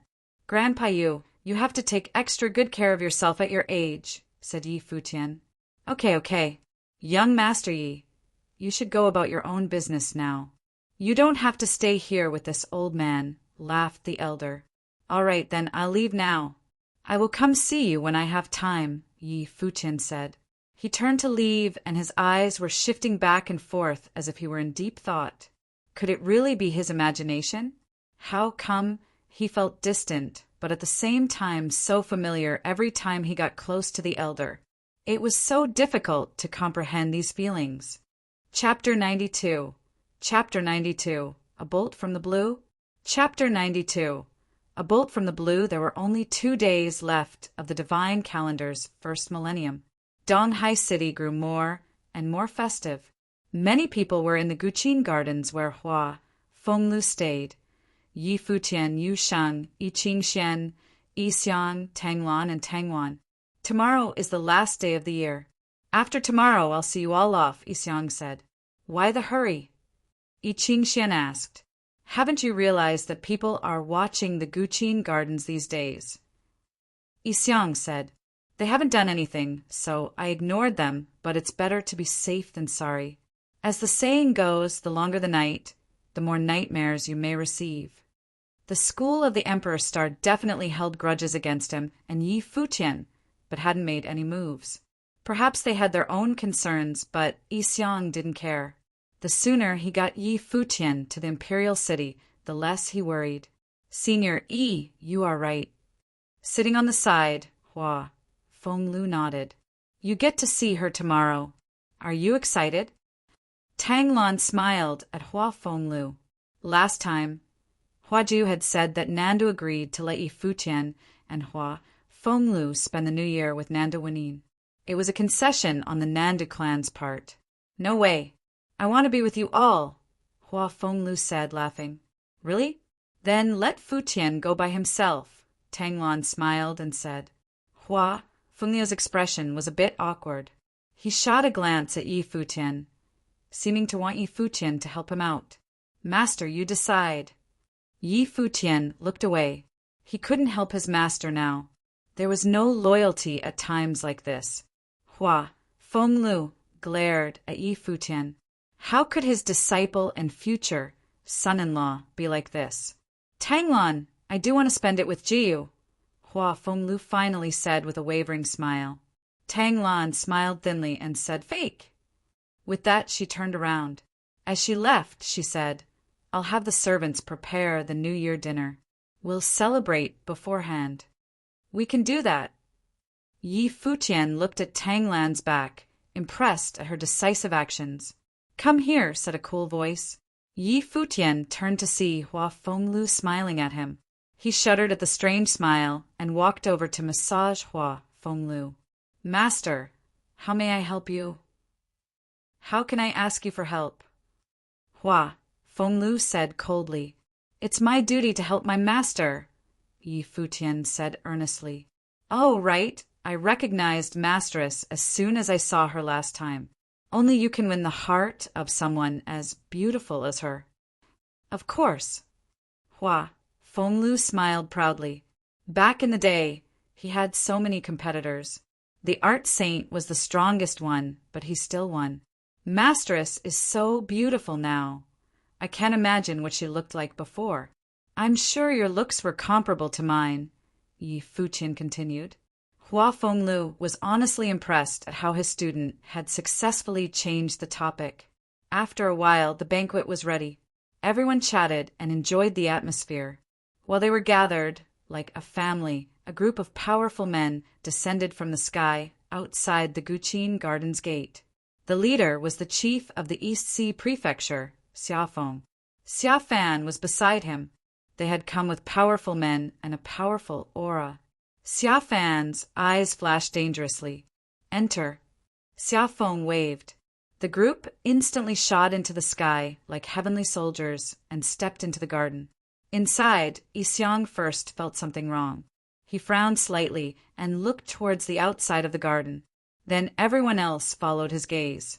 A moment later, they saw the malevolent group appear in the air. "Xiafeng, what are you doing?" Tanglan scanned Xiafeng coldly and asked. Xiafeng's eyes glinted coldly. The group landed and walked toward the people enjoying the banquet. Beside him, Xiafan glared coldly at Yi Futian. This was the lowly figure he once thought of as an ant he could play with, but Yi Futian had almost killed him. Now, the tides had finally turned a bit. Yi Futian looked at Xiafan with similar coldness, murderous intent flashing past his eyes. "Sorry to disturb everyone. I am here today under an order. It is good news, so let me congratulate you first." Xiafeng smiled, but everyone at the banquet frowned. What order was he talking about? He did not interact with the royalty of Nandu. How could he receive an order? A bad premonition grew within them. Yi Futian. Xiafeng's gaze fell on Yi Futian. Everyone's eyes turned towards him. Had the emperor given Yi Futian an order? The emperor proclaims that due to the extraordinary talent of Yi Futian of the East Sea Prefecture, he is given the title of study attendant of the Crown Prince. From now on, he will accompany the Crown Prince in his studies and cultivation. Xiafeng smiled at Yi Futian while speaking. That day at Donghai Academy, Yi Futian had rejected the Crown Prince's invitation to be the minister. He could have gone straight to the top, but he did not know what was good for himself. Now the Crown Prince was probably angered. He had the emperor pass the decree and sent Minister Hua to collect him from Donghai City. What this implied went without saying. Yi Futian had to go. "It is not the end of the year yet," Xiafeng continued. "His Majesty allows him to wait until the year passes. We will embark on the first day of the new year." Everyone at the banquet stared at him. The study attendant of the Crown Prince was an opportunity that many dreamed of. There was a chance of extreme success. However, it was not a good thing for Yi Futian, especially since he'd just politely rejected the prince. Now, the emperor had sent this direct order without giving any way to back out of it. Yi Futian's eyes flashed. He was angry inside. At the assembly of the 7 schools, the Crown Prince had asked if he knew the consequences of disobeying the Crown's orders. He was not the emperor, but he was the Crown Prince. The emperor's order was here. For the first time, Yi Futian experienced the power, aggressiveness, and coldness of the crown. There was no respect for him. There was no need to respect him. Minister Zhou had wanted him to attend the Tingfeng banquet in the imperial city. He'd planned on leaving after the new year, but he never thought that a decree would order him to go. The study attendant, Yi Futian, asked coldly. They wanted him to accompany the prince? Right now, he was even wondering if there was still a need to attend the Tingfeng banquet. Minister Zhou had thought so highly of him, but had probably not thought of this result. Yi Futian could feel that this was not Minister Zhou's idea. Minister Zhou had been very friendly toward him and would definitely respect his opinion. He would not force him to the imperial city in this way, and would definitely not have Xiafeng do it. "Got it," Yi Futian said coolly. Xiafeng's eyes sharpened and focused on Yi Futian. "This is the emperor's decree." "Yi Futian, watch your attitude," Xiafan said in a frigid tone. "The emperor gave me the title of the Crown Prince's study attendant. He's not punishing me, so what's with your attitude?" Yi Futian sat there, staring at Xiafan. These men had broken into the Guqin Gardens to announce this as if he was a criminal. Xiafeng sneered inwardly. He realized that Yi Futian knew he had angered the Crown Prince and was being taken forcefully. Minister Hua was the one in charge, and Yi Futian obviously knew what this meant. Xia Fan narrowed his eyes and then laughed. He said, "Very good. I'd like to see how much longer you smile for. I forgot to tell you that Minister Hua is going to the Nandu clan today with another decree." The moment he finished, Yi Futian rose. He stared daggers at Xia Fan. "What decree?" "Guess." Xia Fan smiled and said, "It's related to your girlfriend." "Okay, is this your business?" Xia Feng said indifferently. Faced with a group of cold glares, he said, "Sorry for the disruption. I'll be waiting outside, and we'll go as soon as New Year's is over." With that, Xia Feng waved, and they sauntered off. Yi Futian and the others stared at the backs of Xia Feng's group. They still had not recovered. The happy atmosphere was completely gone with gray clouds over their heads. Yi Futian and Hua Fenglu were especially unsettled. At the same time that Xia Feng announced the decree, Minister Hua had arrived at the Nanda clan. Nanda Tai, the clan leader, welcomed him personally. Seeing him, Minister Hua smiled and said, "Brother Nandu, congratulations." "What do you mean?" Nanda Tai was confused. "It is great news. His Majesty has a decree. Is Hua Jiu here?" Nanda Tai's eyes flashed. He didn't understand why Minister Hua would need Hua Jiu.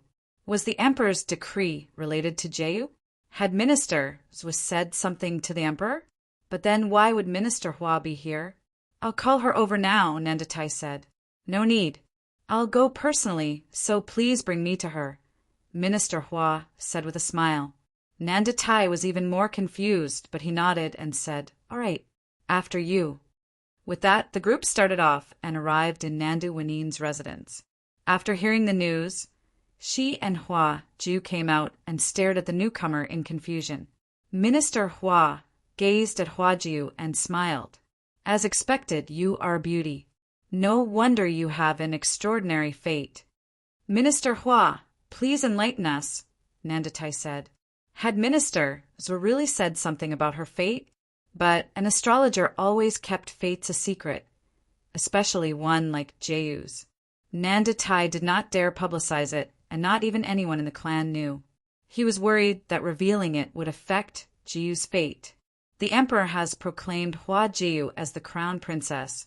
She will travel the palace in the year 1000, one of the divine calendar, for the title ceremony," Minister Hua said. He thought, no wonder the Emperor is the Emperor. With these two decrees, Ministers isn't put in a difficult position, but the fatal problems are solved. Since these two will influence the nation, then give them riches and keep them where they can be easily controlled. If anyone had any objections, he could make a prompt decision. Fates could be changed, but the royal order could not be disobeyed. To Hua Jiu, this order was like a bolt from the blue. Chapter 93. Chapter 93. I am fated to be emperor. Chapter 93. I am fated to be emperor in a split second. Hua Jiu felt completely lifeless. Her face was as pale as a ghost. His Majesty had bestowed the title of the crown princess upon her. She was to leave on the first day of the new year. Just a moment ago, she was chatting with her mother about the events of tomorrow, when her father and Yi Futian was to come. Then, without warning, she was hit with this news. Nandu Wanin, Nanda Tai, and the rest were all in shock, unable to recover. Is this fate? Nandu Tai asked himself. To be honest, he did not fully comprehend what ministers were meant when he said that Hua Jiu was fated to be an empress, mother of the world. But now he knew. Ministers meant empress to an emperor, emperor of the Nanda nation. "No," said Hua Jiu. She had finally pulled herself out of her daze. Her eyes showed determination as she said to Minister Hua, "I refuse." Minister Hua frowned. "Nonsense. This is an imperial order from His Majesty." "I refuse," Hua Jiu repeated with a cold demeanor. She was still looking at him. Minister Hua's gaze was sharp as a knife, but the girl standing in front of him showed no fear. "Brother Nandu, does the Nanda clan plan on going against the imperial order?" Minister Hua asked. Please forgive her, Minister Hua. She's just being stubborn. Please allow me to talk some sense into her, said Nanda Tai. He had a change in expression. The Nanda clan was no longer royal. They were in no position to fight against imperial power. Fine, I'll give you guys 2 days. During these 2 days, I will be staying here, and on the first day of the new year, we will be on our way back to the imperial city, said Minister Hua. As he turned to leave, he sneered. Disobeying the imperial order? Who dared to do so in front of Minister Hua? After Nanda Tai watched Minister Hua leave, his attention fell on Hua Jiu. He said, Jiu, the crown prince, was born to become emperor. He is an outstanding young man. He is in his 20s and still unmarried. This tells you a lot about his personality. A chance like this only falls to one person in all of the Nanda nation, and now fate has chosen one. You are to become the mother of the world. I don't need fate like this, Hua Jiu said to Nanda Tai. He saw the determination in her eyes and continued to try to persuade her. Jiu, you're only 17. This thing you have with Yi Futian is only temporary.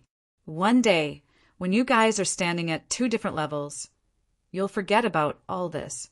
As long as you agree to this, I'll send people to bring your father into the Nanda Palace, and your family will be united again. Hua Jiu looked at Nanda Tai with ice-cold eyes.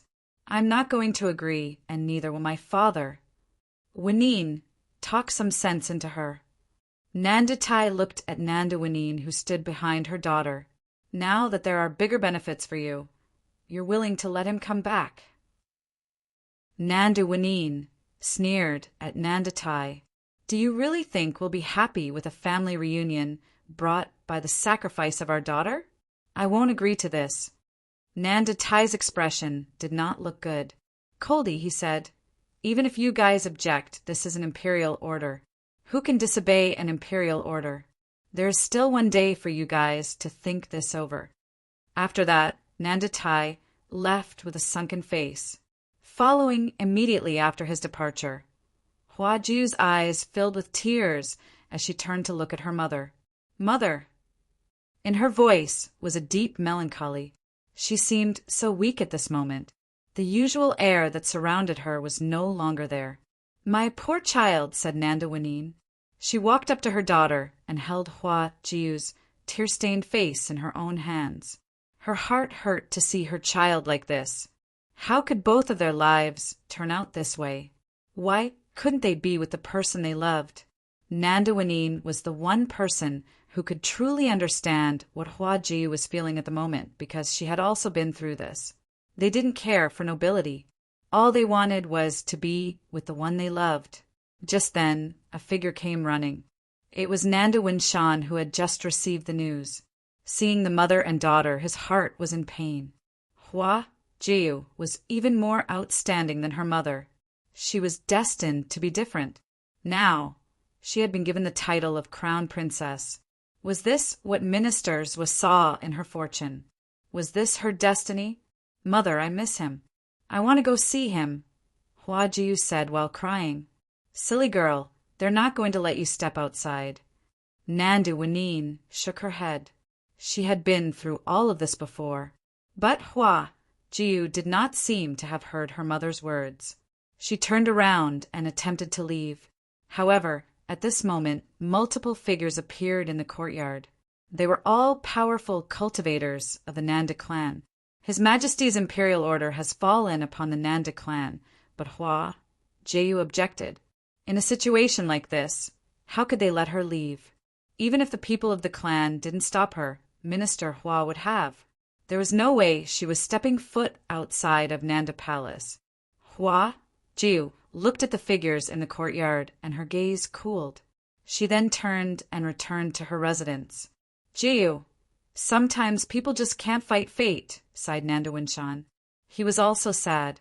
In this situation, there was no solution and no way to fight it. This time it was even harder to fight than with Nanda Wanine's situation all those years ago. The rival back then was just the art saint. Even though the Nanda clan wanted to create a connection to Minister Hua, who was related to the art saint, The clan still held the power of nobilities due to their background, and there was not an absolute need to set Nandu Wanin up with the art saint to acquire power. And because of this, the art saint had no right to come and demand Nandu Wanin to marry him. But things were different now. Now, it was the title of Crown Princess. His Majesty wrote the imperial order himself. Nobody in all of the Nanda nation could deny the order. No, I've said before, I don't believe in fate. Hua, Jiu looked at her uncle and shook her head. I'm not going to the imperial palace, and I'm not going to be the crown princess. Not now, not ever. Jiu, don't think that way. Nandu Winshan's expression changed. Hu Jiu was way too determined, to the point that Nandu Winshan was afraid. If Hua Jiu wanted to deny the imperial order, there was only one way.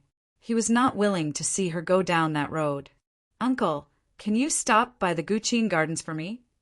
Hua Jiu did not respond to her uncle's previous utterance. Instead, she made a request, tears streaming down her face.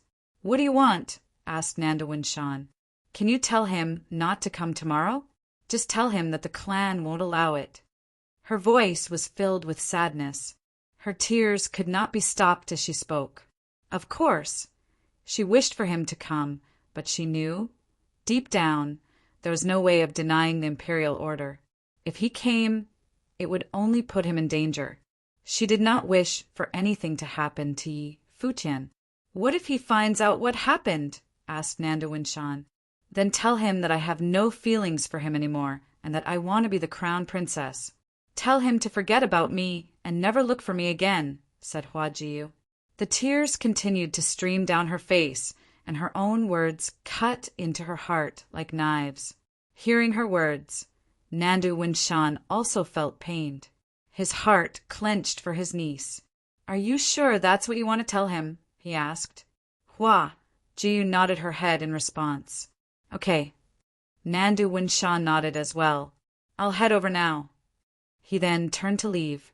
Watching him leave, Hua Jiu crouched down on the ground.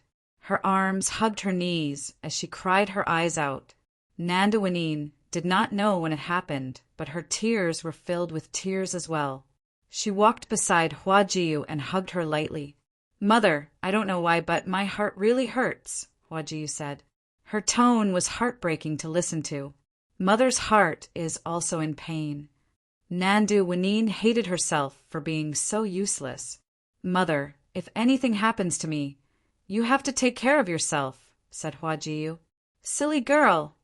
Nandu Wanin's heart squeezed at Hua Jiu's words, but she had no idea how to comfort her daughter. She herself has had this type of thought countless times, but she had Hua Jiu. She had a child with the man she loved. At the Guqin Gardens, Yi Futian was feeling confused after hearing Xiaofan's words. The happy atmosphere at the residence had been ruined. They were no longer worried about Yi Futian becoming the crown prince's study attendant. They were more worried about what type of order had fallen upon the Nanda clan. Yi Futian had initially wanted to go check things out at the Nanda palace, but was stopped by Yi Xiang and Tangwan. They had yet to straighten things out, and Xia Feng was still watching from the outside. If Yi Futian stepped outside, it could be dangerous for him. Tangwan ordered her first disciple, Niebing, to check outside while they waited inside. But before Niebing returned, Nandu Winshan arrived at the Guqin Gardens. Yi Futian rushed to Nandu Winshan immediately. His eyes were frozen on the elder male. What happened here? Asked Nandu Winshan. He had seen the obvious group of people outside. His Majesty gave an imperial order. He wants me to be the crown prince's study attendant, answered Yi Futian. Nandu Winshan's face fell. This young couple, Yi Futian, was bestowed with the title of the crown prince's study attendant, while Hua Jiu was going to be the crown princess. To outsiders, this might have seemed like a good thing, but anyone who knew of Hua Jiu and Yi Futian's relationship knew that this was a calamity. Where's Jiu? Yi Futian was looking straight at Nanda Winshan. Jiu wanted me to bring you a message, said Nanda Winshan. What is it? Asked Yi Futian. She says she no longer has feelings for you and that she wants to be the crown princess, so you should forget about her and never look for her again, Nandawen Shan said while staring into the young man's eyes. He felt so cruel, but he understood why Huaji would say such hurtful things to Yi Futian. Yi Futian felt like he was hit by lightning. He was frozen in place, not because of the cruel words, but because of the meaning behind them. In an instant, he figured out what the imperial order for the Nanda clan was. Dummy! Yi Futian opened his mouth after a long while. Nandawen Shan was dumbfounded. Then he watched as the young man lifted his head towards himself. With red eyes, Yi Futian said, "Did she really think that I would believe those words? Does that dummy think I'm an idiot?" Nandawen Shan was speechless. "Uncle, tell me, how is she doing now?" asked Yi Futian. Nandawen Shan's heart clenched when Yi Futian called him that. He said, "I'm really worried about her. She said that she will never step foot in the imperial palace and will never become the crown princess. Never." "Of course not. She's mine," Yi Futian continued. "Why would that idiot of an emperor give such an order?" "I don't know the specifics, but there is one thing I can tell you," said Nandawen Shan. "Ministers will once told Jiu's fortune. He said she was fated to be an empress. Maybe he told the emperor. This must be her destiny." "Ministers what? Empress?" Yi Futian looked at Nandawen Shan. "Ministers what is an astrologer." "Yeah," nodded Nandawen Shan. At this moment, a lot of things suddenly became clear to Yi Futian. "You're wrong. Ministers won't tell the emperor," said Yi Futian. Nandawen Shan lifted his head to look at Yi Futian, confused. "If Fox is fated to be empress, then that means ministers must have looked at my fortune as well," Yi Futian said in all seriousness. "If she is fated to be empress, then I am fated to be emperor." Chapter 94. Nandawen Shan looked at Yi Futian. This guy was talented, but saying he was fated to be an emperor was a bit too much. However, he didn't doubt it. Minister Zhua had given Yi Futian the minister decree and probably had really tested Yi Futian's fate. It meant that he couldn't have an average fate. Nandawen Shan looked at Yi Futian. This guy was talented, but saying he was fated to be an emperor was a bit too much. However, he didn't doubt it. Minister Zhua had given Yi Futian the minister decree and probably had really tested Yi Futian's fate. It meant that he couldn't have an average fate. Looking at the handsome figure before him, Nandawen Shan said, "No matter what, do not go to the Nanda clan tomorrow. If it's truly as you said, that ministers didn't tell the emperor, then there's more to the fact that he sent Minister Hua. If you object, he will definitely not treat you nicely." "Uncle, if I have the fate of an emperor and don't mind what happened before, will Nanda support me?" Yi Futian asked instead of replying to what Nandawen Shan said. The Nanda clan was the previous royalty after all. They had strong foundations and were established in Donghai City. If they could abandon everything of Nanda Kingdom, they might be able to change the situation and fight with Minister Hua. This guy. Nandawen Shan looked at Yi Futian. It seemed that the youth had lost his cool. It was the emperor's decree for Minister Hua to come and give the title of crown princess. Yi Futian was only 17. No matter how talented he was, it didn't mean anything. The crown prince was more talented. There wasn't even a need to choose. How could Yi Futian prove that he had an emperor's fate? You have to think clearly and not muddle your mind. "Would you like me to pass a word on to Jeyu?" "I'm afraid she'll do something silly," Nandawen Shan said. "Uncle, tell that silly girl to not do anything silly and wait for me." Minister Zhua was right. She has the fate of an empress and is destined to be the mother of the world, Yi Futian said. He trusted Minister Zhua's prediction because his godfather and Emperor Yi Qing had said similar things before. Okay. Nandawen Shan sighed inwardly. He glanced at Hua Fenglu again, but left without saying anything more. It had seemed that everything was improving. The clan leader had agreed for Nandawen and Hua due to come to the Guqin Gardens, but the decree had changed everything. In the garden, everyone stood behind Yi Futian. They didn't know what to say and couldn't comfort him. The mood was repressive. Yi Futian turned. Seeing all the eyes on him, he forced a smile and said, "What are you all looking at me for? It's getting late. Go rest." To Hua Fenglu he said, "Master, let's go back." He carried Hua Fenglu toward his own yard. Yi Xiang looked at their receding backs and sighed inwardly. He had planned on taking this group of extremely talented youths to the imperial city tomorrow for the Tingfeng banquet. With Yi Futian and Yu Sheng's skills, they could definitely surpass the others. They also had ministers with help and would have a smooth path to becoming the best of the kingdom. But this decree had destroyed everything. Ministers was anticipations and their plans. Yi Futian had just called His Majesty of Nanda the Idiot King. His mood was clear. Even though he was only 17, the man was not the king in his eyes, the steady attendant of the crown prince. In a few years, he might become more impressive than the prince. Now he was only worried that he would die young, just as Yi Futian had guessed. Even though Yi Xiang had accepted Yu Sheng as his disciple, he also saw Yi Futian as a disciple but treated them differently. Otherwise, he wouldn't help Yi Futian so much. At night, there was music in the garden. Yi Futian sat there, playing his guqin. There was a breeze, and it was quite cold, but Yi Futian's heart was even colder. He played with his eyes closed. At this moment, he thought of many happy memories. A beautiful face appeared in his mind. She was so beautiful, but also playful. They had met for the first time when they were 12. The 12-year-old girl already had shocking looks. He said that if she was like this at 12, she'd become a fox when she grew up.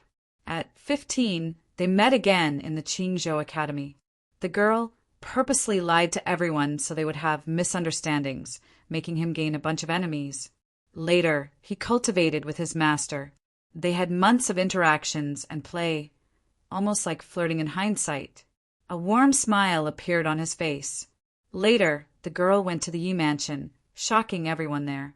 The two then joined hands by the Qingzhou Lake to announce their relationship. Then they separated. After that, something happened in Qingzhou City. He crossed the East Sea and caused a commotion in Donghai Academy so she would know he was there. They met again in the Guqin Gardens and the girl hugged him gently. The two were in love but didn't dare to publicize it until the school of the Emperor's Star started suspecting it. When Mu Yunxian spread the rumors, he walked into the school of the Emperor's Star. He marked their relationship with a kiss, leading to the battle at the gate of the school. They held hands and smiled, facing the future fearlessly. In the school of the Finance Star, the two slept in each other's arms. The girl was shy, but did not stop him. He knew that she was willing to give him everything. He swore in his heart that he would marry her. However, no one expected that fate was a joke. The imperial city's order was so aggressive and merciless. It destroyed everything. The music went from heartwarming to sweet. It seemed to contain deep emotions and gradually grew depressed, furious and hateful, wishing to cut apart the world. With a clang, the string snapped and the music cut off. Yi Futian opened his eyes. He looked at the broken string. His eyes were still sharp. When he looked up, he saw the old man with a broom under the moonlight. The violence in his eyes disappeared. He asked, "Grandpa Yu, why aren't you resting?" "I was attracted by your music," the old man said with a smile. "Young master, your music is a bit chaotic today. Did something happen?" Yi Futian glanced at him and felt something affectionate. He said, "Grandpa Yu, someone wants to steal the girl I love." "How can someone dare to steal young master Ye's girl?" the man asked in confusion. "The Emperor of Nandu. He ordered my girl to become the crown princess," Yi Futian said. "Grandpa Yu, what should I do?" "If she's your girl, steal her back." "So what if he's the emperor?" Yu said naturally. Hearing his calm voice, Yi Futian's eyes narrowed. The old man's eyes were cloudy, but he seemed to feel nothing wrong with the logic. Yi Futian smiled brightly. Grandpa you're right. If she's my girl, so what if he's the emperor? Young Master Yi, please rest early. I'll go now. The old man stooped low and left. Looking at his back, Yi Futian's smile grew determined. The night was as still as water. Yi Futian didn't sleep the entire night. Later, a black-winged eagle landed soundlessly in the garden. Yi Futian climbed onto it, and wind appeared. The eagle flapped its wings and flew. However, the moment the black-winged eagle shot into the sky, a figure appeared out of thin air and blocked him. It was Yixiang. Where are you sneaking off to at night? Are you a thief? A cold voice sounded behind him. Yi Futian turned to see Tang Lan there. Senior Yi and Tang. Yi Futian smiled dryly. It seemed that everyone was guarding him instead of sleeping. People appeared one after another down below. Yu Sheng, Yi Qingxian, and Tang Wan were all there, looking up at him. They had guessed he would run away alone. Whatever you want to do, talk about it after tonight, Yixiang said coldly. Yi Futian knew he couldn't leave now. He just nodded and had the eagle land on the ground. Then he went to his room to rest. The others watched him without leaving. They sat in the garden guarding him. It was the last day of year 10,000 of the divine calendar. In the morning, Yi Futian walked out of his room and saw the people sitting in the courtyard. It made him feel warm inside. These people were all part of his family. Master, you're up so early too, Yi Futian said, walking to Hua Fenglu, who was on the bench. Aren't we going to see your masteress and Jiyu today? I'm excited, so I woke up early, Hua Fenglu said with a smile. You're not allowed to go, Tang Lan said, glaring at Hua Fenglu. She's right. Master, you shouldn't go because of your body. I'll bring Masteress and Jiyu here, Yi Futian said. If you dare leave me behind, you can go find another teacher, Hua Fenglu said with a glare. Fine, as if I need you, Yi Futian replied. Everyone listened as they argued, but it felt bittersweet. Hua Fenglu stared at Yi Futian and said, Try me. Aunt Tang, please help me look after him. He's already like this, but he's still conceited, Yi Futian said to Tang Lan almost harshly. You're really going? Yixiang asked Yi Futian. The youth nodded. He had no choice. If he didn't go, there was no saying what that silly girl would do. No matter what the ending was like, he had to go try. Otherwise, he wouldn't admit defeat. What are you looking at me like that for? Yi Futian said, smiling as he looked at everyone. I have an emperor's fate. I won't die so easily, and I'm going to bring Masteress and Fox here. Yu Sheng followed him, and Yi Qingxian followed Yu Sheng. What are you doing? Yi Futian asked Yu Sheng. Going with you, he replied. I'm going to see my wife. What are you going for? Your wife is behind you, Yi Futian said, but Yu Sheng didn't move. Get the fuck back! Yi Futian yelled. Yu Sheng didn't move. Yu Sheng, come back, Yixiang said to his disciple. Yu Sheng looked back. I'm going with him, Yixiang said. Yu Sheng's eyes were red and his fists were clenched tightly. Yi Futian looked up at Yixiang, saying, I'm not your disciple. What are you going for? You're an idiot, Yixiang replied coldly. Yi Futian froze. Looking at the man, he finally smiled and said, You're the real idiot. As he spoke, he started walking out. Yixiang followed behind him, but not without glaring at Yu Sheng and Yi Qingxian. Be obedient. Tang Lan, watch them for me. Tang Lan's eyes were red too. Seeing the two leave, she muttered, You're all idiots. Chapter 95. The last day of the divine prefecture calendar year, 10,000, did not seem like it was going to be a peaceful day. The news of Yi Futian being ordered to become the crown prince's study attendant and Hua Jiu to be the crown princess hit Donghai Academy like a storm. Everybody was in shock.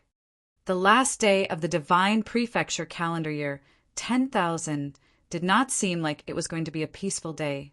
The news of Yi Futian being ordered to become the crown prince's study attendant and Hua Jiu to be the crown princess hit Donghai Academy like a storm. Everybody was in shock. Hua Jiu and Yi Futian were once the most well-known couple on campus, as well as the most gifted. They were a match made in heaven. But with one imperial order from the imperial city, the young couple was destined for a sad ending. Nobody thought that they could go against the imperial order. The only thing left to do was to go where fate takes you. Yi Futian had once rejected the crown prince's offer, but now there was no way out. This was the power of royalty. But of course, if Yi Futian just gave in, he would have the opportunity to climb up the power ladder. However, according to what the people of Donghai Academy knew about Yi Futian, there was no way he would give in. Otherwise, he would not have rejected the crown prince's offer during the assembly of the 7 schools. At the school of the Emperor Star, many people were gathered. Headmaster Yan Shao, his disciple Zhu Qing, Vice Headmaster Hanamo, as well as other officials were all present. "Where are Headmaster and the rest going?" asked a student watching the group from afar. "I heard they're going to the Nanda Palace to congratulate Hua Jiu for being chosen as the crown princess," said a knowledgeable student. At the mention of Hua Jiu's name, many people were feeling conflicted. The young woman once cultivated at the school of the Emperor Star. She was a goddess to many, the girl of their dreams. She was outstanding and beautiful, but in the end she betrayed their school. And now she was going to be the crown princess and the empress in the future. From now on, they were only worthy of looking up at her. Perhaps only a perfect girl like her was worthy of all this. As for Yi Futian, it was bound to be a tragedy. The large group from the school of the Emperor Star set off for the Nanda Palace. The people of Donghai Academy were not the only ones who knew of these new developments. The news has spread like wildfire all through the city of Donghai. Many powerful people who found out about the news all headed over to the palace to congratulate the Nanda clan on this last day before the new year. The clan was already powerful because they had a royal background, but now one of their younger members had been bestowed the title of the crown princess. This was the perfect chance to establish a great relationship with the clan. Plus, Minister Hua was also at the palace. The Nanda clan, the used-to-be royal family, had become the main focus of everyone once again. Today was definitely not going to be a quiet day. Just as Yi Xiang and Yi Futian stepped out of the Guqing Gardens, Xia Feng, Xia Fan, and their people surrounded the two of them. Xia Feng asked Yi Futian, "Where are you going?" "Does His Majesty's Imperial Order also include restricting my freedom?" asked Yi Futian. "Obviously not, but we're heading to the Imperial City tomorrow, so it's best for you not to go running about." Xia Feng smiled. Yi Futian gave him an icy glance, then picked up his feet to leave. Xia Fan smiled and asked, "Can't keep yourself from seeing your lover?" Yi Futian stopped in his tracks and turned to look at Xia Fan. Xia Fan was giving him an evil smile and said, "That's all in the past now. She's going to be the crown princess. You better keep yourself in check and know your place. If you keep having these thoughts, I'm afraid." Xia Fan laughed but did not continue. The mocking look in his eyes became more obvious. He was provoking Yi Futian on purpose. He actually hoped that Yi Futian would cause a ruckus by disobeying the imperial order. This way, it would be a dead end for him. Literally, no one was going to be able to save him. Yi Futian suddenly gave Xia Fan a smile before walking towards him. Xia Fan watched Yi Futian as he neared. The smug look on his face grew. Did Yi Futian think he was still the genius cultivator that ministers were favored?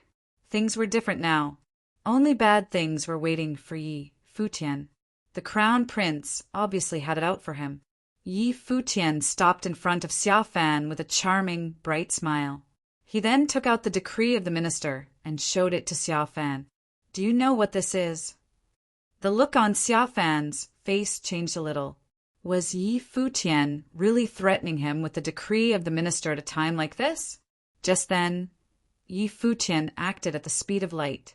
His fist landed right on Xia Fan's face. Because Xia Fan had no time to react, to defend himself, he was knocked down to the ground, face first. "How presumptuous!" yelled Xiaofeng. The powerful cultivators came in closer. Yi Xiang also came closer behind Yi Futian. His aura was domineering and his long robe blew in the wind. Even if he doesn't know what this is, you should know, right? Yi Futian held the decree of the minister up for Xiaofeng to see. "I was bestowed the title of the Crown Prince's study attendant by His Majesty and give this decree by Minister Zhua. To insult me in public, is that dissatisfaction with the emperor, or is he looking down on Minister Zhua?" Xia Feng's expression darkened at Yi Futian's words. However, he did not dare to lay a hand on Yi Futian. Even though Yi Futian was most likely going to end up being very pitiful, there was nothing wrong with what he said. Xia Fan crawled off the ground, blood in the corners of his mouth. A bruise had already formed on his face. He threw Yi Futian a murderous look as he continued to stare. However, he made no moves to get revenge. Instead, he smiled a creepy smile and said, "You're right, my actions were too rash. I apologize." Xia Fan believed that Yi Futian would be dead soon. He'll allow him to be arrogant for a little longer. He would take the punch. Yi Futian saw the creepy smile on Xia Fan's face and returned it with a cold, icy glare. He did nothing to hide his murderous intentions. Turning around, Yi Futian was on his way again. "Follow!" ordered Xiaofeng when he saw Yi Xiang and Yi Futian leaving. A large group following obnoxiously after the two, and headed in the direction of the Nanda Palace all together. This day was not a quiet one for the Nanda clan. People kept arriving with congratulatory words. The guests were all powerful people of Donghai City. The large palace was filled with guests for the first time in a long time. At this scene, the people of the clan felt as if they have recovered their glory. Many people were very excited at this and imagined the clan's bright future. The only thing giving the clan a headache was Hua Jiu's attitude. She still seemed to be very put off by this situation. Many people in the clan could not understand. Was this because of Yi Futian? Everyone knew who to choose between a gifted young man and a gifted crown prince. Why was she still stuck on Yi Futian? It was all because she was still too young. Hua Jiu was still at the age that her imaginations were more important than reality. At this moment, outside the palace, a black-winged eagle landed on the ground. Two figures got off of the eagle. It was Yi Xiang and Yi Futian. When Yi Futian saw how lively the palace was, his heart clenched. The two of them stepped to the entrance of the palace. There stood two powerful members of the Nanda clan. They had been welcoming guests.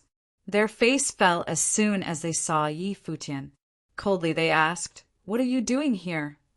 Presently he was the one person that the whole clan dreaded seeing the most. "I came to look for my masteress and my girlfriend." "Didn't the clan already agree to it?" asked Yi Futian. "Nonsense. There is no one here that can be your girlfriend," a middle-aged man reprimanded. How dare Yi Futian called Hua Jiu his girlfriend now that she was given the title of the crown princess? "You'll see whether or not my girlfriend is here if you let me in." Yi Futian tried to take a step forward, but was blocked by multiple bodies. Yi Xiang stood behind Yi Futian, exuding a powerful aura. The powerful cultivators of the Nanda clan looked at him with different expressions from before. "I think you guys should go and announce his arrival," said Yi Xiang. The leader of the group blocking Yi Futian looked at Yi Xiang. Then he gave a command to someone behind him, and that person ran into the palace. Yi Futian and Yi Xiang stood quietly outside the entrance of the palace. Inside the palace, Nanda Tai had set up a huge celebration to receive Minister Hua and the guests. At the party, every table was full and laughter filled the air. Everyone was getting along well, and more arrived. Just then, a person came running and whispered in Nanda Tai's ear. Whatever this person told him caused a change in his facial expression. "What's wrong, Brother Nandu?" Beside Nanda Tai, Minister Hua quickly picked up the vibe that something was wrong. "It's nothing, Brother Hua. I will take care of it, Nanda Tai answered with a smile. It was as if truly there was nothing wrong. If he's here, then let him in, said Minister Hua. Yi Futian came at the perfect time. Something flashed through Nanda Tai's eyes, and he nodded as he told his subordinate what to do. Let him in. Yes, clan leader, said the messenger.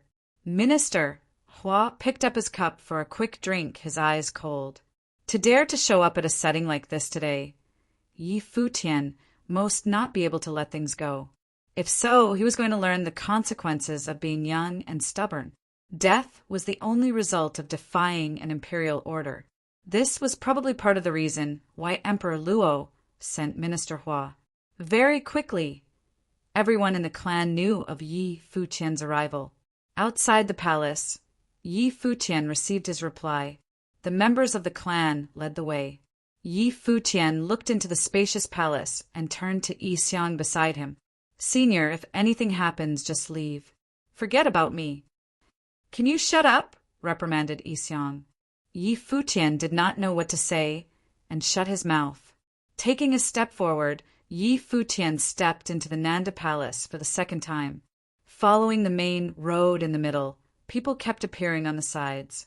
They were all glaring at Yi Futian with rage.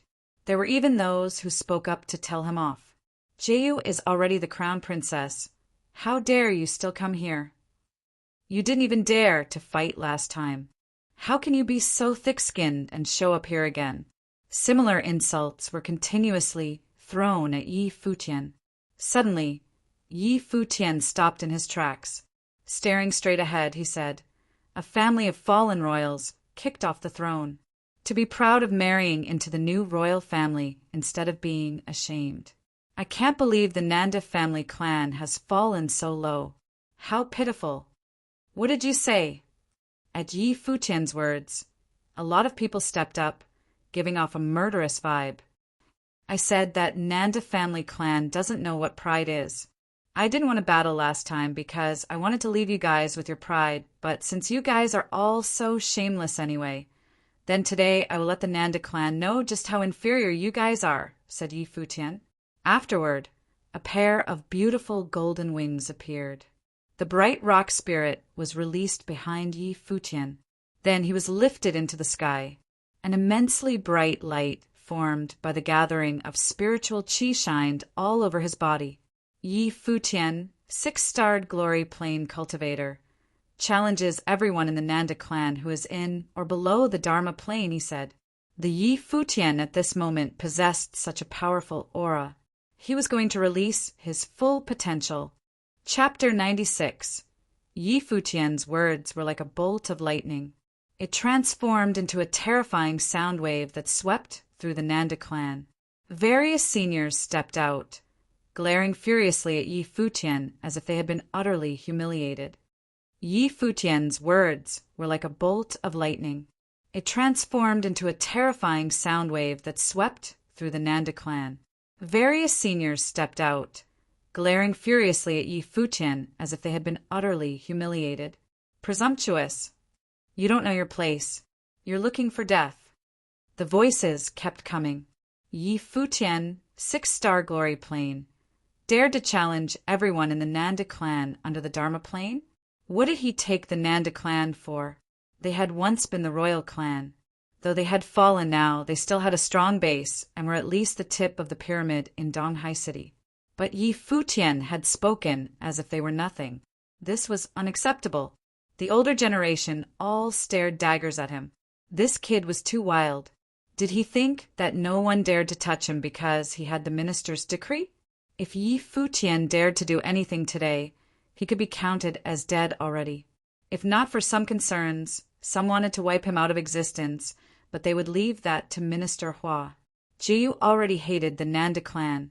If they killed Yi Futian too, there would be no reconciliation between them. Though they couldn't kill him, they would still make life difficult for him since he said something so blasphemous. I am a 7-star glory plane. I'm enough to exterminate you. A younger member of the Nandu clan jumped out. A wind element robe was wrapped around his body, and he flashed with golden light. He held a golden spear in his hands. As soon as he spoke, He sprang towards Yi Futian like lightning. The golden spear spun, releasing a golden glow. Unstoppable power brewed in it, and it was about to reach Yi Futian. Green spiritual qi glowed around Yi Futian. The wood element lock of 1,000 vines was released with rustles. They covered the sky and went to enclose the opponent. The Nandu clan member roared, but he didn't dodge it. He had a higher cultivation than Yi Futian and also had the extremely powerful metal element battle techniques. He would not fear Yi Futian. The spinning golden spear cut through everything. Many vines were destroyed, but Yi Futian's lock of 1,000 vines was too sturdy. The man quickly realized that his spear couldn't keep up with the speed of the vines coming. The vines quickly wrapped around him. Then the thick vines tied him down. His legs, arms, and neck were all tied tightly. The vines cut into his wrist, and his spear fell from his hands. His neck was strangled, turning his face beet red. He couldn't move at all, immobilized in midair. Yi Futian stood before him. His wings flapped with a gold halo around him. His eyes were so sharp. I don't want to fight any more failures like this. Yi Futian flashed, and his wings swept over, slapping the man to the ground. Then Yi Futian continued forward arrogantly. A 7-star glory plane man had been defeated by one blow. He couldn't even break through Yi Futian's one spell. Yi Futian continued forward, reducing the Nandu clan to nothing in his eyes. In the near distance, Yi Xiang strolled behind him. Of course, he understood that Yi Futian barely had any chances of surviving here today, but the youth didn't want to give up. What would he do to win a shred of hope for himself? More and more powerful members of the Nandu clan gathered around him. Another figure sprang into the air. It was Nanda Mu, another genius of the clan. He was at the 8th star glory plane and was extremely strong. Nanda Mu had heard of Yi Futian's records in Donghai Academy. He knew that the youth had defeated those over the 8th star glory plane. Therefore, he didn't underestimate Yi Futian. He released his life spirit, a dazzling sword. With a sword as his life spirit, he was covered in horribly strong intent of the sword. He could slice through anything before him and nothing could stop him. Nanda Mu was a powerful swordsman in training. Sorcery was his supplement.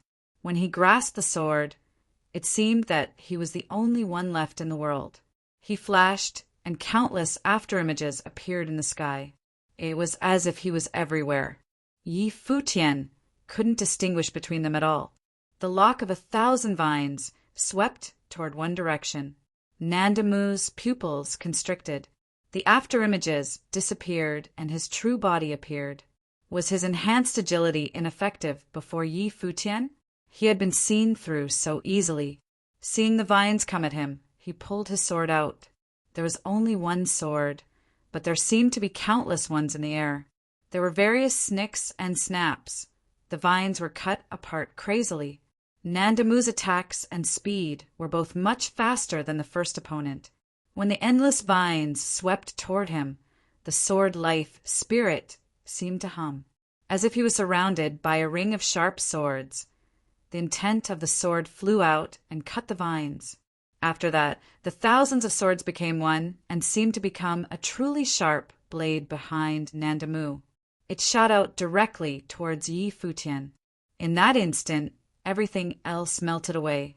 The sword's radiance was enough to destroy everything, as expected of Nanda Mu. All members of the Nandu clan stared sharply at the battleground in the sky. Nanda Mu was one of the top younger members of the clan, and he lived up to expectations. This sword would definitely defeat Yi Futian. Countless gazes fell on Yi Futian. He stood there without moving, watching the dazzling sword come at him. Boom! Everyone saw a blinding fireball explode around Yi Futian. For that moment, his already brilliant golden body was covered by flames. They burned his body, releasing a scalding fiery red glow like the sun. The fire element. When the crowd saw this, their pupils constricted. Then they saw Yi Futian reach out.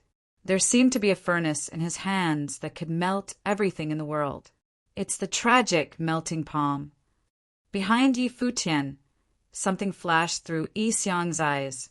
This was a battle technique from his practice room. It was a fire element technique with extreme explosive force.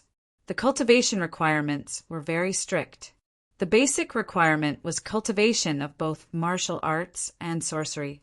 One also needed enough fire element power. If only semi-cultivated, it was very weak, but once one fully cultivated this technique, it was terrifying. It was also developmental and wasn't restricted to a certain plane. Yi Xiang didn't know Yi Futian had learned this technique. It was his first time seeing Yi Futian use it. Now he was thinking how many secrets this guy really had. Perhaps he could see a glimpse today. He'd already guessed what Yi Futian wanted to do. Now, Yi Futian shone like the sun. His body had turned into a furnace too.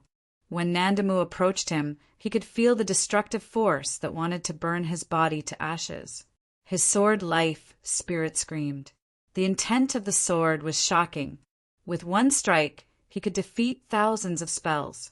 Now, it stabbed towards Yi Futian. Yi Futian reached out his hands. It was like a scary furnace had appeared. He grasped the sword directly. Under Nandamu's shocked stare, his sword melted bit by bit until it disappeared. A gust of shocking heat appeared.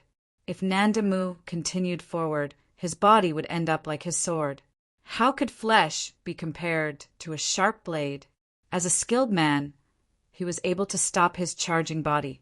He abandoned his sword and retreated, but it was too late. Yi Futian's wings flashed, and his body turned into lightning. Reaching out, he clasped his palms of fire on Nandamu's neck. Then his wings flapped, and Yi Futian descended quickly. He raised his hand and slammed Nandamu to the ground while he shot into the sky again like a golden streak of lightning. The powerful figures of Nandu clan watched as Nandamu writhed on the ground. He was covered in burns and had been injured gravely. Someone covered with light took him away.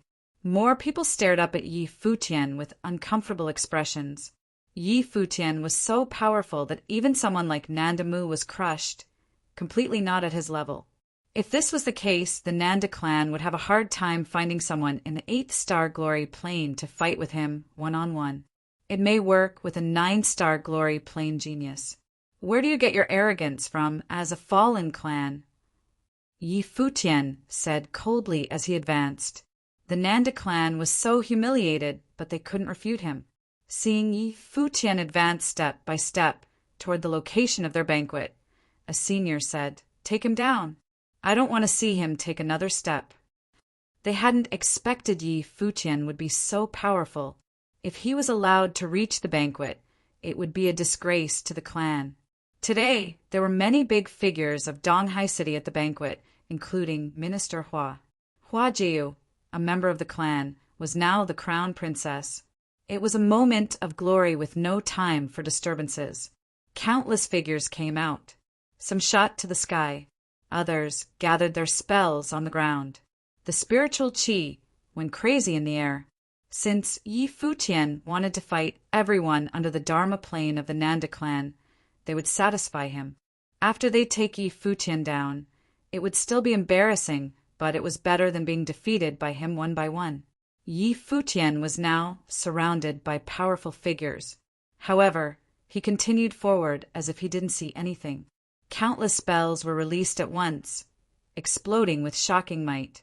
Spells of various schools swept towards Yi Futian as one. In an instant, the youth was attacked by all these spells, but he continued strolling in the air, seeming even more elegant. Chapter 97. Chapter 97. Shock. Chapter 97. Shock. Yi Futian floated arrogantly in the air. His body was illuminated by both a golden light and the light given off by the flames. Yi Futian shined bright like the sun. The attack spells continued to charge at Yi Futian, but every time they got close, they were destroyed by the flames. His body acted as a giant furnace. This was the frightening point of the palm of melting sadness. In order to cultivate the palm of melting sadness, one needed to cultivate both martial arts and sorcery. They must gather endless amounts of fire spiritual qi to join with the fire spiritual qi within themselves. This would cultivate the body in a fearsome burning furnace, ready to incinerate all in its way. And when the powers erupted, the flames would gather in the palm. If others were struck by the palm, they would be directly cremated into ashes. If Yi Futian hadn't gone easy on Nandamu, he would have been dead, ceasing to exist. When the members of the Nandu clan saw the attacks thrown at Yi Futian being destroyed, the expressions on their faces darkened. What type of battle technique was this? It was just too powerful. They knew ordinary spells were no use on Yi Futian, whether it be martial arts cultivators or sorcerers. Anyone within the 8-starred glory plane was a piece of cake to Yi Futian. More clan members gathered. They all knew of the insulting words Yi Futian said, but all they could do was watch as other members fell victim to his wrath. Just then, a golden rod, formed by spiritual qi, appeared in Yi Futian's hand. The wings on his back fluttered and carried him off like a giant rock at an incredible speed. A sorcerer was casting a spell in the direction Yi Futian was headed in.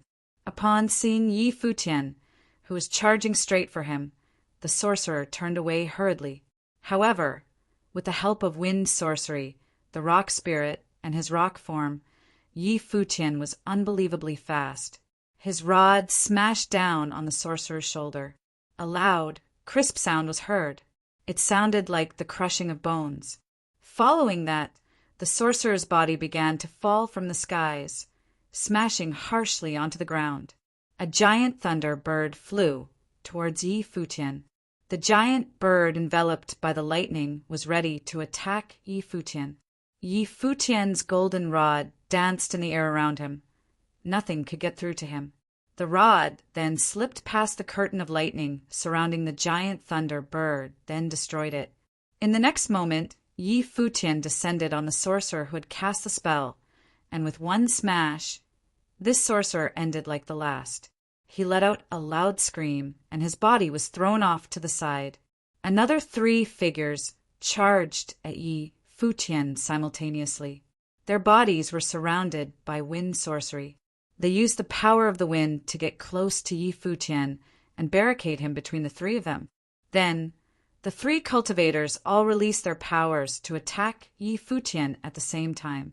There was a sharp halberd aimed for his heart. There was a storm of punches of beast-like strength. Every punch thrown was accompanied by a beastly growl, like that of a lion or tiger. There was also an attack of frost, ready to encapsulate everything in a thick layer of ice. The frightening ice storm moved towards Yi Futian as if it was prepared to bury him in ice. All 3 of these men were either just martial arts cultivators or cultivators of both martial arts and sorcery. 2 of them were in the 8-starred glory plane, and 1 in the 7-starred glory plane. This group of power cultivators ganged up against Yi Futian. The golden rod danced in the air while the aura around Yi Futian became stronger. The wings on his back carried him around. In the blink of an eye, and without any hesitation, Yi Futian attacked with the rod quickly. Bang! Bang! Bang! 3 bodies were struck by the rod and thrown back. The 3 cultivators spat up blood in midair. Yi Futian did not stop moving. The golden rock moved quickly and landed on the floor. 2 more people screamed out in pain as the golden rod landed on their bodies. In a flash, Yi Futian charged at another person. Before Yi Futian could even get close, the person attempted to make a run for it, but with a single swipe of the rod, his body was thrown into the air. Following this, the body surrounded by golden light continued to attack. Inside the Nanda Palace, people were being thrown left and right or were smashed into the ground. The whole palace was filled with blood-curdling screams. Countless members of the clan had fallen.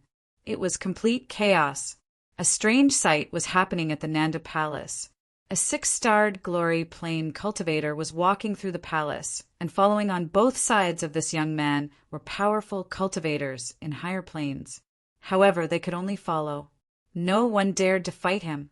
Even sorcerers were reluctant to cast attack spells on him from afar because people had tried to do so earlier and were all defeated by the golden rod. Yi Futian continued to advance as members of the Nanda clan followed beside him.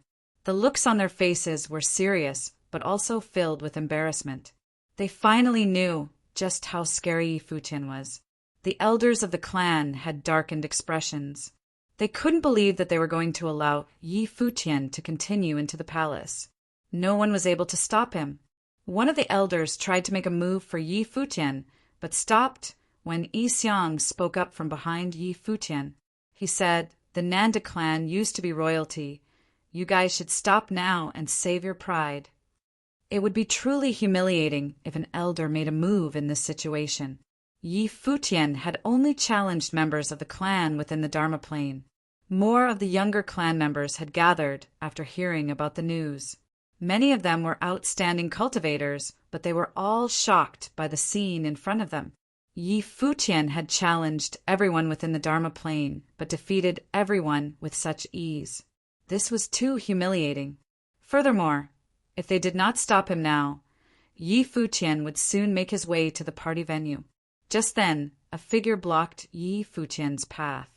He was strong and powerful, a 9-starred glory plane cultivator. "Stop right there," he said. Immediately after he had spoken, Yi Futian charged forward. He did not want to waste his breath on this guy. Unfaltering, the cultivator let out a scream. Spiritual chi collected for a spell. A golden, rounded gear spun quickly, cutting into the air, headed towards Yi Futian. The sharp gear was able to attack from all directions. It was able to block the light of the sun with its large size. If struck with the gear, the body would definitely be cut up into pieces. Boom! Yi Futian put one foot forward, his power building up from within. He swung the golden rod down once, and the large gear in his way was destroyed. Yi Futian charged toward his opponent at the speed of light, only to see that he had formed an even bigger gear with spiritual chi. An ear-splitting sound rang out as the gear spun. It was as if the gear could cut through thin air. Seeing that Yi Futian was racing toward himself at full speed, the cultivator sent the giant gear spinning towards Yi Futian with a wave of his hand. Boom! Another swing. The golden rod struck down on the gear, splitting it apart just as it had to the last. Yi Futian continued to advance. The 9-starred glory plane had a completely different expression on his face now. He opened his mouth, wanting to say something as he looked at Yi Futian. However, Yi Futian had no time to waste on him. He swung the rod and threw the cultivator to the side. It was as easy as stepping on an ant. A 9-starred glory plane cultivator was no different from the rest. One swing from the golden rod and they were all defeated. Many members of the Nanda clan were shaking in their shoes. The 9-starred glory plane cultivator who was just defeated was a rather well-known member of the Nanda clan, but even he was unable to stop Yi Futian. Yi Futian sped up, his golden wings spread out to carry him away. "Stop him!" someone screamed in rage. However, Yi Futian was no longer going to stay and fight. As he advanced, the golden rod never stopped moving. People were sent flying all along the way. Finally, the party venue could be seen just up ahead. Many partygoers shifted their attention to Yi Futian. Nanda Tai and a group of the most powerful cultivators of the Nanda clan did not know what to do. However, the guests seemed excited to see Yi Futian. He truly was powerful. During Dong High Academy's Assembly of the 7 Schools, everyone was left with a deep impression of Yi Futian. They were so taken with that one piece he played, the world. Now he has broken into the Nanda Palace, destroying all that got in his way, just like a young war god. Such a pity, many of the guests thought to themselves. This brilliant young man was going to end up dead because he chose to break into the Nanda Palace and defy the imperial order. "Minister, Hua held his wine glass, and murderous look filled his eyes. It seemed like someone was seeking death, but this was all within his expectations. At this time, two people appeared amongst the group of Nandu clan members. It was Hua Jiyu and Nanda Wanin. Hua Jiyu's eyes were trained on the young man headed her way. Tears rolled down her face, her heart in pain. Yi Futian floated in the air in front of the main stage of the venue. He looked towards the person seated up in the main seat and then turned to look at Hua Jiyu. The iciness in his eyes melted again, and he smiled. "Fox, I'm here." "Dummy," said Hua Jiyu as she cried. Minister Hua had come all this way with the imperial order from the emperor. It was obviously ill-intended. If they tried to defy the order, Minister Hua would definitely not hesitate to kill the both of them. "Restrain him," ordered Nanda Tai. Many of the most capable younger clan members rushed out and headed for Yi Futian. Then, the regular young clan members also followed suit. They did not look impressed. How could the others allow Yi Futian to make his way all the way here to the venue? Boom! There was an explosion of spiritual qi in the vicinity. The humiliated members of the Nandu clan all released their powers, flooding the venue with an overwhelming storm of spiritual qi. Right now, all cultivators in the Dharma Plain and below were prepared to gang up on Yi Futian. They were fully enraged now. Noises sounded as a wood elemental spell was cast on Yi Futian, the lock of 1,000 vines.